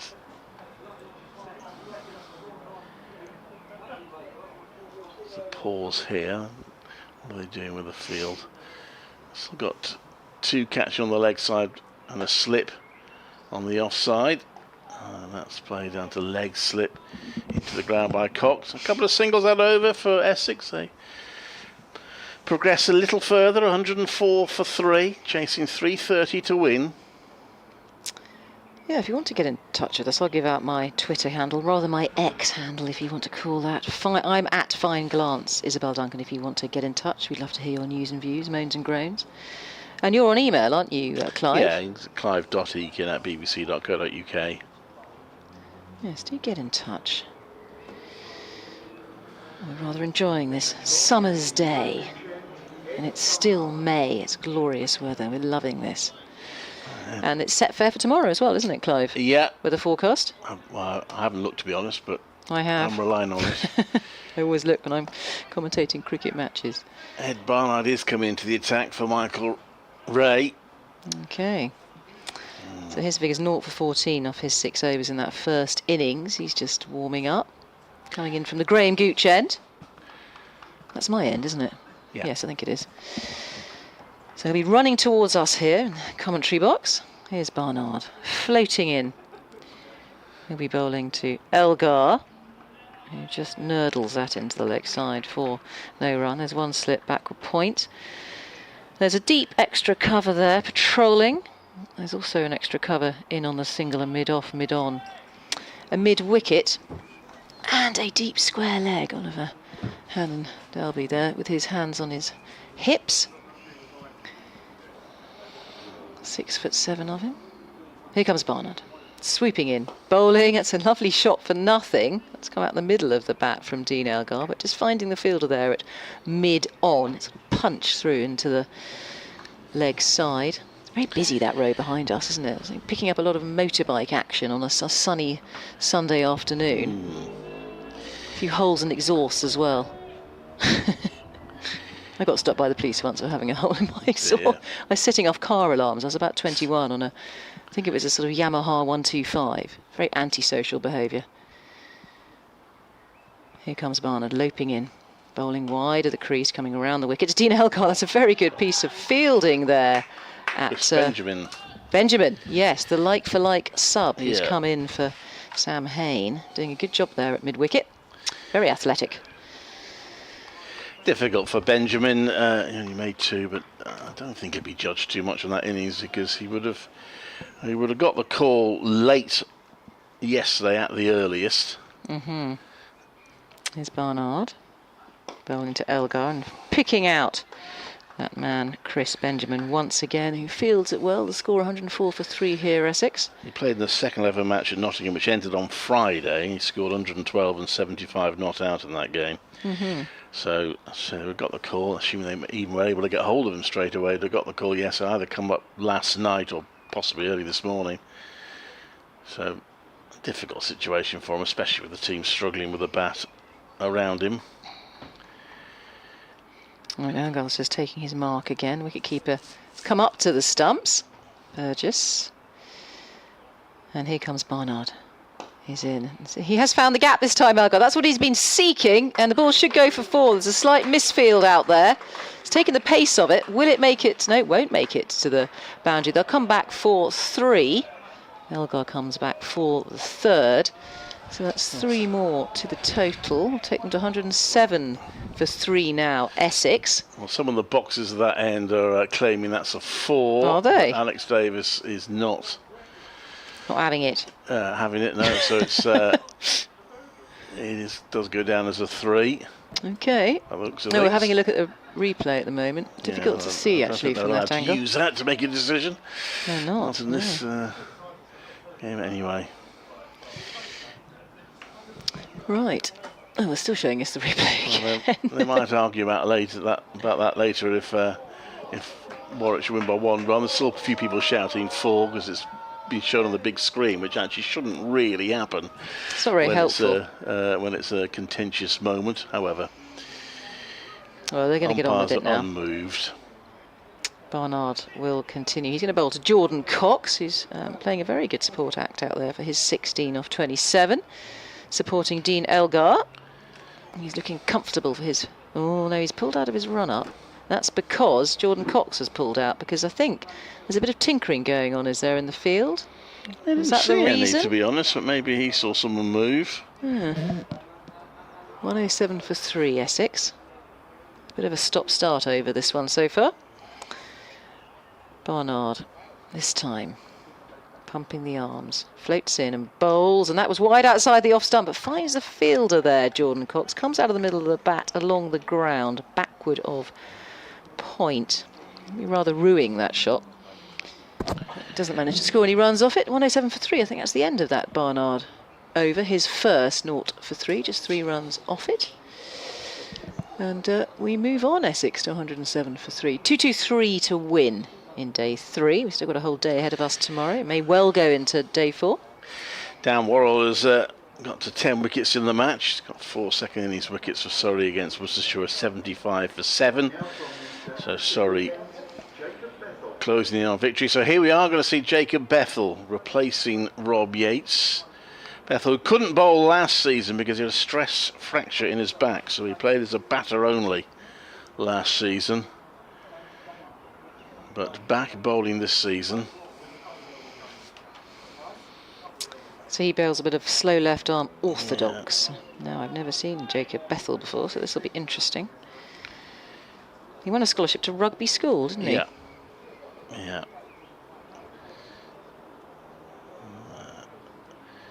Came over from Barbados, recommended by Michael Powell, former Warwickshire captain, who's I think head of cricket at rugby school. So just 20 years of age. Claimed his maiden 2 first-class wickets this season.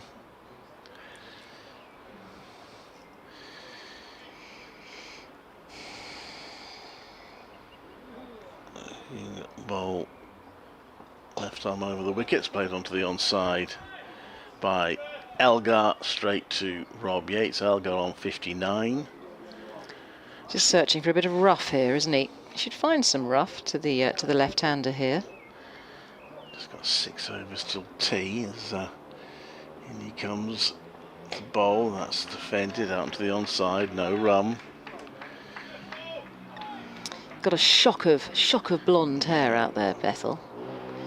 Must be dyed, must be bleached. It can't be natural. Startling blonde.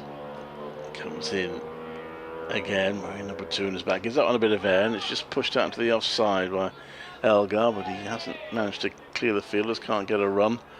And Barnard swoops on the ball. It's the 1 wicket in this session by Warwickshire. They still have time, though. In terms of what Essex are chasing, they've got to be patient, but it's not coming easy for them. That's a quicker ball from Bethell. It's pushed out to the offside for a single. They've got to right out of their minds as well. They could and should have had this game won by now after the first innings. They certainly shouldn't be on any significant danger of defeat, but they are. As Bethell discusses with Alex Davis his field. First ball that he'll have bowled at Jordan Cox, right-hander. So he's going to come round the wicket to the right-hander is Bethell. Slipping a short leg.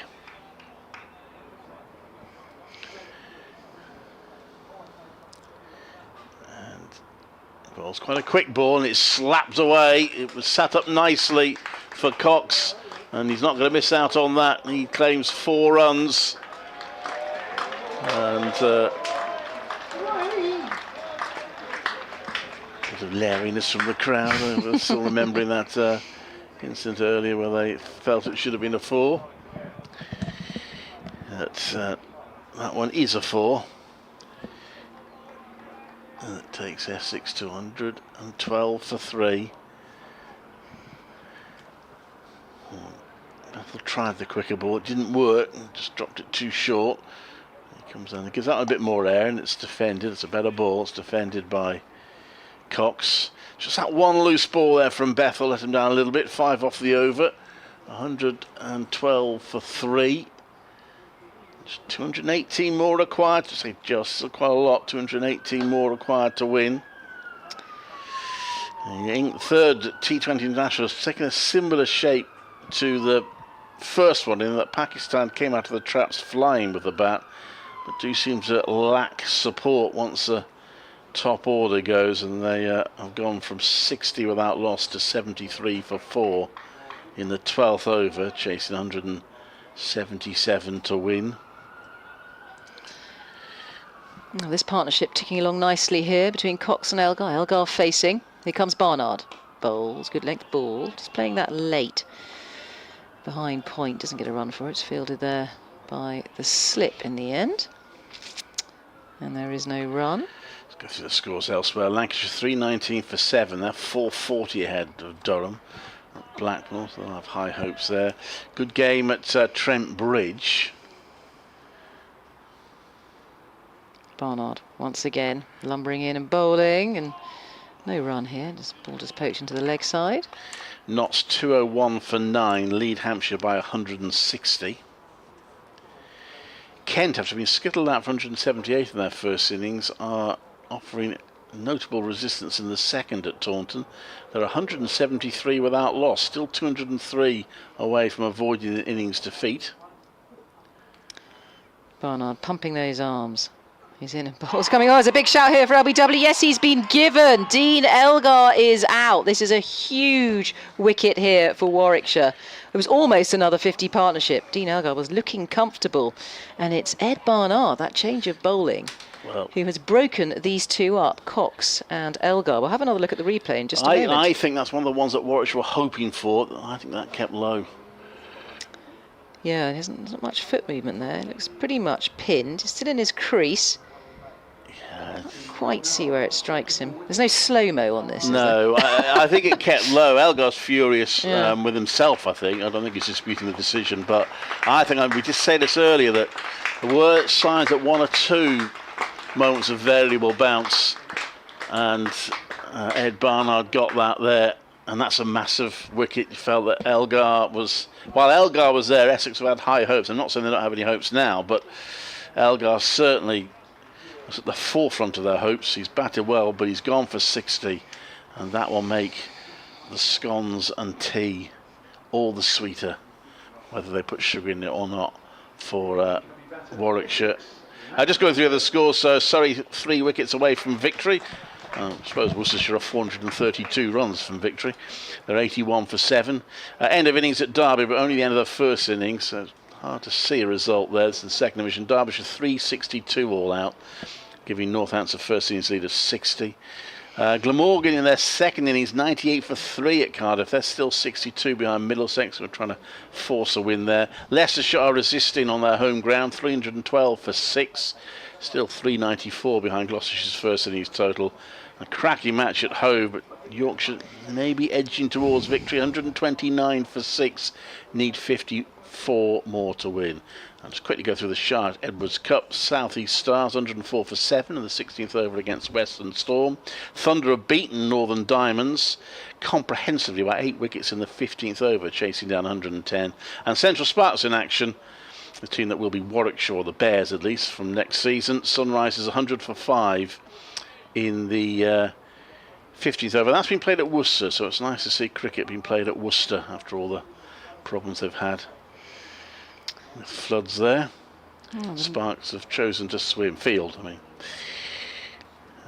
100 for 5 after 15 there. So we are one or two of our commentators playing against. Usually, I have to say, when one of the players commentates for us, they go and then find some really good form. So I think what it is the intelligence they get from our contributions, they then take into their You're next making game. a difference. That's what's Absolutely. happening, Clive. Barnard all fired up, tail up, bowling to the new batter, Critchley. Matt Critchley, the rangy Critchley, the leg spinner, is out there batting now. Well, he's got runs this season, of course. I mentioned earlier, he got that 5-wicket and century in a match, 150 odd, in fact. So still batting there for Essex, but it still feels quite a long way away, doesn't it? Still 218 required, 6 wickets left. Big task, big task. And here's Barnard, tidy run up, is in and bowls. It's wideish outside the off stump. Very good piece of fielding there. Just backward of point. It's Bethel again. Athletically takes that backward of point. It's along the ground. Critchley just wanting to get off the mark. There's one slip in place here for the new bat. Some nervous gardening going on out there with their bats. There's a shortish mid wicket, a mid on, a mid off, and an extra covered backward point. And there should be a long leg. Yes, there is. I have to crane my neck to have a look there. To my left, out of the school, out of the box here, the commentary box. Anybody out there? No, there isn't, because it's the new bat. We've only got one man on the ropes. As Barnard is in and bowls, and that's played with an open face. Very good piece of bowling from him. He's only 20 years old, I think, Bethel, and he's bouncing around like a jack in the box, Well, and he's cut that off just backward of point We were again. quite worried about him last season, because I mentioned he wasn't allowed to bowl because he had a stress fracture in his back, and yet he was throwing himself. Yeah. He took one catch in the T20. You're thinking, hang on a minute, mate, you've got a broken back. Wow. Take it easy. Yeah. But He can't help himself. He's 20. Yeah. He can't help himself. He's going to go for it, isn't he? And he's bowling. Did admit it was an unusual injury for a spinner to have, the stress fracture. So hopefully that won't. Tempted to say his back injury's behind him now, but hopefully that won't be a recurring theme for him. Whew, so that's the end of another Barnard over. He's bowled 2 overs, 1 for 3. Taking the wicket of Elgar out for 60 off. I think it was 113 deliveries. It'll be on here somewhere. Yes, 113 deliveries. That was a wicket maiden for Barnard. He's given that plenty of air. There's Bethel around the wicket to Cox. There's no run. So is it 32 overs we take? Minimum 32, remaining that's right, of yeah. overs, Yes, 32 yeah. to take T. Yeah, I So what have we got left now? reminded. Check on 36.5. Okay, so 4 still to go. That's pushed to the opposite side. Slightly surprising we're going to be slightly late, because we had nothing but spin this morning. I suppose lots of wickets have fallen. That always slows things down. What have we had? 9 wickets fall in the day now. But we have had spin on quite a lot. The entire remainder of the Warwickshire innings was against spin. Bethel bowls, and that's guided to backward point for no run. 112 for 4. Essex a target of 330 after they bowl. Warwickshire out for just 94 this morning. Bethel round the wicket. That's defended. There's no runs. No doubt that Essex will feel if they lose this game, they've lost it on first innings. Probably let Warwickshire get too many. 397, and then didn't bat very well in the first innings. Bowled out for 162. They've fought back well since then, but will it be enough? Bethel bowls, and it's a defensive shot. Warwickshire, on the other hand, will be very pleased with their first innings performance, with their depleted attack. To bowl Essex out for 162 on the home ground was a terrific effort, and they batted well, albeit they did rely almost entirely on 2 batters in the first innings. Those 2 batters did play really, really well. And Barnard and Michael Burgess. Bethel contributed as well, hung around for 20 overs at the time when Warwickshire were in big trouble. He bowls just on leg stump, and it might have missed out slightly there. He plays it straight to Ollie Helen-Dolby at back of square leg. So it is a maiden over for Bethel, keeping it tight. Or did he go for 1 run? No, it is a maiden. Keeping it tight, important for him. 112 for 4. Somebody falls over just in front of us. And Essex, who still have all day tomorrow, so time's not the issue, but the issue is wickets. They're chasing 330, they're 112 for 4. Yes, an awful lot of work to do here, particularly following that wicket of Elgar. He was the great white hope, Elgar, to stick around with Jordan, but that's been broken up now by Barnard. LBW Barnard, Elgar out for 60. And it will be Barnard to continue.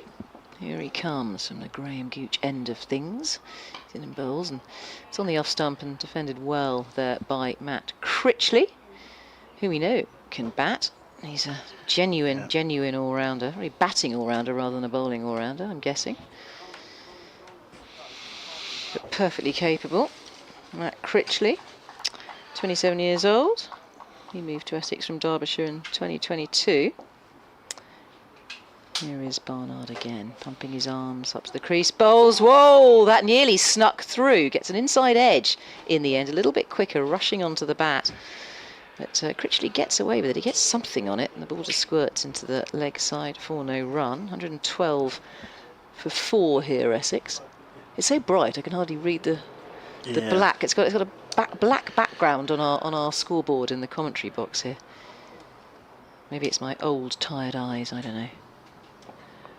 Barnard, once again, up to the crease and bowls, and plays that late-ish off the back foot, Critchley, but keeps it out. I'm just getting a feel for the wicket out there, the hybrid pitch. I think this session, I think, is 92 for 2 at the moment, so something for both sides from that. Essex have, after that, losing 2 early wickets, they have fought back a bit, but even so, Warwickshire should be happy enough with 2 wickets at this stage. Barnard bowling tightly. Oh, it's in the air, and is it caught? Yeah. Well, they're claiming it.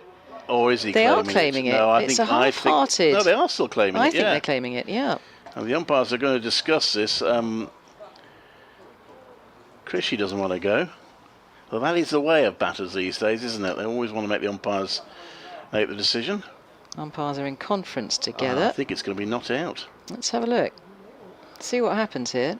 Is he claiming it a bump ball, Critchley? So there's a man there at silly mid-on, right on the edge of the wicket, who caught it. I think he says he didn't carry, I think is the claim. Oh, the catch perhaps didn't carry. That's what we're having a look on the replay here.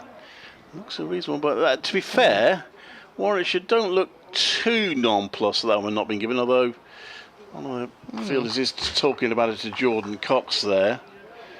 I'm not sure whether the fielder himself was 100% certain.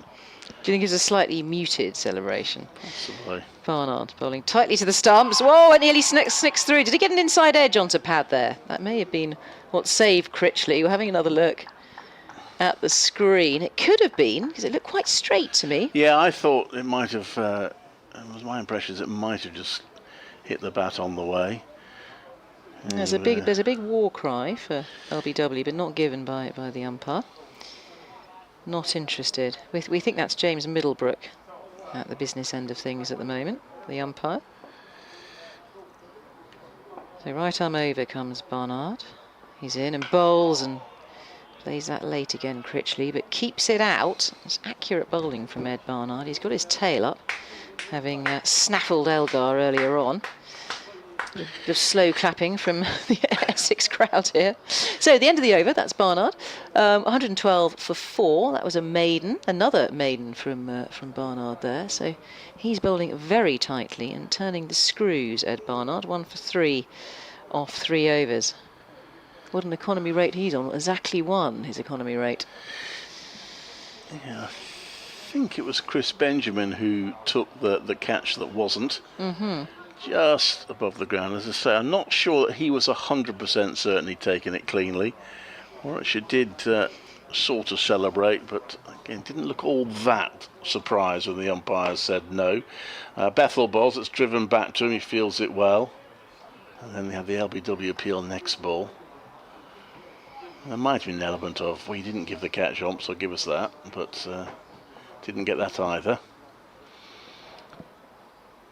In comes Bethel round the wicket. It is very much the modern game now. Batters will wait. They won't go if there's any possible doubt. We saw that with a brilliant catch from Chase Simmons earlier, where Nick Brown stood his ground, but it looked pretty straightforward. In comes Bethel round the wicket. always plays later than that. Again, I don't think that bounced as much as expected. This could be a problem for Essex. It's a slight variable bounce, and Cox has ended up just about getting his bat to that and getting it away for no run. 112 for 4. And Bethel in quicker ball, and well, the quicker balls aren't working for him because again, Cox says thank you very much, takes it almost on the half volley and wallops it for 4. So I think that might be a tactic that he might have to put on the back burner, Bethel. But Cox on 24. He now with Elgar gone, he kind of is the great sort of hope for Essex. Yeah, he was the one batter who made something of significance in the first innings of 47. Bethel round the wicket, bowls, and he turns that one round to back of square leg for his 25th run. 117 for 4.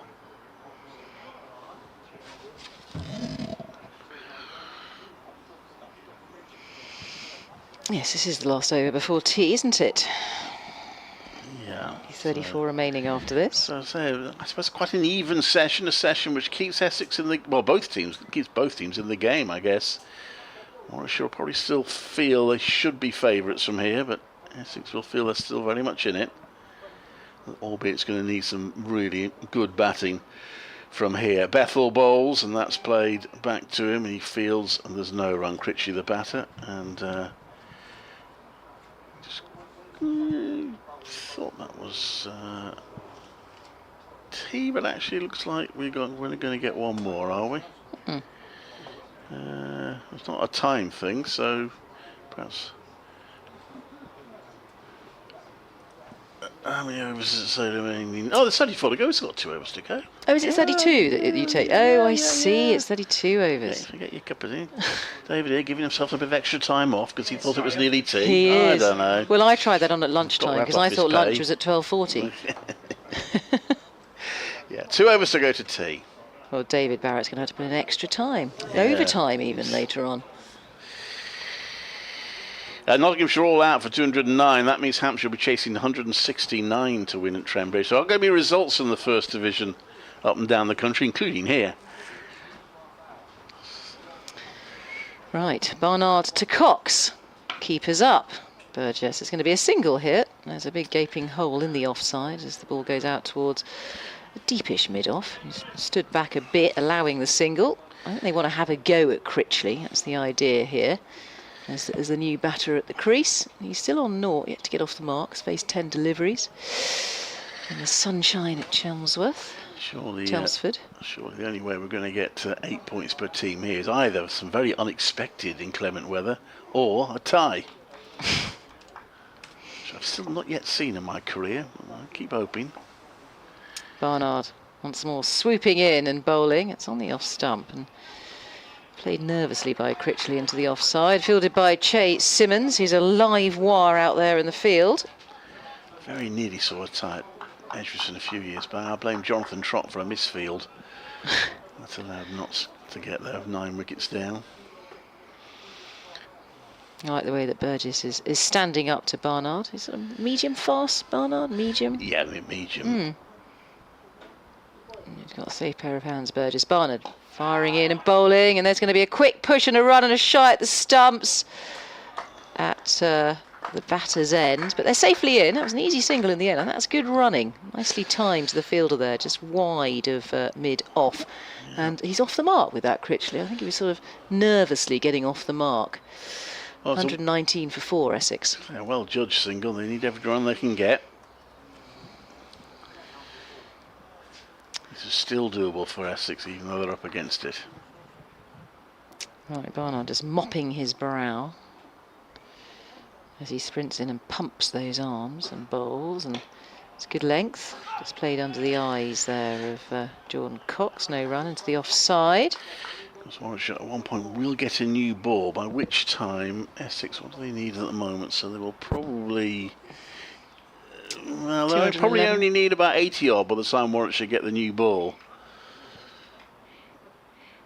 So if they're sort of 6 or 7 wickets down, that could be a factor. Certainly game on here.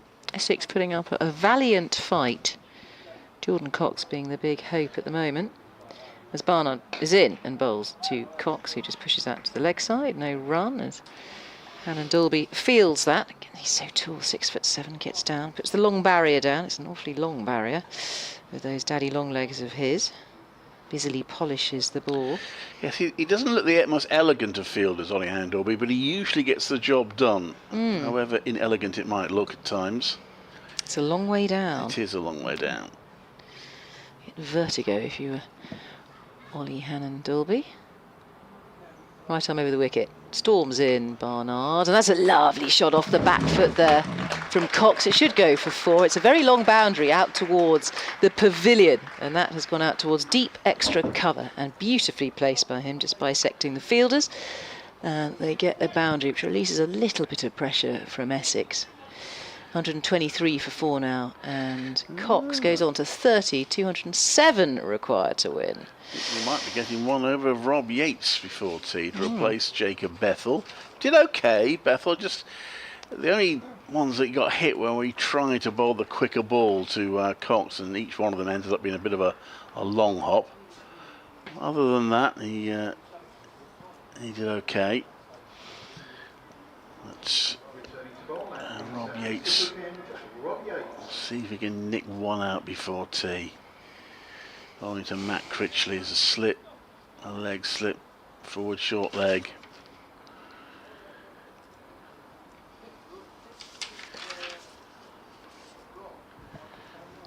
And Critchley, just see what happens. They've just been a little bit indecisive of the field. They're bringing Ollie Hannon Dolby, who was on the onside boundary. He's come right in now and actually swapping places with Chase Simmons, so both of them will now be about halfway back on the leg side.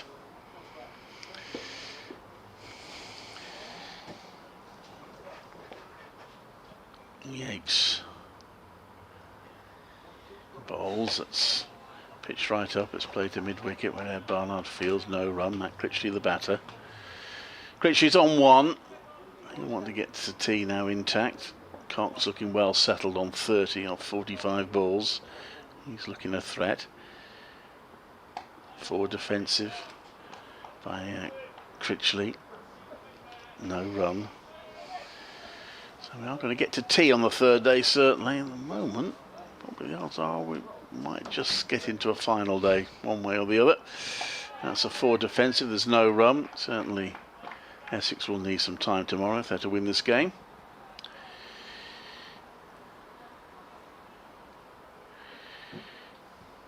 Yates gives that on plenty of air, it's flicked onto the onside. It's fielded, there's no run.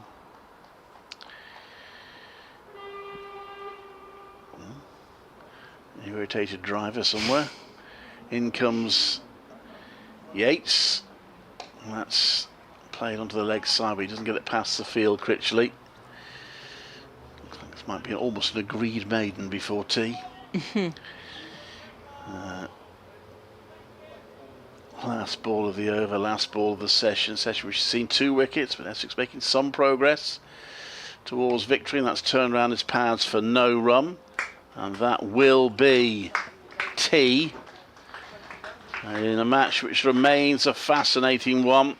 Essex have got themselves in a position rather unexpectedly to chase 330 to win. Bowling Warwickshire out for 94, find themselves 123 for 4 at tea. 2 wickets falling in that session, which were, he tries to scroll down and find it, well, both pretty critical ones. Tom Wesley, LBW, to Chase Simmons for 18, and then Dean Elgar, the prize wicket of Dean Elgar, also LBW, to Ed Barnard for 60. But Jordan Cox looking good, he's on 30, Matt Critchley's on 1. And at tea, Essex 123 for 4, which means they require another 207 to win. We'll be back in about just under 20 minutes.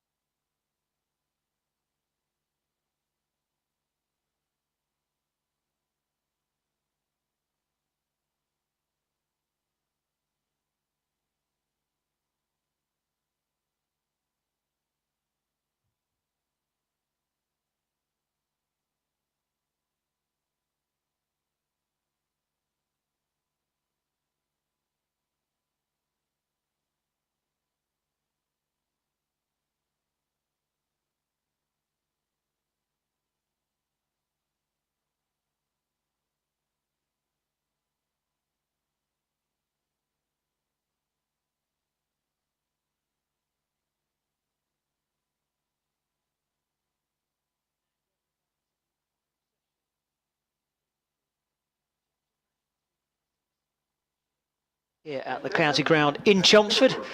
Match situation is that Essex require 207 runs off 128 overs minimum. There are currently 123 for 4, so only 6 wickets in hand. Cox is there, 30 off 45. Critchley is relatively quiet, 1 off 18 so far from him, and he's been reprieved already after Warwickshire claimed a catch, which the umpires believe was hit the ground before the fielder caught the ball. In fairness, I think Warwickshire probably accept that. I think they were unsure themselves at the time.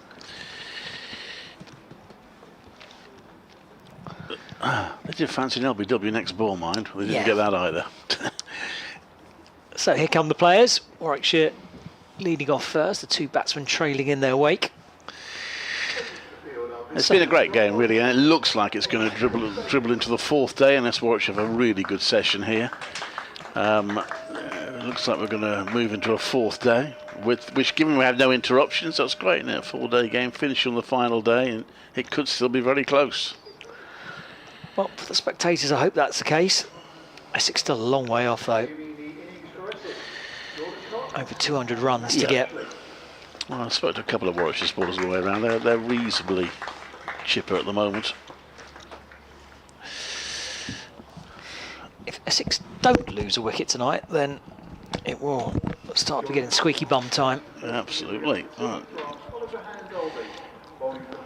That last session was, I think, fairly even, wasn't it? 2 wickets to Warwickshire, which is okay. I mean, if they get 2 wickets this session, they're probably still a little bit closer to a win, but you know, we're going to see Ollie Hine-Dolby well. What they haven't been able to do is cause major issues with spin in the way that Essex did this morning. Rob Yates, well enough, had 1 or 2 moments, 1 or 2 good shouts, but it's actually the seamers that have got the wickets. So it'll be Cox on strike, he's on 30. Hannon Dolby from the Graham Gooch end, and he's got 1 slip in as he bowls now. Right arm over to the right-handed bat, and he defends straight back to the bowler, and it's a dot ball to begin with. Still got that fielding positions where the man straightish mid-wicket is about a step away from being on the pitch. And you've got a man just to his left, about 10-20 yards back at wideish mid-on, and a short mid-wicket there as well, and a deep mid-wicket just in front of the square on the leg side, patrolling the boundary. Here comes Hannon Dolby. In again, bowls, and that's punched off the back foot. That's a good stop by Simmons. He's shown that he's a decent fielder as well as a decent bowler. He's had a good debut. He didn't even do too badly with the bat either. So yeah, good debut for him. Jordan Cox, you feel now, if Dean Elgar out for 60, Cox, people are looking to Cox now.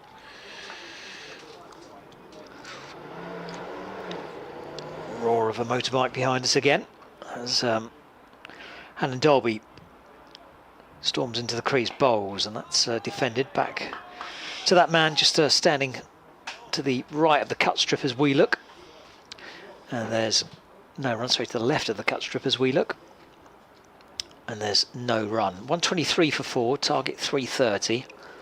32 overs minimum remaining in the day, but it will just be 32 overs because final hour starts. 16 overs left, and I'm going to be around about 4:45 by that point, 4:25 by that point, 4:46 by that point. Hannon Dolby bowls. Defensively pushed up towards Simmons, number 99 on his back. So a warm round of applause. Looks like Rob Yates is going to continue, bowled the last over before tea from this Sir Alistair Cook end, having bowled a longer spell earlier from there, and he's looks as if he's preparing to have a bowl. You're right, the Warwickshire spinners haven't quite had the penetration that the Essex spinners had earlier this morning, albeit that the Essex spinners were bowling at the lower end of the batting order. Hannon Dolby in, bowls again, and that's defended outside of off stump. And one of them is Simon Harmer, that was another factor. Yeah, true. Although Matt Critchley bowled well as well. Yeah, he took 4 wickets. Harmer only 3, but obviously you build pressure from one end, and generally the bowler at the other gets the wickets. Lancashire have finally declared. Ben Stokes did get 3 second innings wickets, so he might get selection for England yet. Lancashire 353 for 9. They've set Durham 475 to win at Blackpool. More importantly, he bowled plenty of overs as well, didn't he? Hannon Dolby in, and that's defended into the leg side this time. That's the end of the first over after tea. Essex 123 for 4, target 330, so they still require another 207. Yeah. Well, it's been a fascinating match. It's fluctuated. There's been some very good cricket, some not so good cricket played. But it's all made for a very interesting contest, which remains intriguing. So Rob Yates will continue to bowl from South Africa again. No thought about a change of ends for him, which is interesting because Critchley actually did get his wickets from the Graham Gooch end, although presumably the best end was this end, otherwise Simon Harmer would have. I'm presuming he gets first dibs on which end to bowl at. Yeah, he generally bowls from this end, Simon Harmer. So, Yates to bowl to Critchley, the aforementioned Critchley. Leg slip, forward short leg, so 3 round the bat. Yates walks in, bowls, Critchley drives it back to the bowler who fields, no run.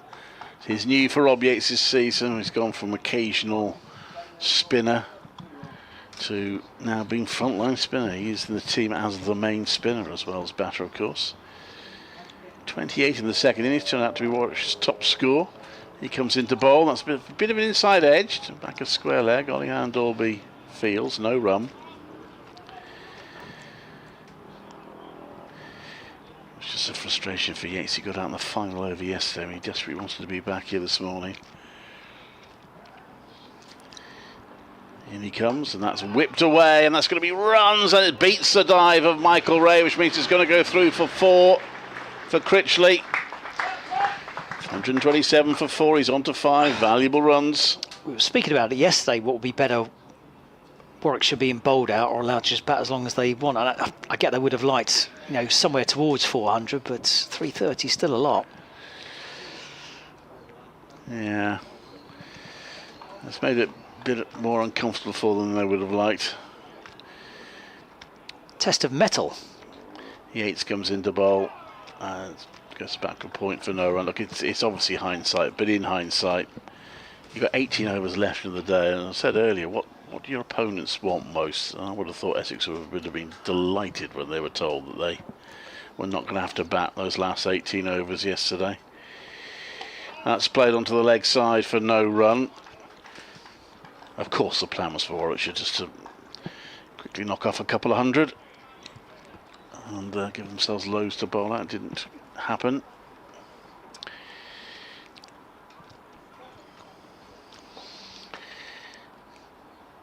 Yates walks in, bowls, it's a 4 defensive back to him, there's no run. End of the over, 127 for 4, Cox 30, Critchley 5. And I suspect at the end of the game, even if they lose, Warwickshire will still say it was the right decision. It's just they didn't bat well enough. Yeah, poor execution. Essex still required 203, so no panic yet at all. Some might say they've done quite a lot of the hard work already, getting the first 4 wickets of the Essex batting lineup. They've got a couple of key ones, haven't they? Wesley and Elgar. But can someone else be the hero for Essex? Barnard seems to skid on a lot quicker than he looks from up here. I was watching it from down there, and he's nippy. Skiddy bowler. Here comes Hannon Dolby from the Graham Gooch end, and that's punched away into the offside. Nice looking stroke for nothing. Again, well fielded by Chase Simmons.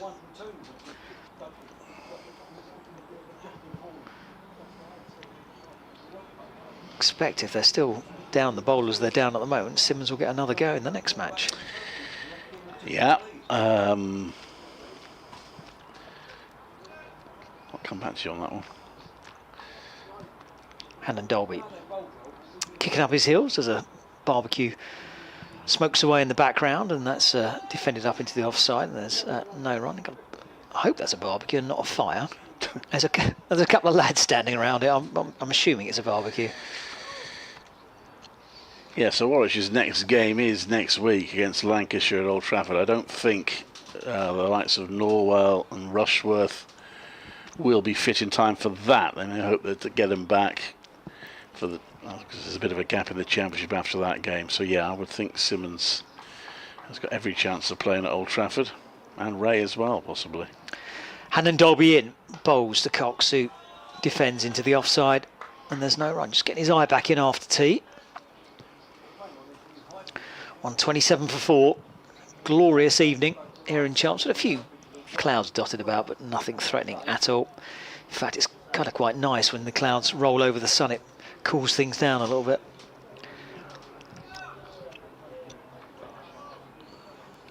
The only bad thing about this commentary box is that it picks up all the mid-afternoon heat.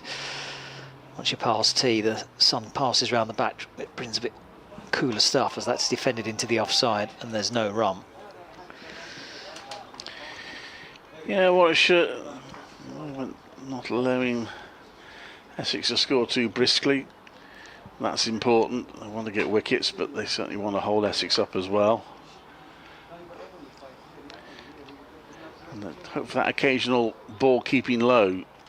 I'm not going to keep Essex out there. The more chance they've got of getting wickets that way.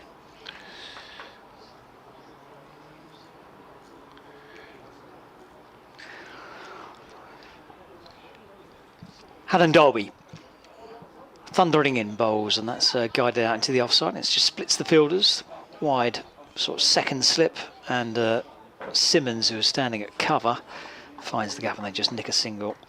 And there's one to the total. 128 for 4, 202 required for victory.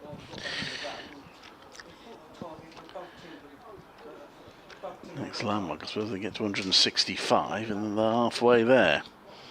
So you can do that 4 or 5 wickets down.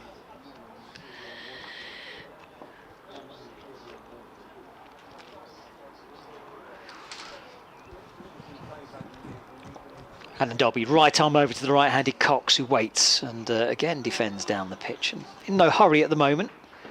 And that's a dot ball to finish the over. 128 for 4. And they've got 30 overs remaining in the day. Critchley and Cox will just have a word with each other in the middle.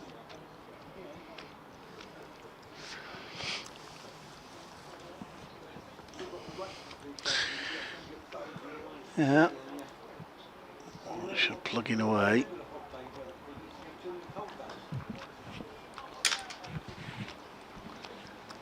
Rob Yates, the ball now. They're not particularly used to winning Warwickshire. They haven't managed to do so this season so far. And sometimes finishing teams off has been a bit of an issue for them in the last few years.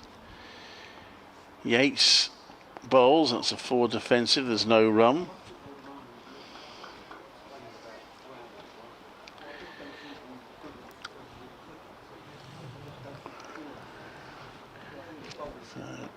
Yates walking in again, bowls, plays back to that. Does Cox for no run.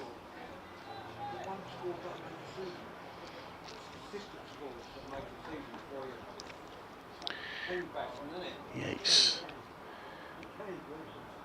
That's a quick short ball which is clipped away onto the leg side, but it's a little unlucky for Cox. It goes straight to Ollie Handorby, so he just gets a single. 2 fielders out in the deep on the leg side. We've got it between them. We would have got at least a couple. 1 run though, 129 for 4. He's on to 32.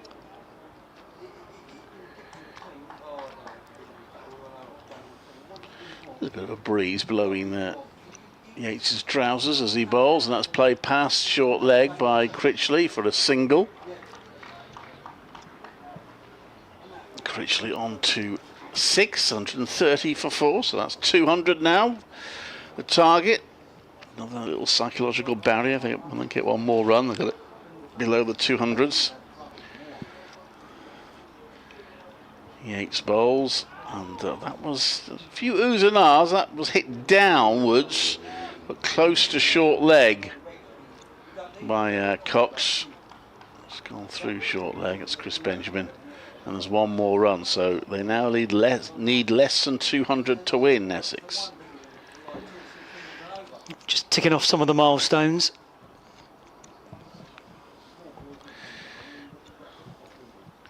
Yates.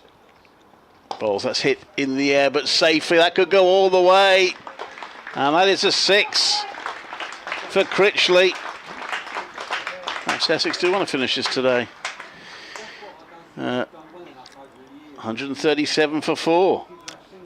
I don't think Yates will mind that too much, to be honest. At least it shows that Essex are willing to take a little bit of a risk. It was calculated there. It was the one to hit on the half volley.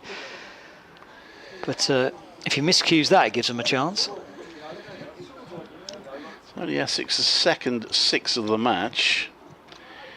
Warwickshire hit 7 in total. That other 6 came from Jordan Cox in the first innings. Hannon Dolby continuing from the Graham Gooch end. Here he comes now. Ball's fullish, driven by Cox up towards wide mid-off. And there is a single to the total. 138 for 4. 192 required to win. A few ice creams being consumed. Can see people sticking with their hats. It's very, very warm out there. Beautiful summer's evening. Deep mid-wicket going back towards the boundary. And then Dolby up to the stumps. Bowls to Critchley. Drives. And it's fielded at mid-wicket. Straight mid-wicket, and there is no run.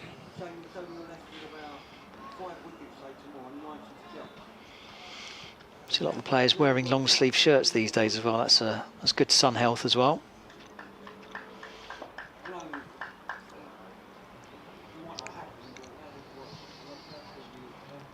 Critchley on strike.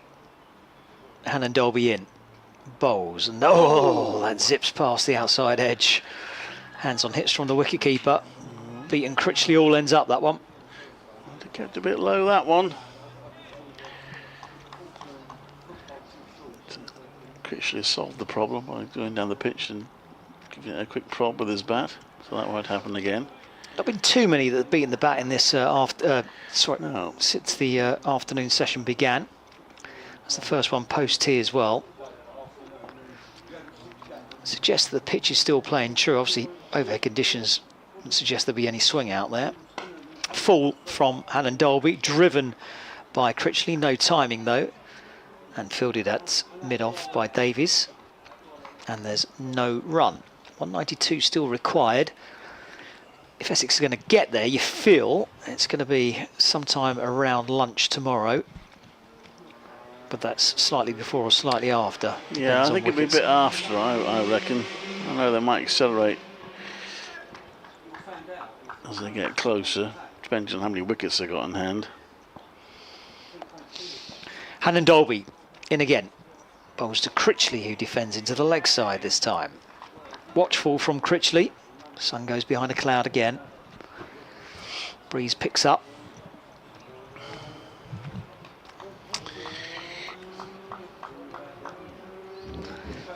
No one in too much of a rush out there. 27 overs remaining in the day after this one.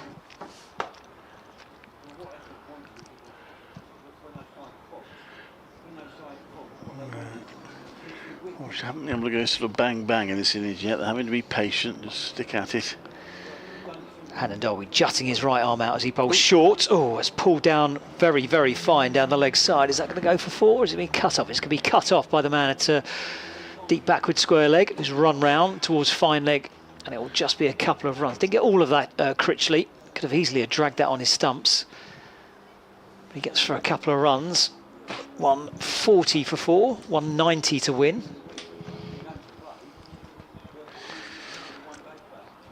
Do you think if if England had done a lot better at the 50 over World Cup, that Stokes would have played the 20 over World Cup? Oh, I don't know. He feels he does need to manage his play a little bit, doesn't he? Don't know.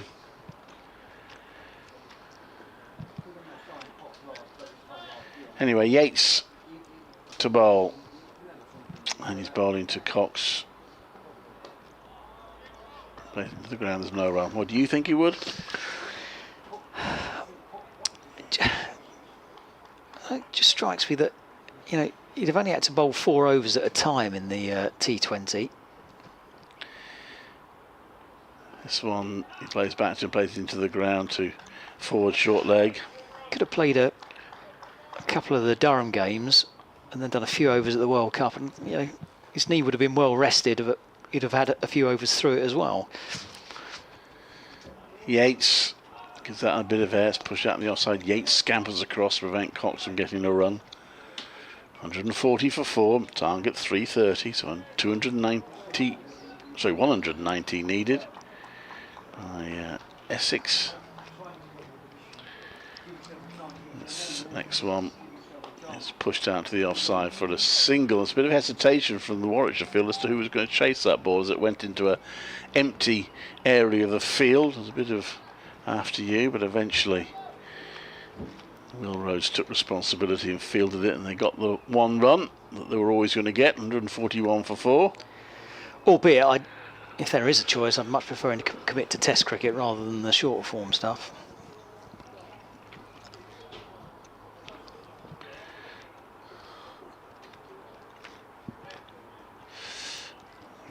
Who's on hand Dolby in from the long leg boundary, which is back of square leg, brings him in. As he bowls to Critchley, he plays back to that, to Rhodes fielding at mid-on. Shortish mid-on, just an adjacent pitch. And 141 for 4 remains the score. Yates in again, that's a 4 defensive.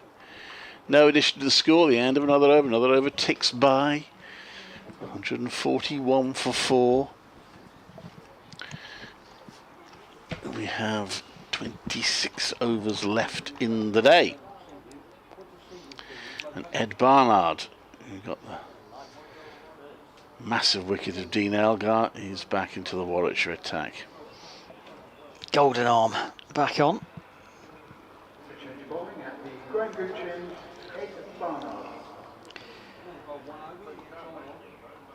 So, Davis rifling through his bowling lineup. Presume we'll see Simmons not too long after Barnard if he doesn't make a breakthrough. We haven't seen Will Rhodes yet in this innings. That's true.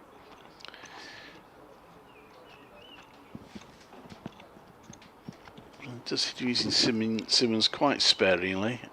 Which Davis, he bowled 7 overs in the first innings.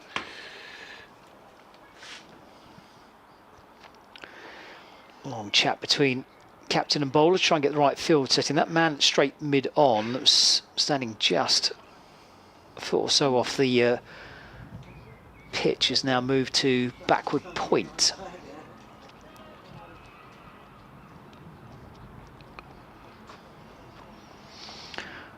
Barnard, right arm over, bowls to Cox, who defends back to the bowler, and there's no run. 141 for 4. Cox 35 off 66, and Critchley 14 off 34. Run rate just hovering just below 3 and over.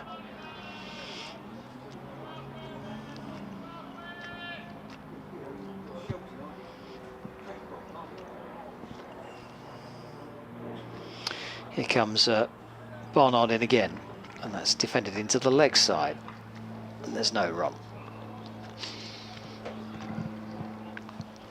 So yeah, if they continue to score at the rate they are, what, they need about 110, something like that at the end of the day.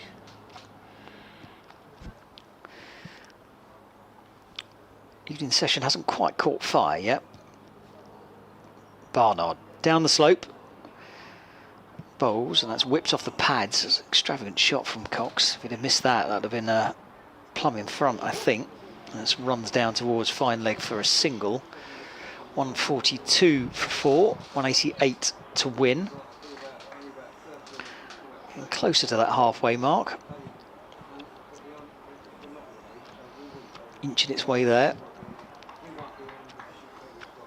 It's really that one big six from Critchley. The only really aggressive shot we've seen from the Essex batsman in this session so far. Barnard bowls, and that's defended by Critchley. Out towards cover. It's fielded by Blethall. And there's no run. Having been a respite from the sun now with the clouds hovering over. Still lovely and warm outside. Barnard again. Over that lush green turf. Up to the stumps, bowls again, and Critchley misses out there. That was there to be hit through the covers, but he's caught it off the toe end of the bat. And it's into the ground and then into the hands of Blethall standing at cover. And another dot ball. On 42 for 4. Yeah, it's not exactly a stalemate at the moment, but game progressing slowly. Barnard in again. Bowls, and that's just defended back to the bowler by Critchley. That's the end of another over. We've had 7 since the break, and Essex 142 for 4. Rob Yates hands his cap to the umpire, so he's going to continue.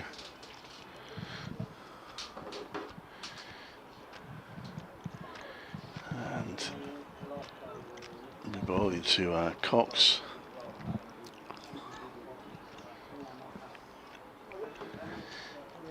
With still 2 round the bat now. Spence with the slip, they've got a leg slip and a short leg. We've also got a fielder close at mid-wicket. It's played into the ground to short leg, who fumbles it slightly, but no damage done. That's Chris Benjamin. They really like that fielder at straight mid-on, just off the cut straight. It's been there pretty much the whole match for them, certainly since I've been watching them. Yates bowls, that's a quicker ball, defended down the pitch.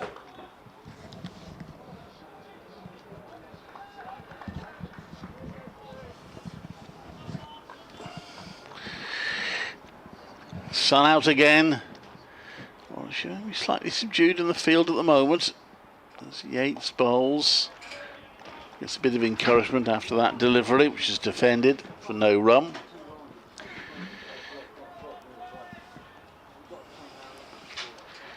Rob Yates still toiling away. Bowls. So just worked onto the leg side again for no run by Cox. 2 more balls this over to go. Again, from a Warwickshire point of view, Essex not really going anywhere at the moment, so they won't be too worried about that. Yates ins, just on leg stump, it's turned around to short leg for no run. You only need to get one to either nip through or a misjudgment from the batsman. Fielder coming in from deep cover. They realise that no real attacking shots are being played at the moment.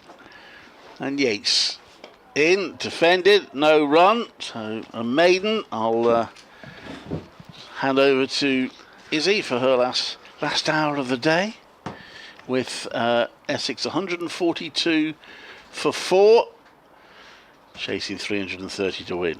Thanks, Clive. Hear from Clive again just before the close of play.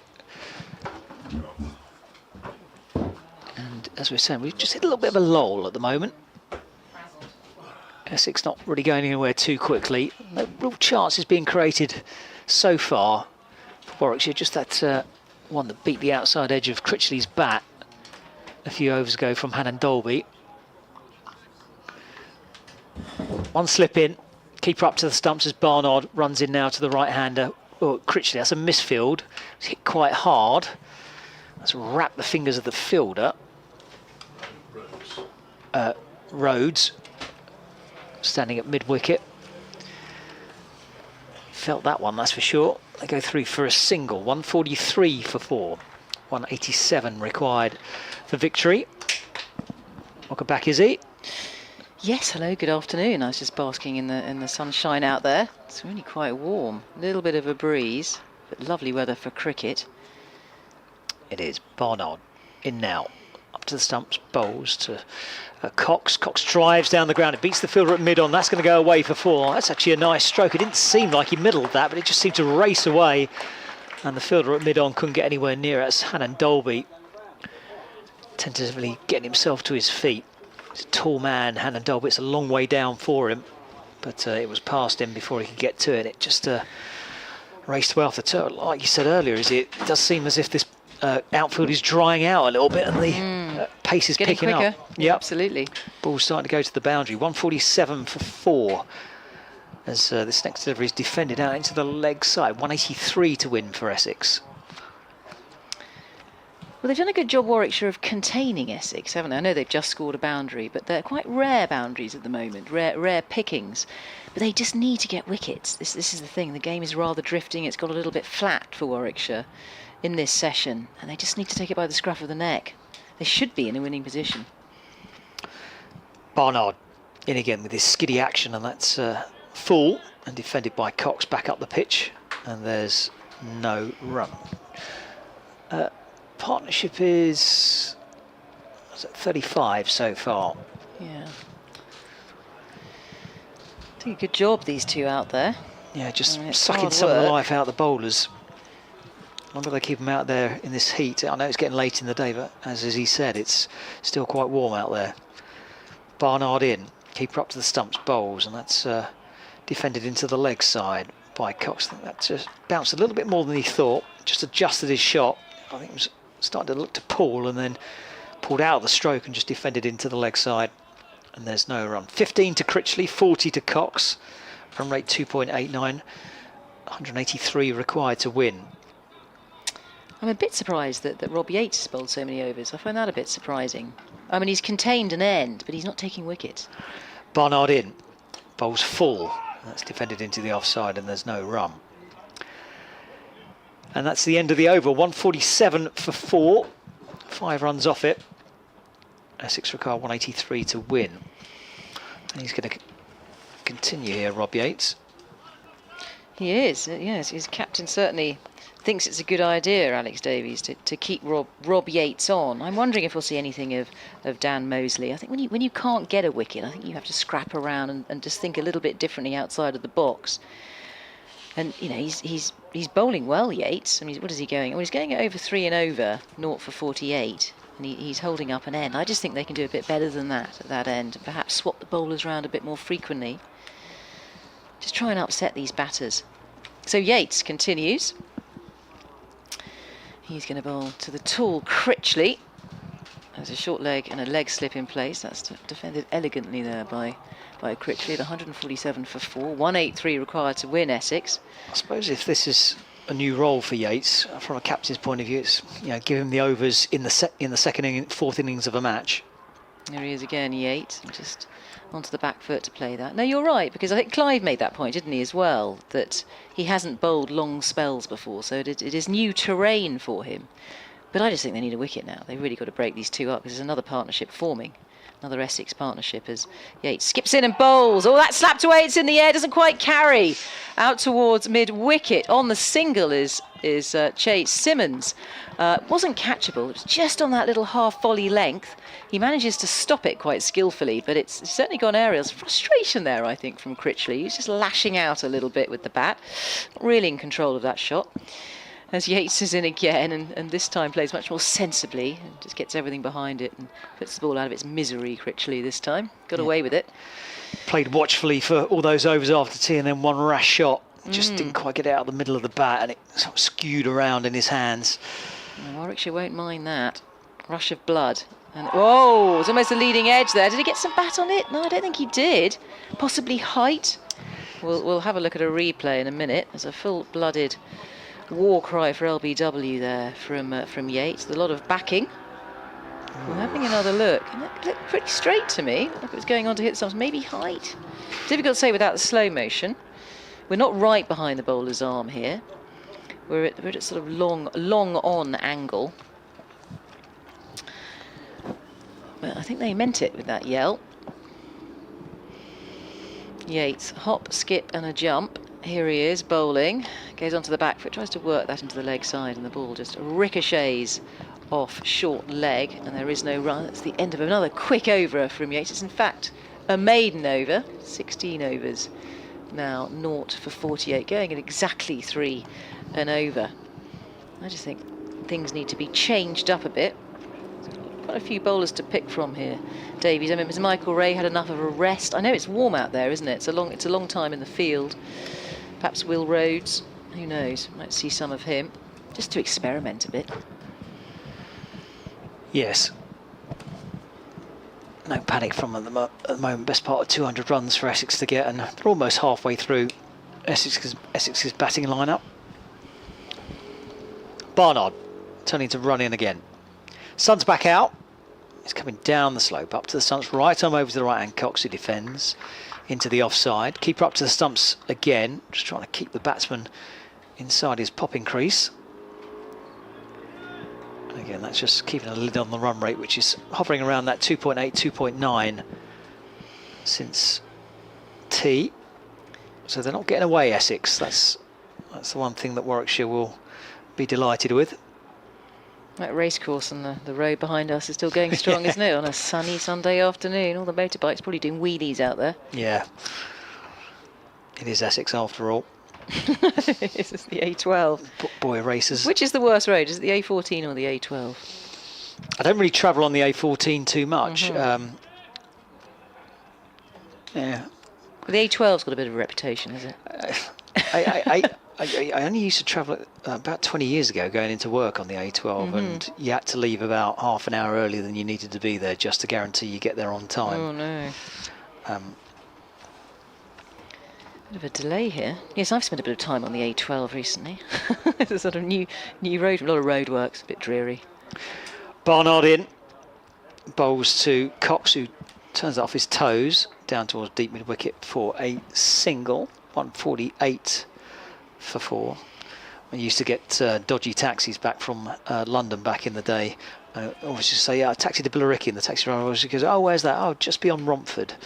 And oh, Romford, yeah, it's 20 quid. And obviously they're past Romford, and then you'd be going for about another 25 minutes. How cruel. Yeah, it was. Yeah. I love that name. Billericay Dicky. Yeah. Ian Jury and the Blockheads. Absolutely. Made more famous these days by Gavin and Stacey, I think. Oh, yes, I think you're right. More modern, yeah.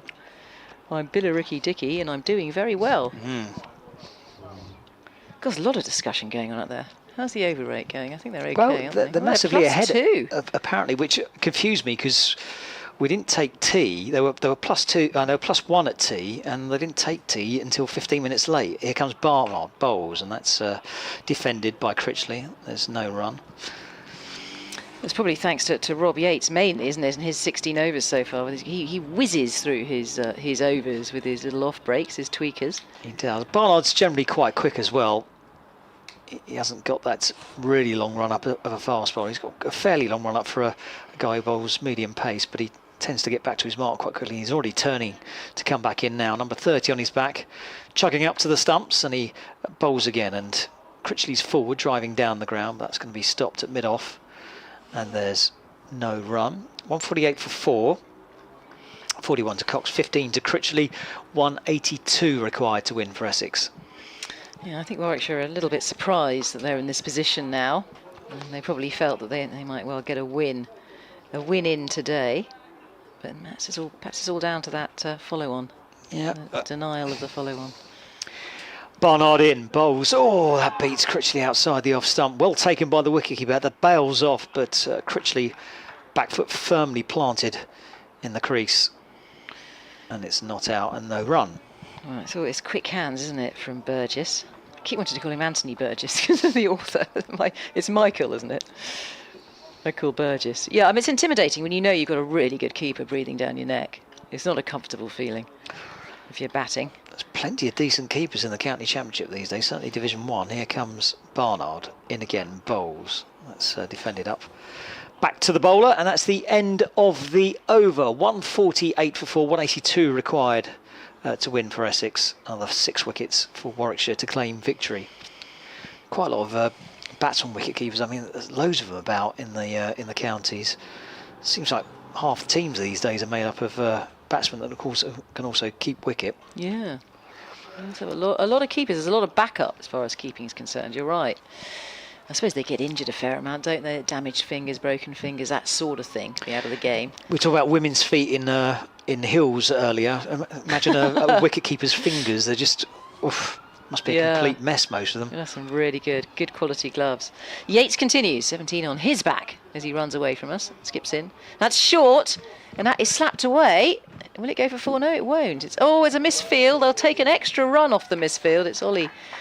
What's his name again? I always get his name wrong. Hannon Dolby. Hannon Dolby gets down there. I mean, he's giraffe-like, but he gets down there, and that's 2 runs. Is that the 50 partnership? Let's see. Oh, have they broken the back of... Here we are. Essex 150 runs is up. There's the ripple of applause after 53 overs. At 205 minutes, the 150 is up. 150 for 4, Essex, still requiring 180 to win. That's the important number. As Yates again onto his toes and bowls. That's short.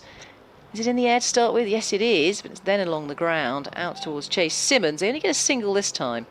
Sharp fielding from Simmons, gets it in quickly. Yates just dragging it down those last couple of balls, giving a little bit too much room. And Critchley goes on to 15 with that, 151 for 4 now. Warwickshire should be pleased that wasn't going anywhere near Hannon Dolby because he did not have a clue where that ball had gone. No, he didn't, you're right.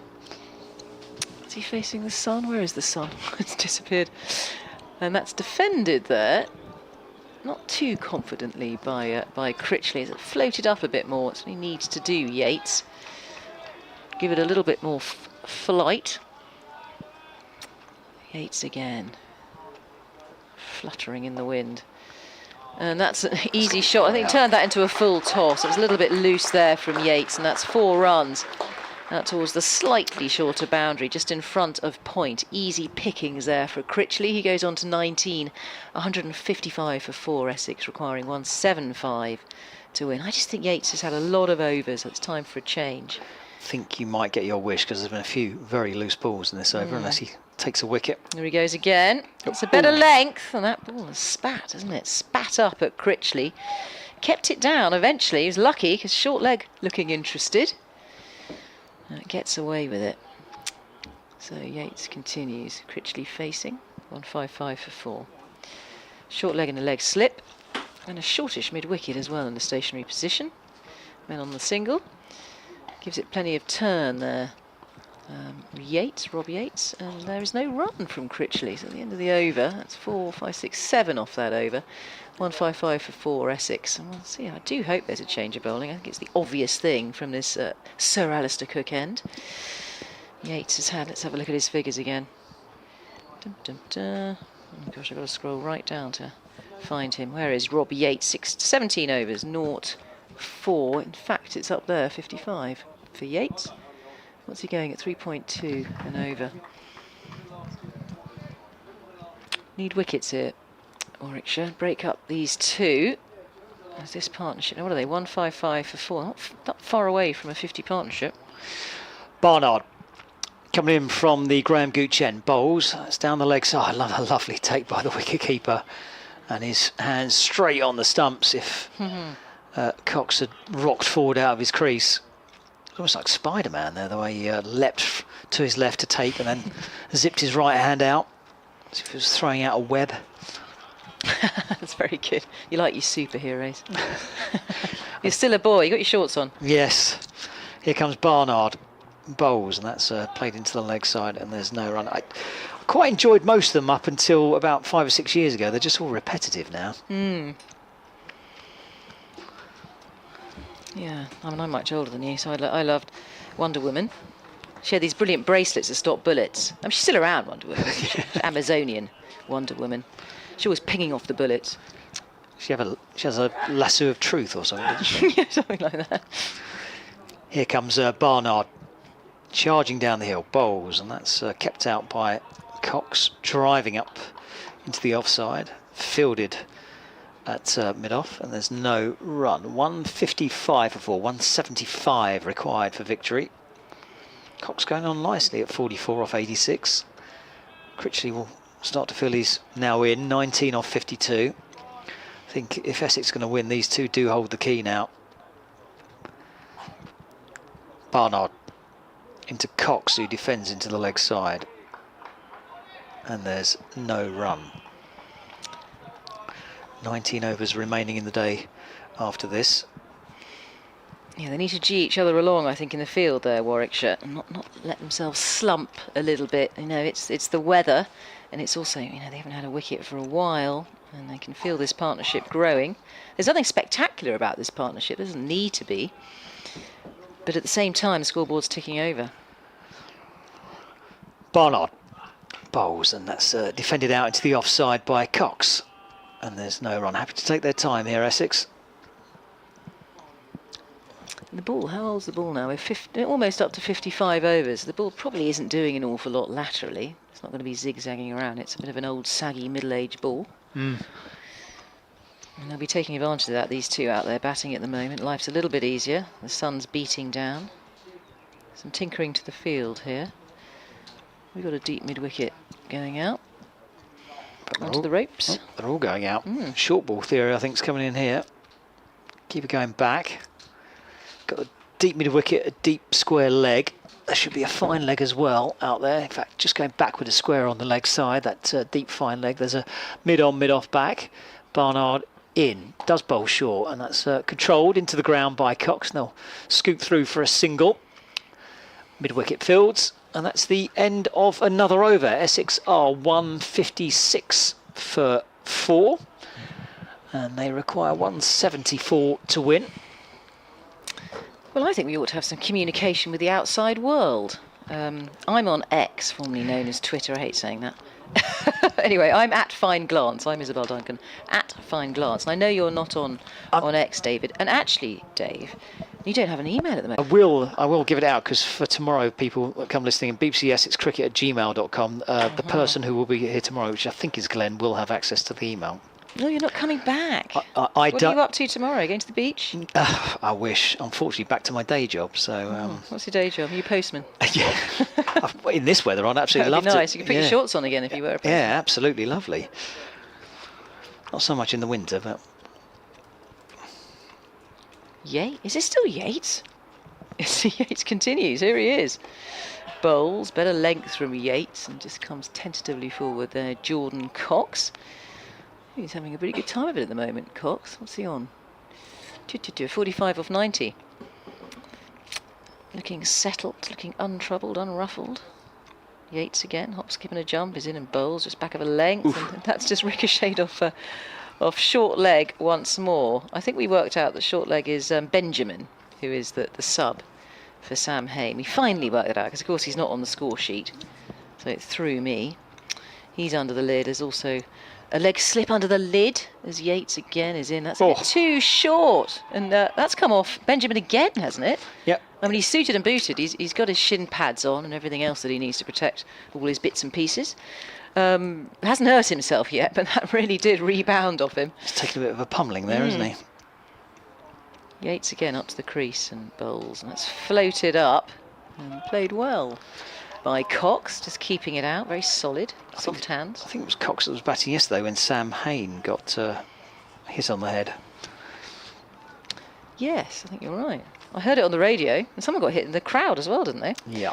As Yates again is in and bowls, and that's played gently there by Cox. 4-no run, just kicks the ball away as Benjamin rigorously rubs the ball. It's quite an old ball. It probably needs a lot of rubbing to get it to do anything. Here we are. Yates has got the ball in hand. He's up onto his toes. Off he goes. In and bowls, short of a length, and there will be a run here, just one. As the fielder comes in and picks up. And one more run. So I think that was just one off the over. Yes, it was. A good tight over there from Rob Yates. 157 for 4. Oh, we're going to get drinks. 173 to win. I think it is drinks. You're right. They deserve a good drink. It's quite warm out there today. What's Cox on? Cox on 46, Critchley on 19, and Essex hanging or on in there, much to Warwickshire's disgust. Yeah, see, this is acceptable. Drinks after. Well, we've had pretty much an hour, haven't we, since they came back on, roughly. Whereas yesterday morning, I think the wicket fell in the second over. Drinks came on. Oh, really? Two overs in. Gosh, yeah. I mean, these poor souls. It's not as if they're playing in a furnace in the middle of Adelaide somewhere. It's, 40 degrees, or perhaps Dubai. Shrivelling up. No, it's actually very dangerous. Because poor old Root, I can't remember which ground it was. Root was very ill. Melbourne, wasn't it? Was it Melbourne? He was Yeah. very ill. I think he ended up in hospital, didn't he, overnight? Must have been incredibly dehydrated. And these Yorkshiremen, of course, are not used to that sort of weather. Can get brutally hot in Melbourne as well. So they're having a well-earned drink out there, and a bit of a discussion. Maybe there are messages being passed out to the batters. Notice the umpires don't get a drink. They just have to sit there. Well, there's a or lot of stand hanging there. around if you're an umpire, isn't there? Standing around. But you're right. They can get a drink if they want it, man. I'm sure. Oh, no, they're just about to get one from Oh, one there of we the are. players. Yeah. Kind of them. He does look quite thirsty. The umpires being James Middlebrook and Ben Debenham. And James Middlebrook played for Essex. Yeah. Certainly did, yeah. Yeah. And what about, do we know anything about Ben Debenham? I don't personally. No. I'm afraid I don't either. Well, I will look him up tonight, just in case there are nuggets of gold on Debenham. So they're just slowly moving back into position now, the field, and picking up lids. There's all sorts of equipment, debris all over the pitch, all over the square, getting themselves together. And Warwickshire really do need to do something a little bit different here. I think if Mike Brealey was out there, there'd be all sorts going on. He'd be putting a lid at square leg and getting them to aim at it. Grant Gooch used to do the same thing for Essex as well. Did he? Yeah. I like that sort of thing. I think at this point in a match, they're still not that worried about the runs, Warwickshire. What do they require? They need 173 here to win Essex. Was it written into the rules that you couldn't actually do that anymore? I'm sure I heard that somewhere. Really? Yeah, you couldn't just randomly place helmets or Okay. things on the outfield, just get people to try and hit it. Wanting the 5 runs to hit it. I could be wrong on that, but I thought I heard that somewhere. It's like playing pinball, isn't it? You've got to ping, ping, ping, ping, see what you can hit. Aha, Chase Simmons is coming on. Okay, so Essex will know that it's not the last roll of the dice by any chance by Warwickshire, but coming towards the end of the day, probably a 4 or 5 over burst from Simmons, and then I'll expect to probably see some spin from both ends. Simmons in down the hill. That's cut away. So down towards a deep backward point for a single. A couple of fielders out there. Deep cover runs around the field, and just 1 run to the total. Score goes to 158 for 4. 172 required for victory. Yeah, they've got to work hard, these seam bowlers, with this ball, I think now. It has definitely softened up. You've got to bend your back, and the man to do it probably is Chase Simmons. We saw him blast through Essex with his 3 for 12 in that first innings. More tweaking to the field here. Yeah, we've got third man coming up to backward point. I presume there's no third man down there anymore. There's now a mid-on, short mid-wicket, a conventional mid-wicket halfway between the wicket and the boundary. As that comes off the inside edge and the pad, Simmons running away as if he's claimed the wicket. I think that came off an inside edge, didn't it? It might well have done. Let's see if we can get our replay. It's not out anyway. Yeah. 158 for 4, but Simmons wheeled away. That was the previous delivery that's being replayed on the on the TV. Oh, is it a bit behind? Is that the problem with the streaming? I'm not sure. If it is, it's only just happened. Yeah. Camera's having a bit of an episode. It's zooming and flicking about all over the place. It's got the shakes. Camera's got the shakes. Simmons running in again. So an appeal off his first ball, and he bowls, and that's pushed away by Critchley, wide of mid-off, and there is a run to the total. 159 for 4, 171 required for Essex to win. Certainly has got a bit of pace about him as Chase Simmons. Yeah, and he looks very relaxed. I always think West Indians look relaxed anyway. They've got that kind of attitude. But he's quite silky in the way. He's slender and silky the way that he comes in. It is a bit Jofra Archer-like. And he's up to the stumps now, and he bowls. And again, same shot by Cox this time. Pushes it wide of the man at mid-off and saunters through for a single. I think 3 off the over so far. Yep. Score moves to 160, and it's 170 to win now. It's almost halfway there. Essex crowd getting interested again. Cheering up their boys out there. Cox and Critchley. Simmons in, that's short, pulled away. There's a couple of fielders out there. Oh, almost crashed into each other, but the man from long leg just pulls out at the last minute in deep mid-wicket fields. 1 run to the total. 161 for 4. 169 required. Slowly ticking down. The longer these two stay out there, the more frustrated Warwickshire will get. Again, I don't think they'll be panicking at all at the moment. Still plenty of runs to get for Essex. And Warwickshire will feel 1 or 2 wickets more and they're well in the game. Here comes Simmons, bowls. And there's no run. We've got 17 overs remaining in the day. That's the end of the over. 161 for 4. A further 169 required for victory. So you're all the way back to Ipswich tonight. Yes, it's near. It's just west. There's a place called Hadley that's not too far away from my friend. She's in the middle of nowhere.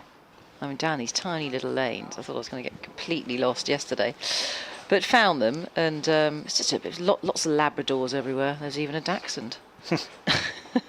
She's really insulting because I thought the Dachshund looked a bit like a Spaniel. It's probably slightly overweight. I think that was the problem. So that didn't go down well. She said, no, it's definitely a Dachshund. Too many of those vol-au-vents that were handing out last night. Exactly. Or yeah, they were nicking a lot of food, those dogs. I tell you, they're crafty. Everyone got a bit drunk. And those dogs are running off with all sorts of things. Champagne too, disgraceful. It is disgraceful. Bubbly bubbles. Yates is still there. He bowls and that's a tempted flick away. And there's a shy at the stumps there from leg slip. Is that Alex Davies under the lid there at leg slip? It is. He's just having a little go. Just wondering if Critchley's wandering out of his crease. 161 for 4. Yates to continue. He's persevering with Yates, that's for sure. Yates up to the crease. Bowls. Oh, and that is slapped away. That's a good-looking shot. It's gone area. It will be 4 runs. It has gone straight over the ring. And 4 more runs. That may well be the 50 partnership. Let's have a look. Is it the 50 partnership? I think it might be. Yes, it is. Here we are. 53 runs they're worth now between Cox. Critchley has contributed 25 and Cox contributed 28 of 125 balls in 76 minutes. There we have it. Well, that's the shot that he tried a few overs ago that he almost got caught out from. But this one he got all of. Got it well wide of the fielder and over the fielder as well. Yeah, aerial over the ring. It's more of a sort of T20 shot, isn't it? Get it over the ring and you'll get a boundary. But certainly in control of that over towards mid-wicket. And they're halfway to their target. So once more Yates is in and bowls, and it's a little bit quicker there from Yates and just backs onto his stumps there, Critchley, but keeps it out. Yeah, 165 now required to win Essex. Just creeping along, aren't they? Nudging along here. The very occasional boundary.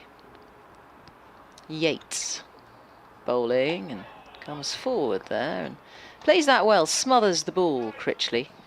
I'm just wondering if they're starting to think, these two. I mean, we're a long way off the new ball, but this ball is old, whether they're going to start to target certain bowlers.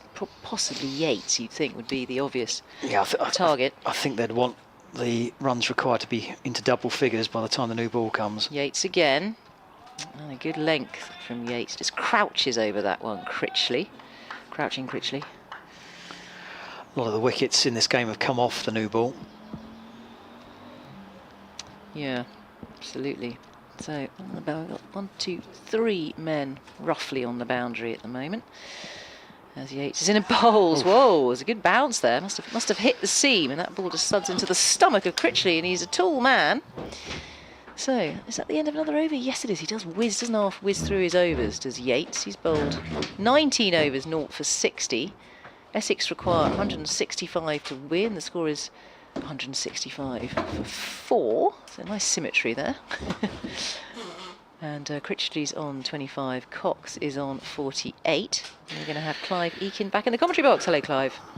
You see, well, Essex are halfway there, 4 wickets down. So I think the pendulum is swinging their way at the moment. Nothing that a couple of wickets wouldn't change.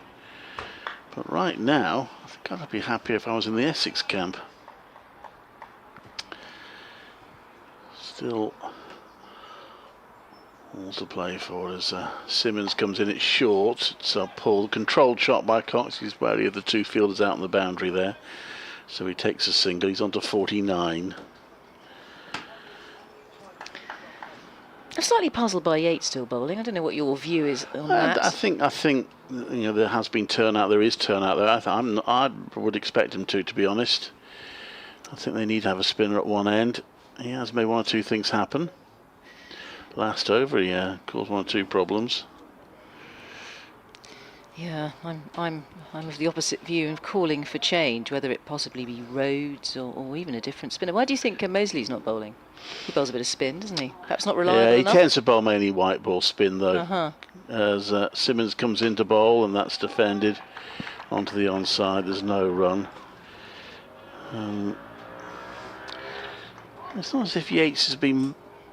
I mean, he's been slightly more expensive than the other bowlers, but he's not exactly... What's he gone for? He's gone for 3.1 and over, so it's not as if he's been hugely expensive. Well, he's contained Essex quite well from one end, certainly. Must be getting some grip and turn. Difficult to see from here because we're not behind the bowler's arm.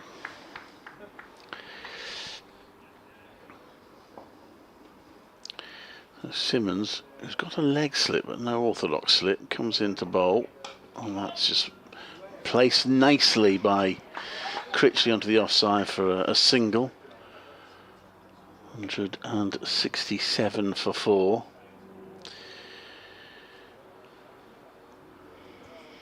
So what are your plans this evening, Clive? I know you've got to stick around. Looks like you're going to stick around. Is it your 5 o'clock rule that once we're past? Yes, we're 5:15, aren't we? And the game is still strong. I don't make plans. There's another night in Chelmsford for you. I'll eat and sleep. That's the main thing. In comes Simmons, and that's played to mid-off. They think about a run, but it's just travelling a bit too quickly to Alex Davis at mid-off for there to be a run there. So they think better of it. So I don't know if it's been mentioned, but a victory for Sussex. Quite a remarkable victory, really, because Yorkshire appeared to be... They were 50 runs shy with 4 wickets left. And then again, they were... I think about 30 runs shy with 3 wickets left, but eventually bowled out for 161. So Sussex, my tip for the second division title, won by 21 runs. That's short, slower short ball, trying to tempt Cox into an expansive shot. Instead, he just happily parries it away for a single, which brings up his half century. It's a controlled half century from Jordan Cox. It's taken him 101 balls, was exactly what his team needs. And we said when Dean Algar was out that focus would fall on Jordan Cox, and at the moment he's not letting his team down. And the way he just played that last shot, not tempted to try and wallop it, just says, okay, I'll take the simple single there. Simmons bowls, almost falls over as he picks it up. By the way, of his last appeal, I noticed the umpire had a little word with Alex Davis, and I think he would have been saying something along the lines, you better tell the young man that when he appeals for an LBW, he needs to turn and face me. Chase Simmons seems to have got this. We see it occasionally. I remember Dougie Brown being told off by an umpire for it once, and it was given a dreadful name at one point.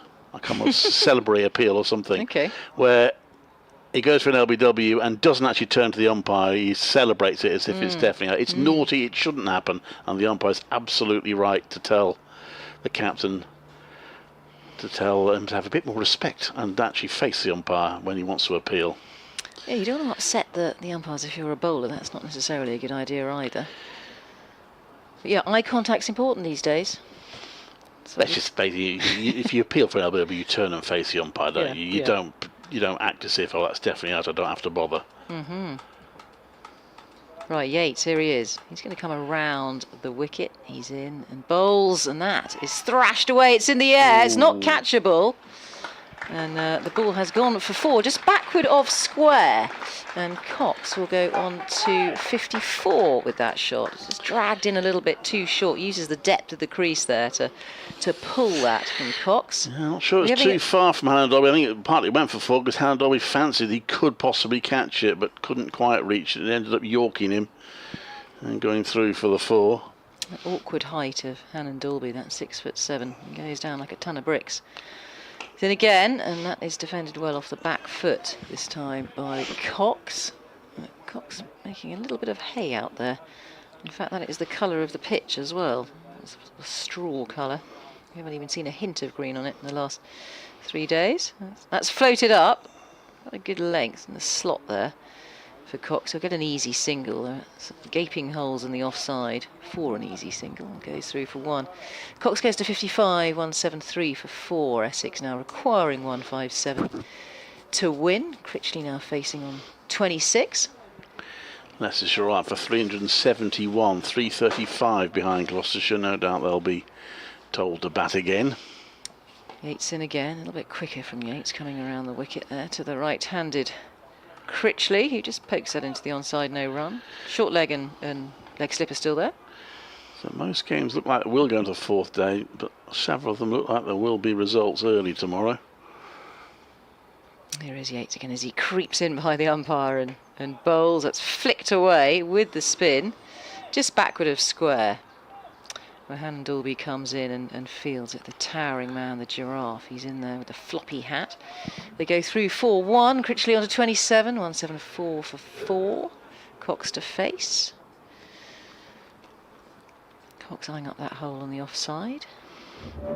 Continue to come around the wicket. And just trying to work with the spin there. Cox doesn't get a run there. So 174 for 4. That's the end of another Yates over. He's bowled 20 overs, 0 for 66. Well, I think the Yates is on to whether it would be worth just swapping ends, see if he can get a bit more joy from the Graham Gooch end. Alex Davis having a chat with him now. Well, you see that often, don't you? That captains will play around with ends, swap their bowlers around to see if they can have better luck at another end. Bit of magic. So Jay Simmons to continue. Warwickshire in pretty significant need of a wicket now. Do we get tea here? Notice any cakes? It's feeling a bit peckish all of a sudden. Afraid not. I thought commentating was all about cakes. Yeah, I've been doing this for a long time, and I can tell you that unless you're in Test Match Special, that's a complete myth, It's a myth. I have to say. Or if you're at Worcestershire, you get cakes, don't you? In comes Simmons to bowl, and that's driven to mid-on for no run by Critchley.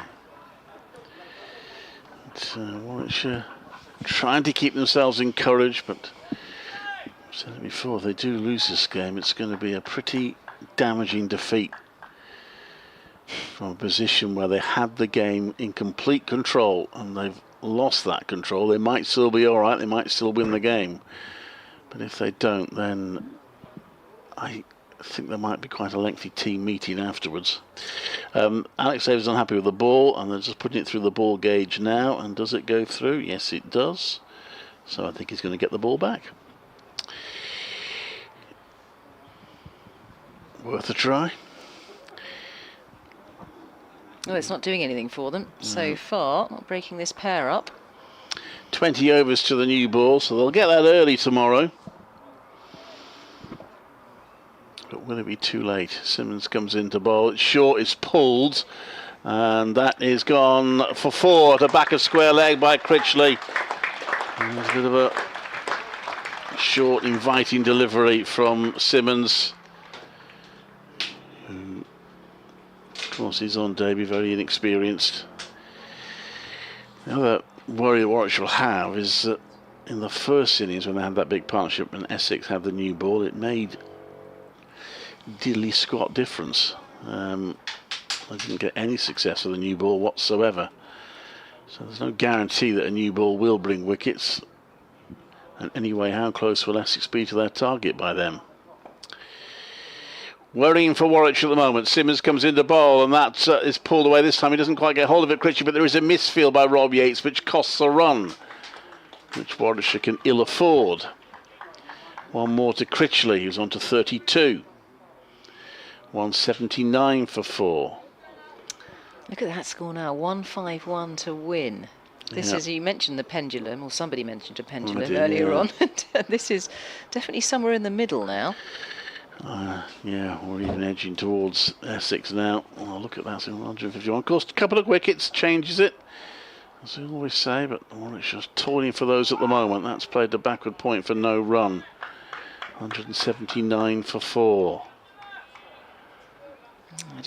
I personally think that Alex Davies has got to swap and change his bowlers a bit here, because at the moment nothing is happening. We know it's a soft ball, it's an oldish ball, it's 60 overs old.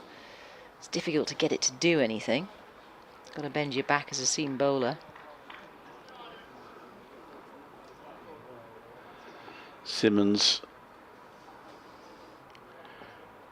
from the Graham Gooch balls has pushed to mid-on for no run. Just losing their hold, aren't they, Warwickshire? Yeah, might be tempted to bring Will Rose on, if nothing else, to try and keep the scoring down for a while. Will Rose now with his arm around Simmons, but he needs wickets. I suppose Simmons has looked as likely as any, but these two have looked pretty comfortable. He said one big partnership might be the key. Thought it might be Elgar and Wesley. It's ended up being Cox and Critchley. If they can keep going.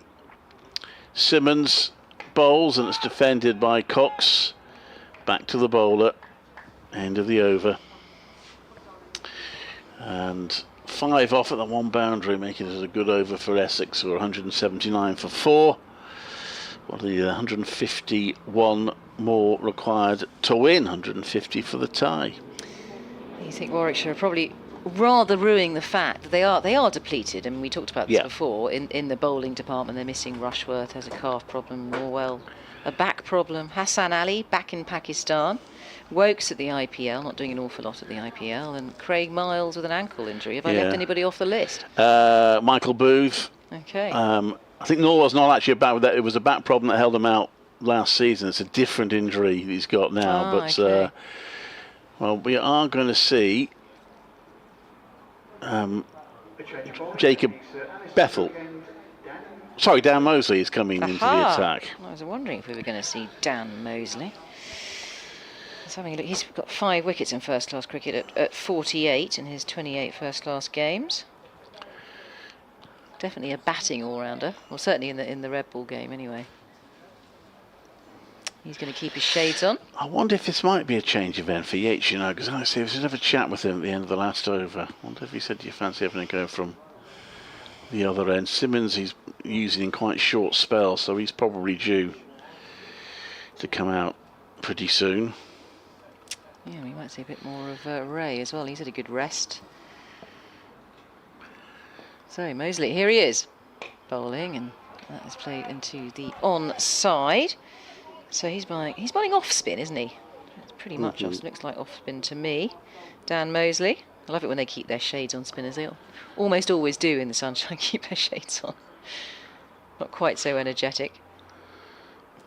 Just a little pause here. Dan Mosley with his blonde hair glistening in the sun. And news just in, Surrey have just finally completed a victory, a half-century partnership for the last wicket by Worcestershire, but bowled out for 231 in the second innings. That is a comprehensive win for Surrey. Mosley hops going to jump, he's in, and that's floated, turns it into a full toss there, Critchley, but doesn't manage to get it away.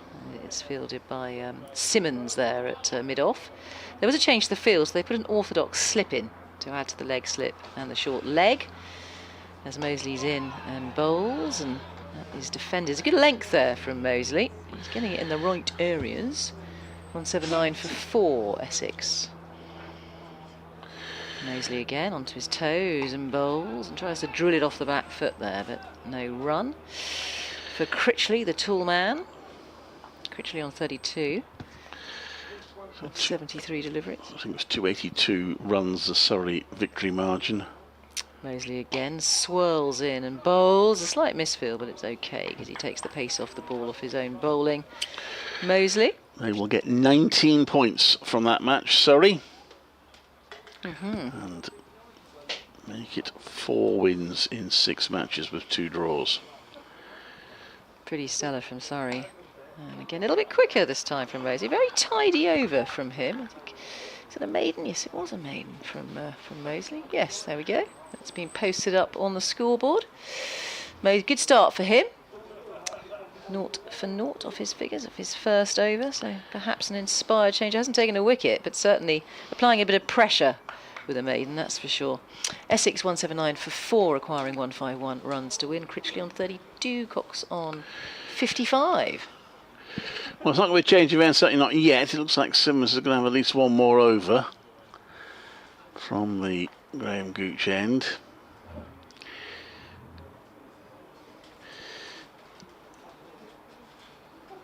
Alex Davis has a word for him. He's had a good match so far, but it's unforgiving, this county professional cricket. Can he make the headlines again? He's got no slips in place at all now. Warwickshire on the defensive. They want to stop these runs being scored, at least until they get the new ball. That's played to mid-off, and Alex Davis feels there's no run. But 18 overs away from the new ball. So if they score about 3 and over, they will still need 100 or so to win by then. But as they're 4 wickets down,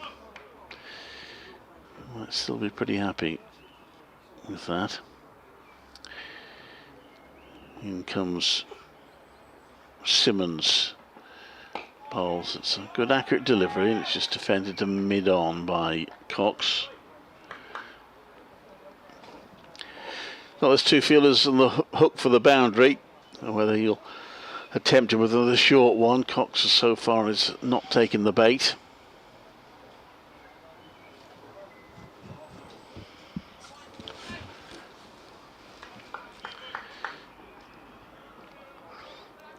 And Simmons. Yeah, it's going down the leg side, but Burgess takes it well. Cox has a little nibble with the bat at it, but taken ankle height by Burgess. 3 helmets behind him at the moment.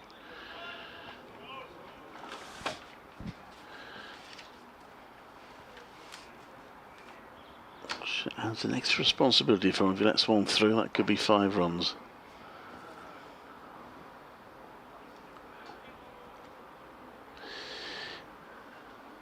Simmons in, and that's a little push to mid-off. Thinks about a quick run, but the ball is too straight to the fielder, so no run taken.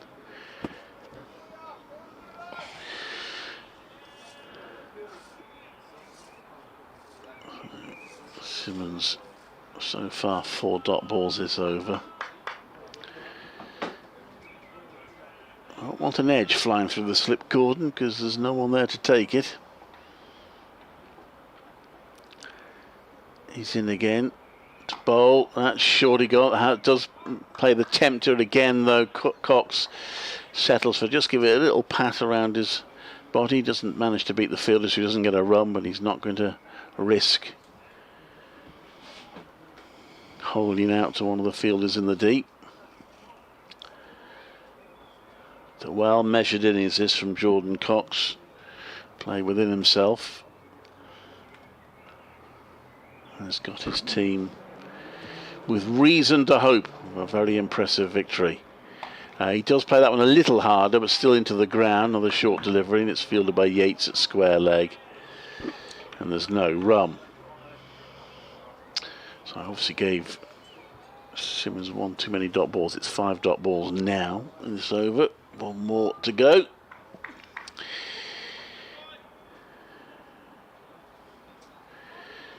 We shall hope they can keep it as quiet as possible for the remaining overs today. Come back refreshed tomorrow. New day.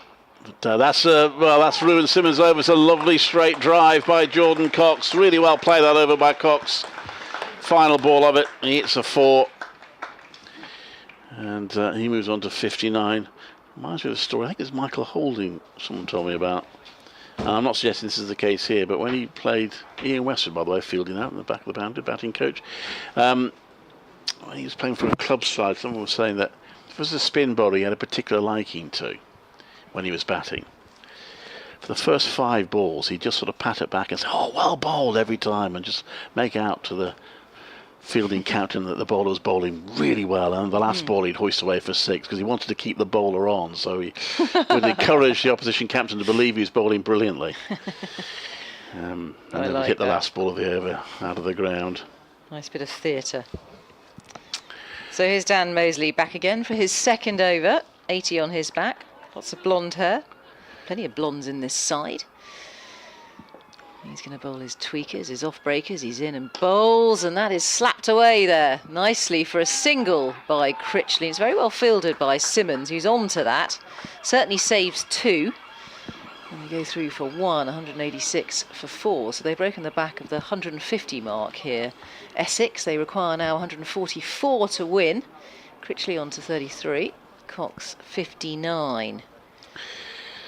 Somebody warming up. It's Is Michael it Ray? Ray, Michael yeah. Ray is warming up. I was wondering when he'd come back on.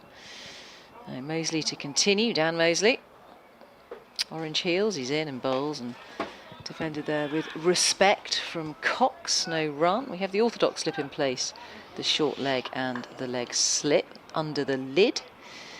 And plenty of dust out there as well. As Cox was just scratching away at the crease. It's a dry, dry day. Mosley swirls in and bowls and defended well, gets the pitch the ball, puts it out of its misery, does Cox. Almost doing ballet out here in front of us, Michael Ray. He's got a very good sense of balance. He's sort of crouching, or perhaps yoga positions. As again, Mosley bowls and defended a good positive stride forward there from Cox, no run. Important to see out these overs, these two, with this partnership growing and blossoming between Cox and Critchley, as Mosley always drags it in short. That is slapped away. Will it go for 4? I've got a feeling it will. Yes, it will. It bisects the 2 fielders out there between deep mid-wicket and square leg. And that's 4 more runs to the total now. So Cox will go on to 63 with that and score 190 for 4. Yeah, really of an occasional bowler, I'm afraid. He's done pretty well up to now, but got that one badly wrong, Mosley. And ruthlessly taken advantage of by Cox. Well, he's seeing it well, isn't he, Cox? He's been out there for a while. Just defends that one this time. Better flight from Mosley for that final ball, but ruined with the 4. 5 off the over, in fact, from Mosley. So 140 required to win now. Essex getting excited. They will be 90 for 4. Yeah. In a way, it's a shame that we haven't got time to finish it today, because we'll have to come back tomorrow. The Warwickshire will be grateful for that. As I say, they'll hope a new day brings new hope and maybe a change in concentration. But Michael Ray then confirmed as coming in next. What have we got left today? 10 overs left today. So, well, it'll probably be about 110, maybe 100 from their target, by which time Warwickshire will be 6 overs away from having the new ball. But of course Ray can bowl now because they won't have the new ball today, so he'll still be nice and fresh when it becomes available tomorrow. Well, the sweatband is there in the sun, glistening in the sun. The wristbands and the sweatband around the head. He does have one slip in place. Sir Rob Yates in that position, still a pretty defensive field at this stage. As Ray comes in, that's left. There's no run. Left by Critchley. Can Michael Ray make something happen? I should get at least one more before the close. Still be under pressure, but they might just feel back in it a little bit. Yeah, looking a bit desperate now, Warwickshire. Yeah. In search of a wicket. Break up this partnership.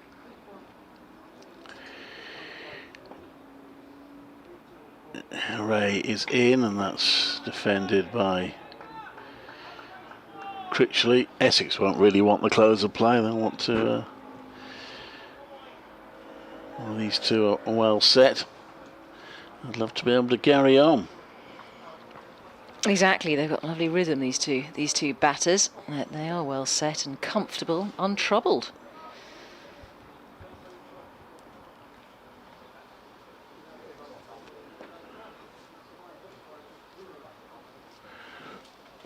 Ray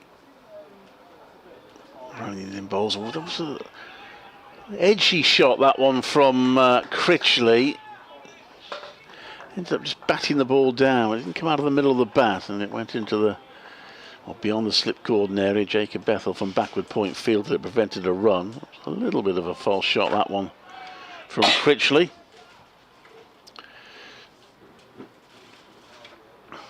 Yeah, a bit of extra bounce I felt on that one. Just rather surprised, Critchley.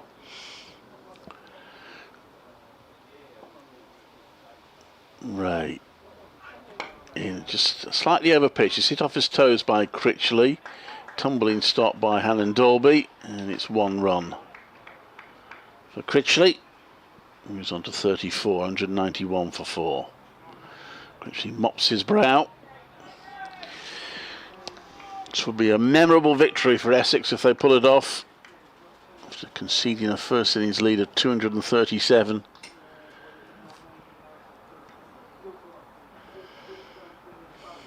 Still work for them to do though, as in comes Ray, and that's driven by Cox, but straight to Chris Benjamin in the covers. There's no run. And you think the run rate's crept up to 3 again. And we've had the odd boundary. We've had the last 2 overs has been a boundary.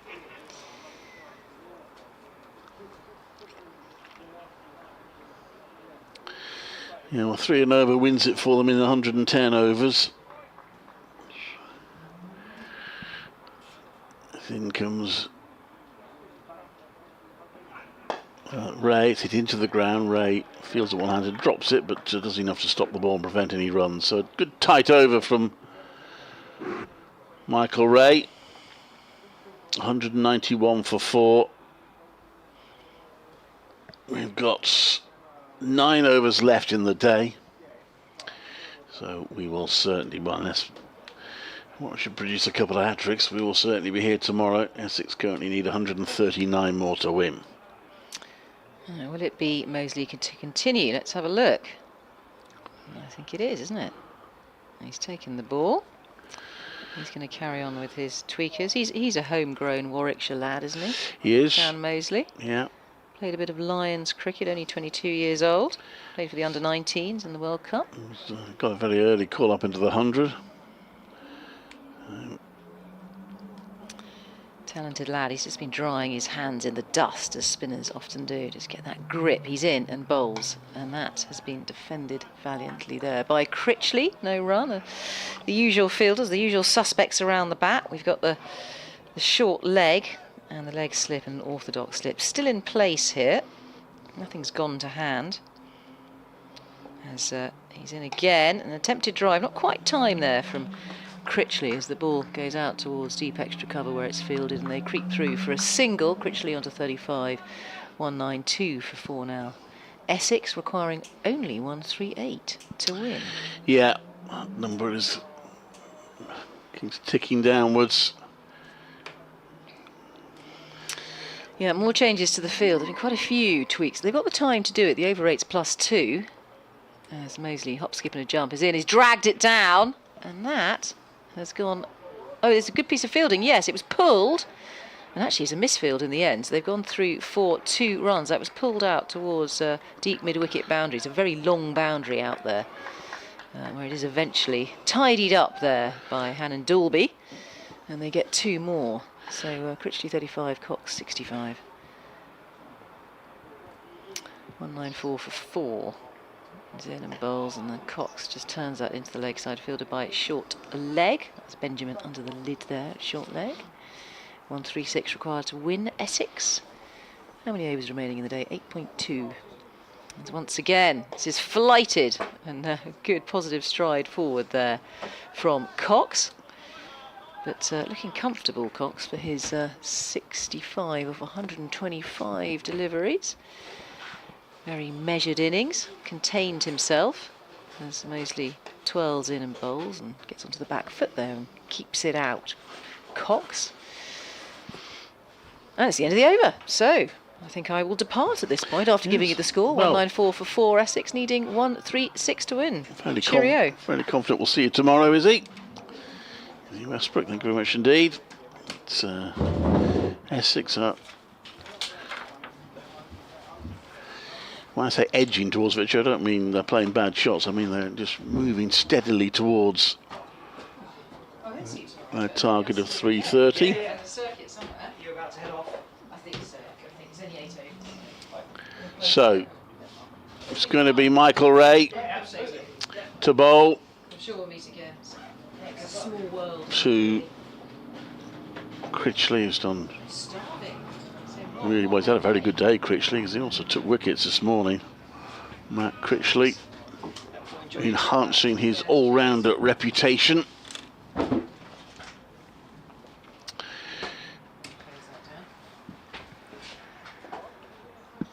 As in comes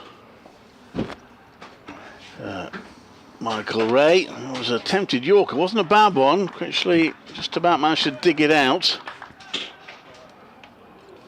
A little bit flat out there again, isn't it, for Warwickshire? Yeah.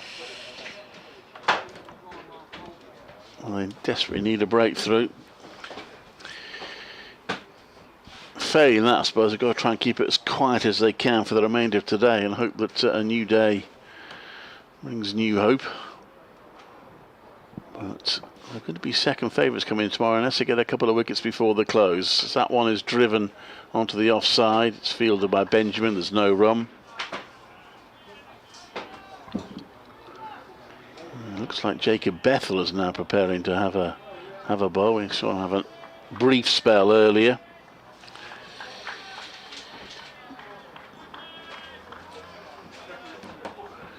But this has been a really good effort from Essex. Started with them wrapping up the Warwickshire innings for 94 all out this morning. In comes Ray to bowl. That's solidly defended. Ray fields, there's no run. Yep, certainly Essex's day so far. They see off these final 7 overs. Get that runs required down to around about 110. Yeah. There's 6 wickets left. I mean, you would have to say they'd be favourites, but of course a couple of wickets does change things. Yep, definitely. In comes Ray. And that's just clipped off his toes nicely by Critchley. Move one leg out of the way and plays it to the sweeper on the leg side for the first run of the over. 195 for 4. Run rate still hovering around 3, so they're not leaking loads of runs here, Warwickshire. No. I think they've pretty much resorted to just settling for that for now. Because they're not really the odd one, creating a bit of excitement, but it's pretty sporadic. And was it 6 overs to the new ball in the morning? Yeah. Ray comes into bowl. That's going down the leg side. It's helped on its way, and it may go all the way. I can't see now because the TV camera person is in my way, but it has gone all the way. It's gone for 4. And that is another valuable shot from Cox. Just a leg glance. And it was Chris Benjamin down there. Not Chris Benjamin, Chase Simmons down there, who didn't really have a chance of stopping that, despite a gallant effort. 199 for 4.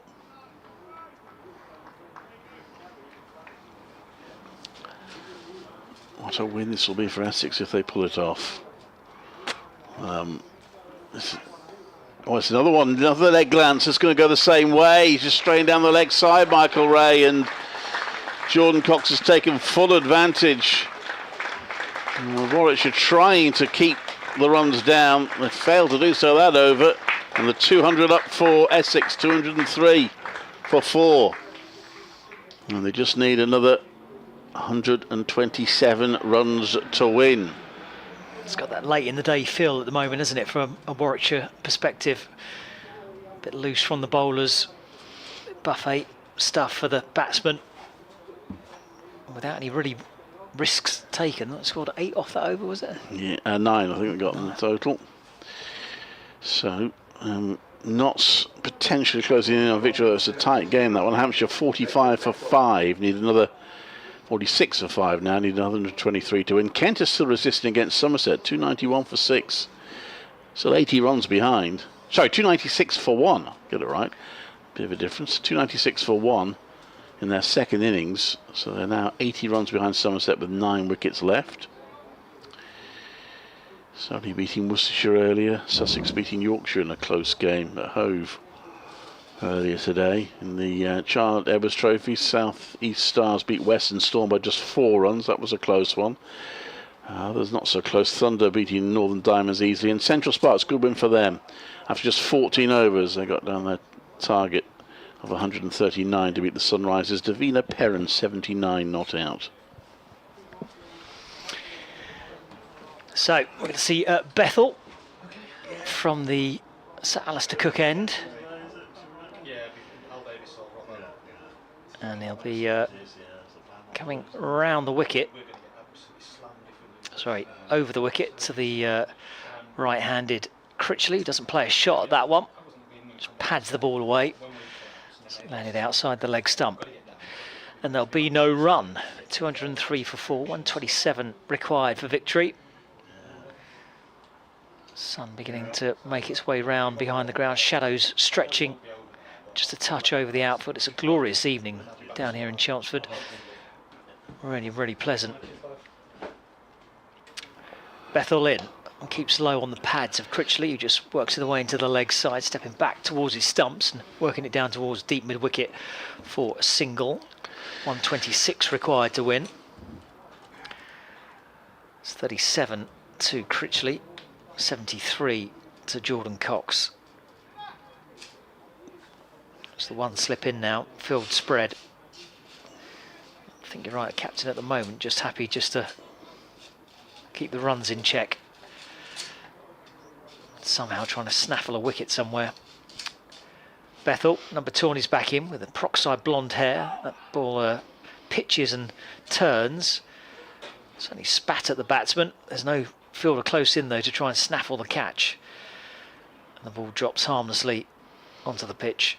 And there's no run. In fact, that delivery has just forced a change in field from the captain. There is going to be a short leg in, so I don't think he would have got there had it been in place.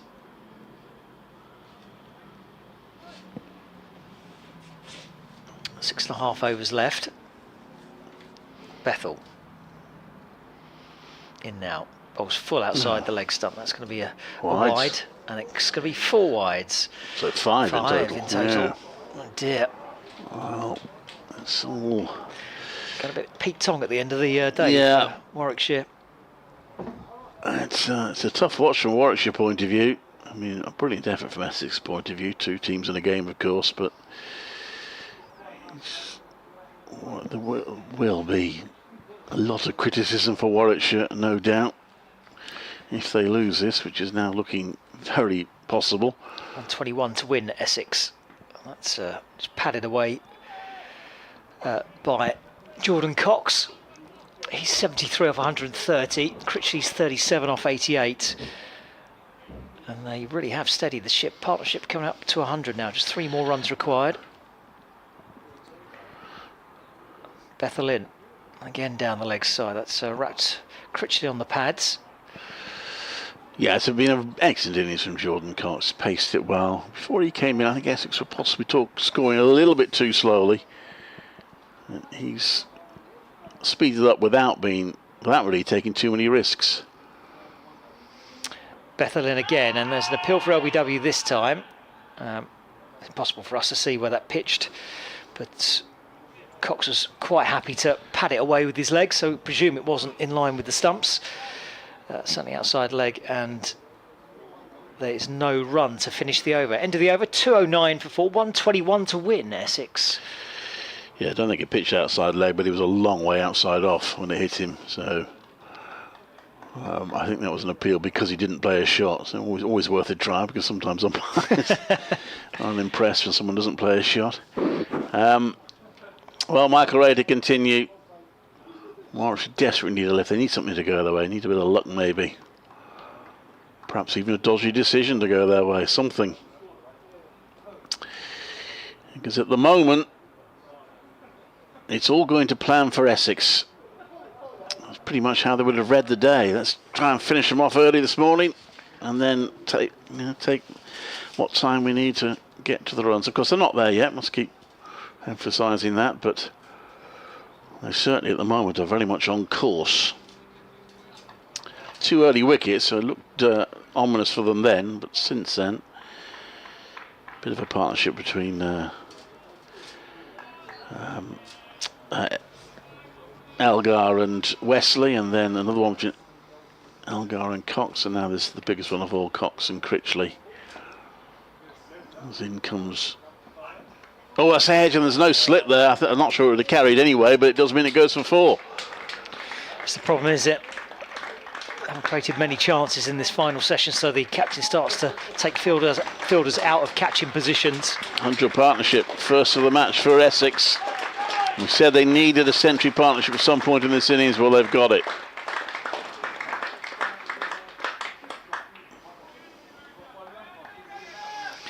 And that's what happens. Balls start to fly to the boundaries when they should have been taken.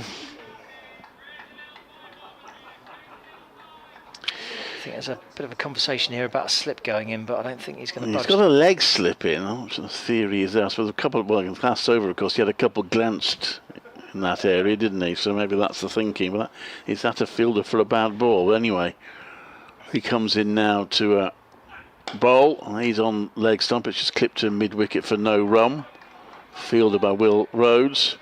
And we do have to, from a Warwickshire point of view, as I said, they will get some criticism, I'm sure, if they lose this, having had such a big first innings lead. The decision not to enforce the follow-on, then being bowled out for 94, which is probably where they lost the game, in fairness. To give the bowling attack some allowance. 2 debutants, a lot of players missing. Ray into bowl, played to mid-on, there's no run. But I guess ultimately, you have to look at the third innings of the match. It's so often the case. They can go badly wrong in the third innings of the match.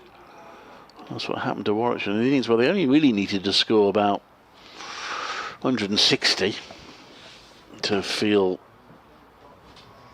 pretty good. Certainly 200 you'd have felt would have had them well on top. They got rolled out for 94. Great performance by Harmer and Critchley today. That's played to mid-wicket. It's beaten Will Rhodes, and it will be another single. They think about a second. In fact, Cox doesn't think about a second. He takes it. And 2 more runs onto the total. And Essex fans applauding every run. As I say, it's almost a shame that they can't carry on now and go all the way today and applaud every run. But I'm sure they'll welcome the break overnight. Not close enough to claim an extra half hour.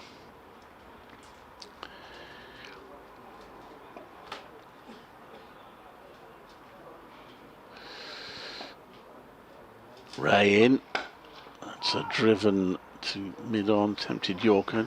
Driven nicely, but cut off by Hannah Dolby, so there's no run on this occasion. This hybrid pitch holding up well, not deteriorated. So maybe not exactly the pitch that Rob Keeper wanted. It's not taking a lot of spin in the 4th innings, although it did in the 3rd innings, but that's partly because of the quality of Essex spin bowlers. And possibly Warwickshire's poor batting against them, truth be told. Ray in, and that's driven just past Rob Yates, who's positioned himself at mid-on right by the pitch. He did half stop it and prevented any run. But the damage done already in the over, 2:15 for 5. That's 115 left required. They've still got 5 overs today to try and eat a little bit more into that. They might get it down to, well, they might get it down to double figures by the end of the day. Which will really make them sleep well. And I think I've got to coach your captain's day at the end of the day, interview-wise. Well, I mean, it certainly has tipped in Essex's favour, but yeah, could be down to double figures by the close Yeah, of play. exactly. So I think they're massive favourites now. They're not there, absolutely not there, but I think they're massive favourites.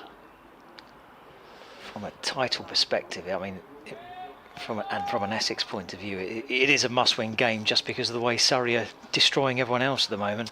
So, slight sad thing for them is they'll actually get 1 point less than Surrey have got from their match. Extend their However, they've got to worry about themselves and not worry about too early in the season, I think, to worry too much about Surrey. Bethel in, left arm over, and batsman Cox happy to just pad that one away. It's taken it short leg, and there's no run. 2:15 for 4, 1:15 required. Bethel, number 2 on his back, in bowls, and again down the leg side. Ooh, And thought it might come off a glove. yeah, I didn't look it from here, but they certainly, the short leg, certainly Chris Benjamin flung himself forward to try and catch that with a few oohs and ahs. Of course, just because they think it came off glove or bat doesn't necessarily mean the umpire would. I can't. Well, unless they're saying it came off the pad up onto the glove. He's actually scratching his side there, the batters. If it's it anyway, doesn't matter. It wasn't caught. Bethel in, and that's allowed to go off the pad as well. So happy just not to concede any more runs at the moment. Wonder if they'll take this approach from the opposite end as well and just bowl spin outside leg stump, because I think the Essex batsmen are just happy to pad it away at the moment. 1:15 required for Essex, 6 wickets in hand, and that one again is miles outside leg stump, and that's a wide. Yeah, the ref. Sorry, apologies about that. The umpire will start calling these if it's if he deems it to be unsportsmanlike.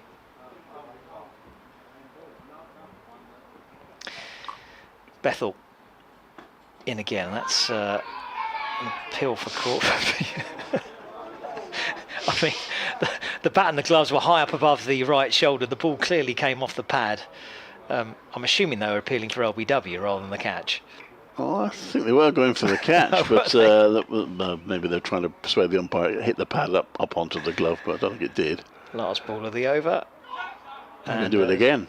I think that was a bit of a joke, to be fair, by the wicket keeper. Yeah, we've got to be a little bit careful with it because they might cheese off the umpire a little bit. Sorry, that wasn't the last ball of the other because they had the wide. So this is one more left. There's smiles around there. I think that was just a bit of fun, that last one.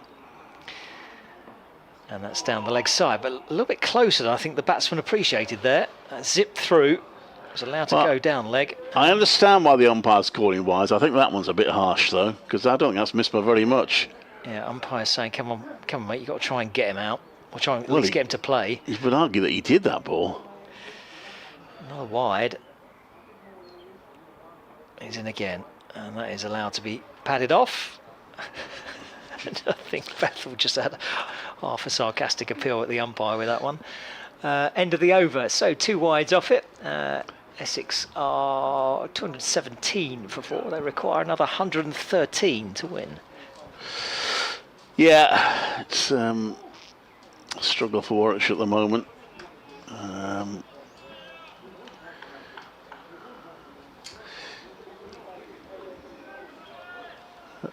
Looks like I think we're going to see Ed Barnard in.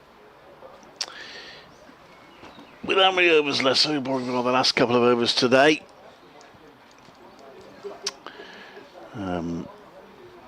You can see how they approach it tomorrow, actually. With 6 overs to go before the new ball, they'll probably hold Dolby and Ray back until the new ball's in, but by that time, Essex may not need too many more. But I suppose we're actually thinking if we can go bang bang with the new ball, might be back in it. Anyway, Essex just keep steadily working their way towards a win, which I'm sure they'll celebrate heartily if they can complete it. Barnard into bowl, no slips for him. It's played to backward point by Critchley for no run.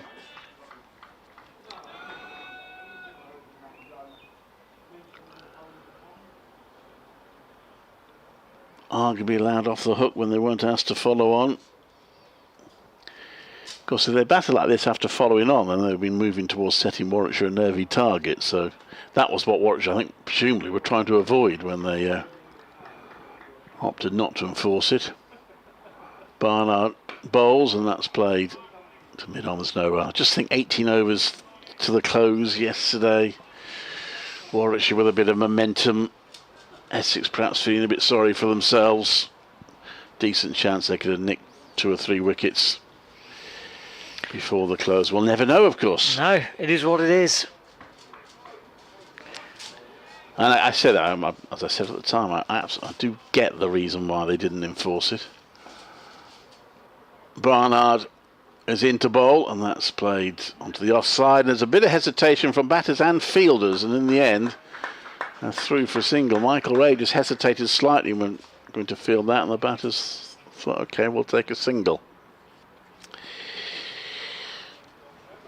217 for 4, 218 for 4. Critchley on to 44.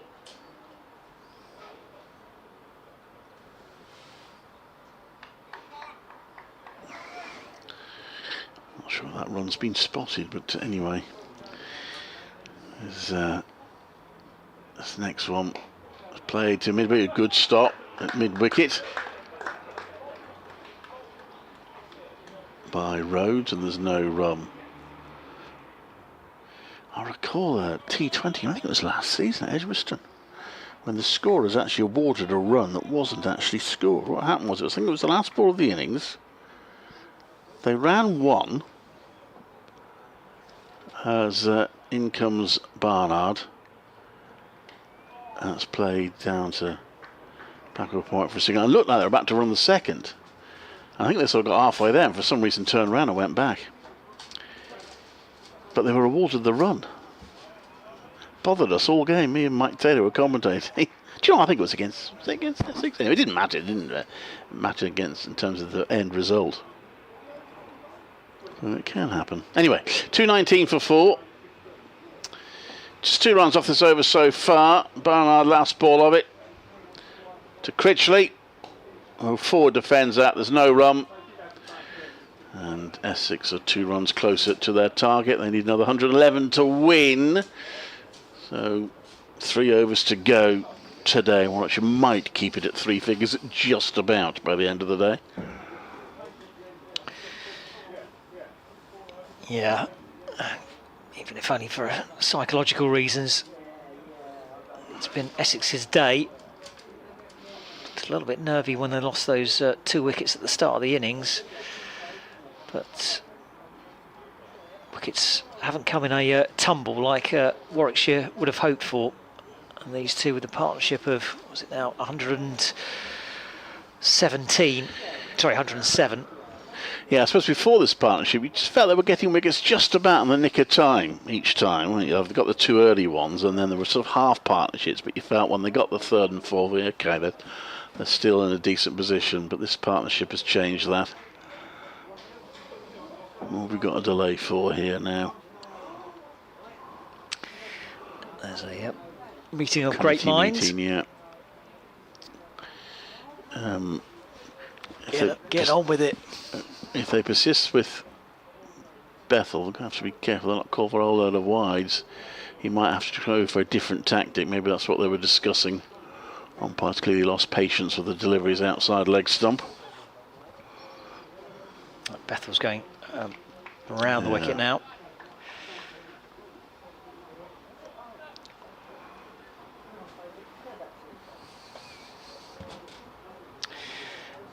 And he's ready to bowl. 3 overs left in the day. He's in now. Turned away on the leg side. Another single. This is what the captain was worried about, wasn't it? They might just be able to nick singles off each delivery. 110 required to win for Essex.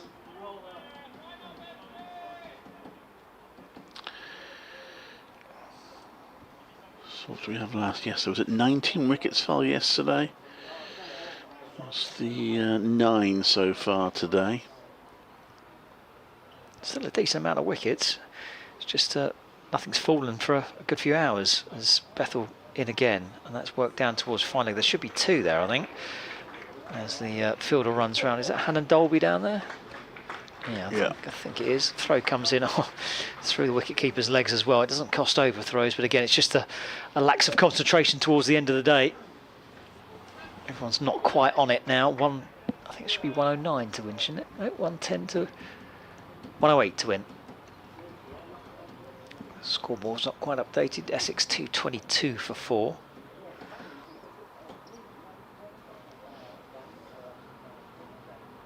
Bethel bowls. So defended back down the ground. Off his own bowling, and there's no run.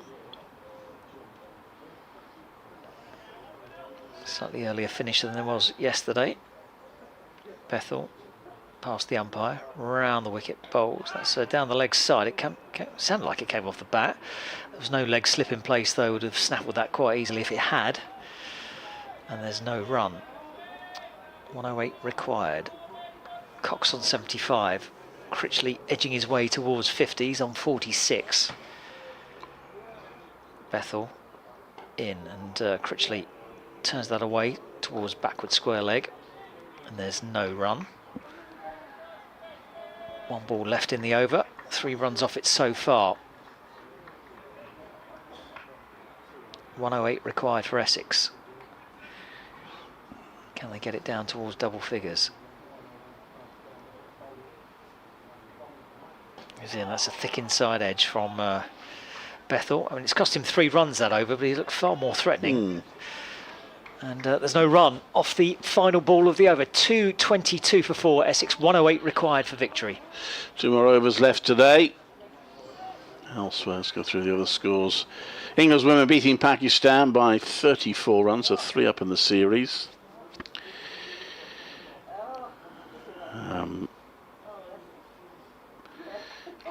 Durham will be up against it tomorrow. 116 for 3, needing another 359 to beat Lancashire.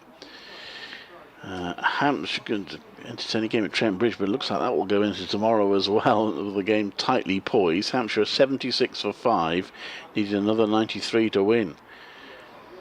So Ed Barnard bowls, and it's played to mid-wicket for no run. Penultimate over of the day. Kent have really done superbly in their second innings. 346 for 1, 350 for 1 now.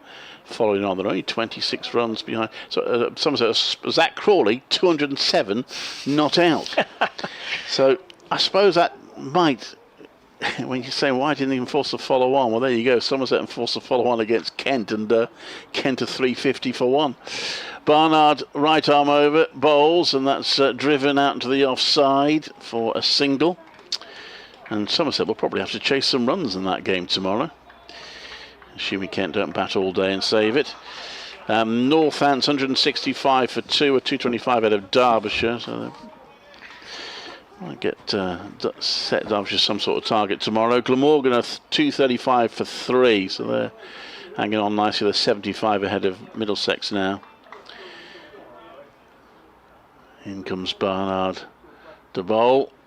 That's driven to long off for no run. And Gloucestershire basically have to bowl Leicestershire out again tomorrow, because Leicestershire are 20 without loss in their second innings following on. 315 behind Gloucestershire. Sussex beating Yorkshire earlier, and Surrey beating Worcestershire.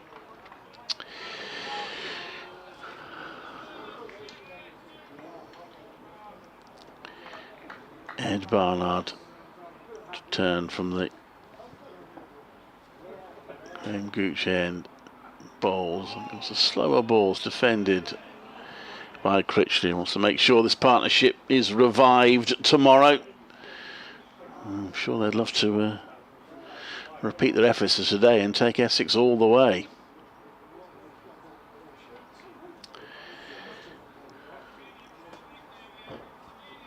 In the ice bath, no doubt, at the end of play. Ready to come back tomorrow to try and finish the job off.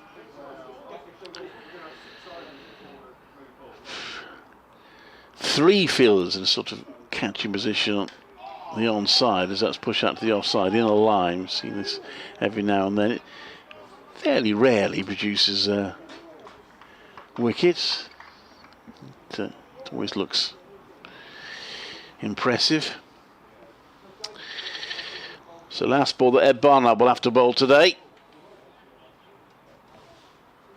1 for 20 and 10, so he's done all right. Didn't manage it with the bat in the second innings after his brilliant first innings performance. Out for a duck in the second. They've now got This is the a field. line of 6 fielders. This is the field that Stokes used in the Ashes, wasn't it? Yeah. So 3 on the outside, 3 on the onside for the drive. Plenty of room. He just wants to run this down somewhere for a single. Barnard balls. Well, that was quite wide. It's just left by the batters. So it slightly makes it pointless, those fielders being there. However, 223 for 4. 1 over to go. And it does look as if very, very small victories at Warwickshire will keep it to 3 figures going into tomorrow required.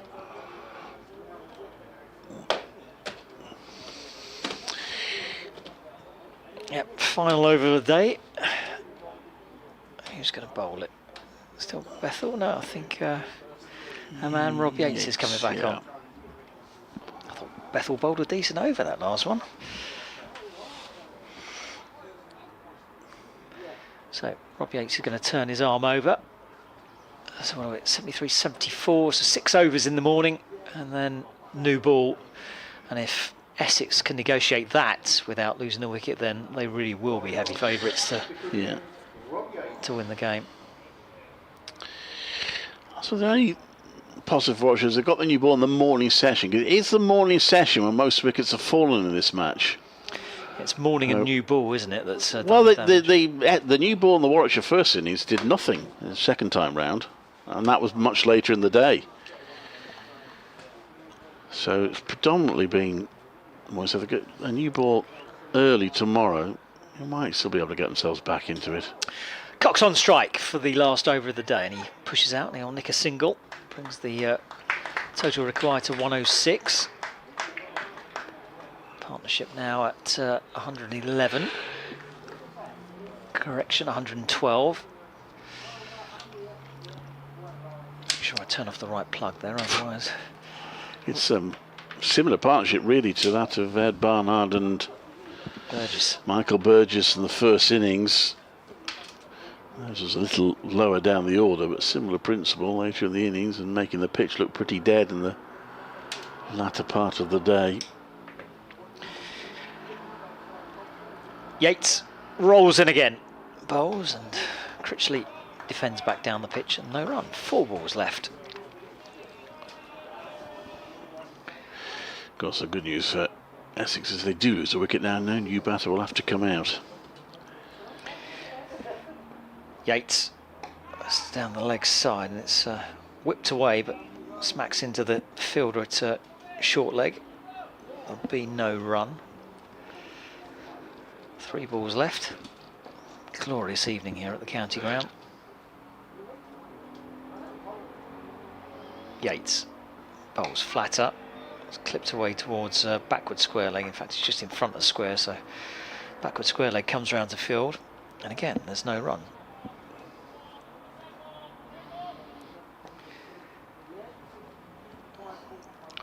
Critchley waits, and that's a shorter delivery.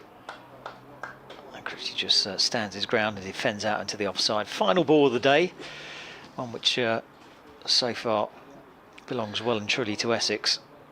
If they can just keep this one out, they'll be, I still wouldn't say heavy favourites, but definitely favourites to win the game. 106 required so far. Phil coming in for the final ball of the day. I ain't betting against them, that's for sure.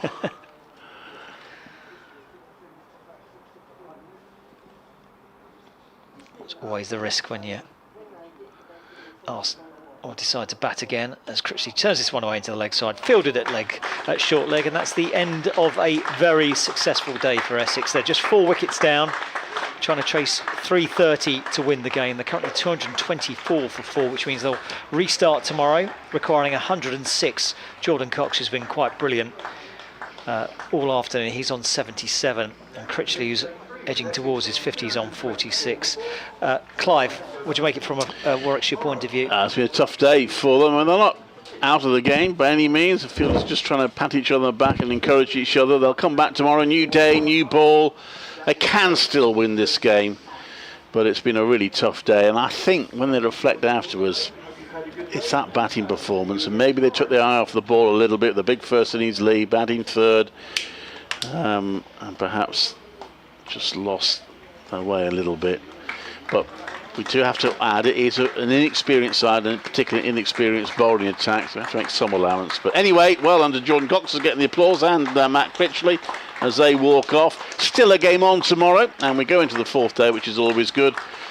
Could still go either way, but I don't know. Win predictor 75%.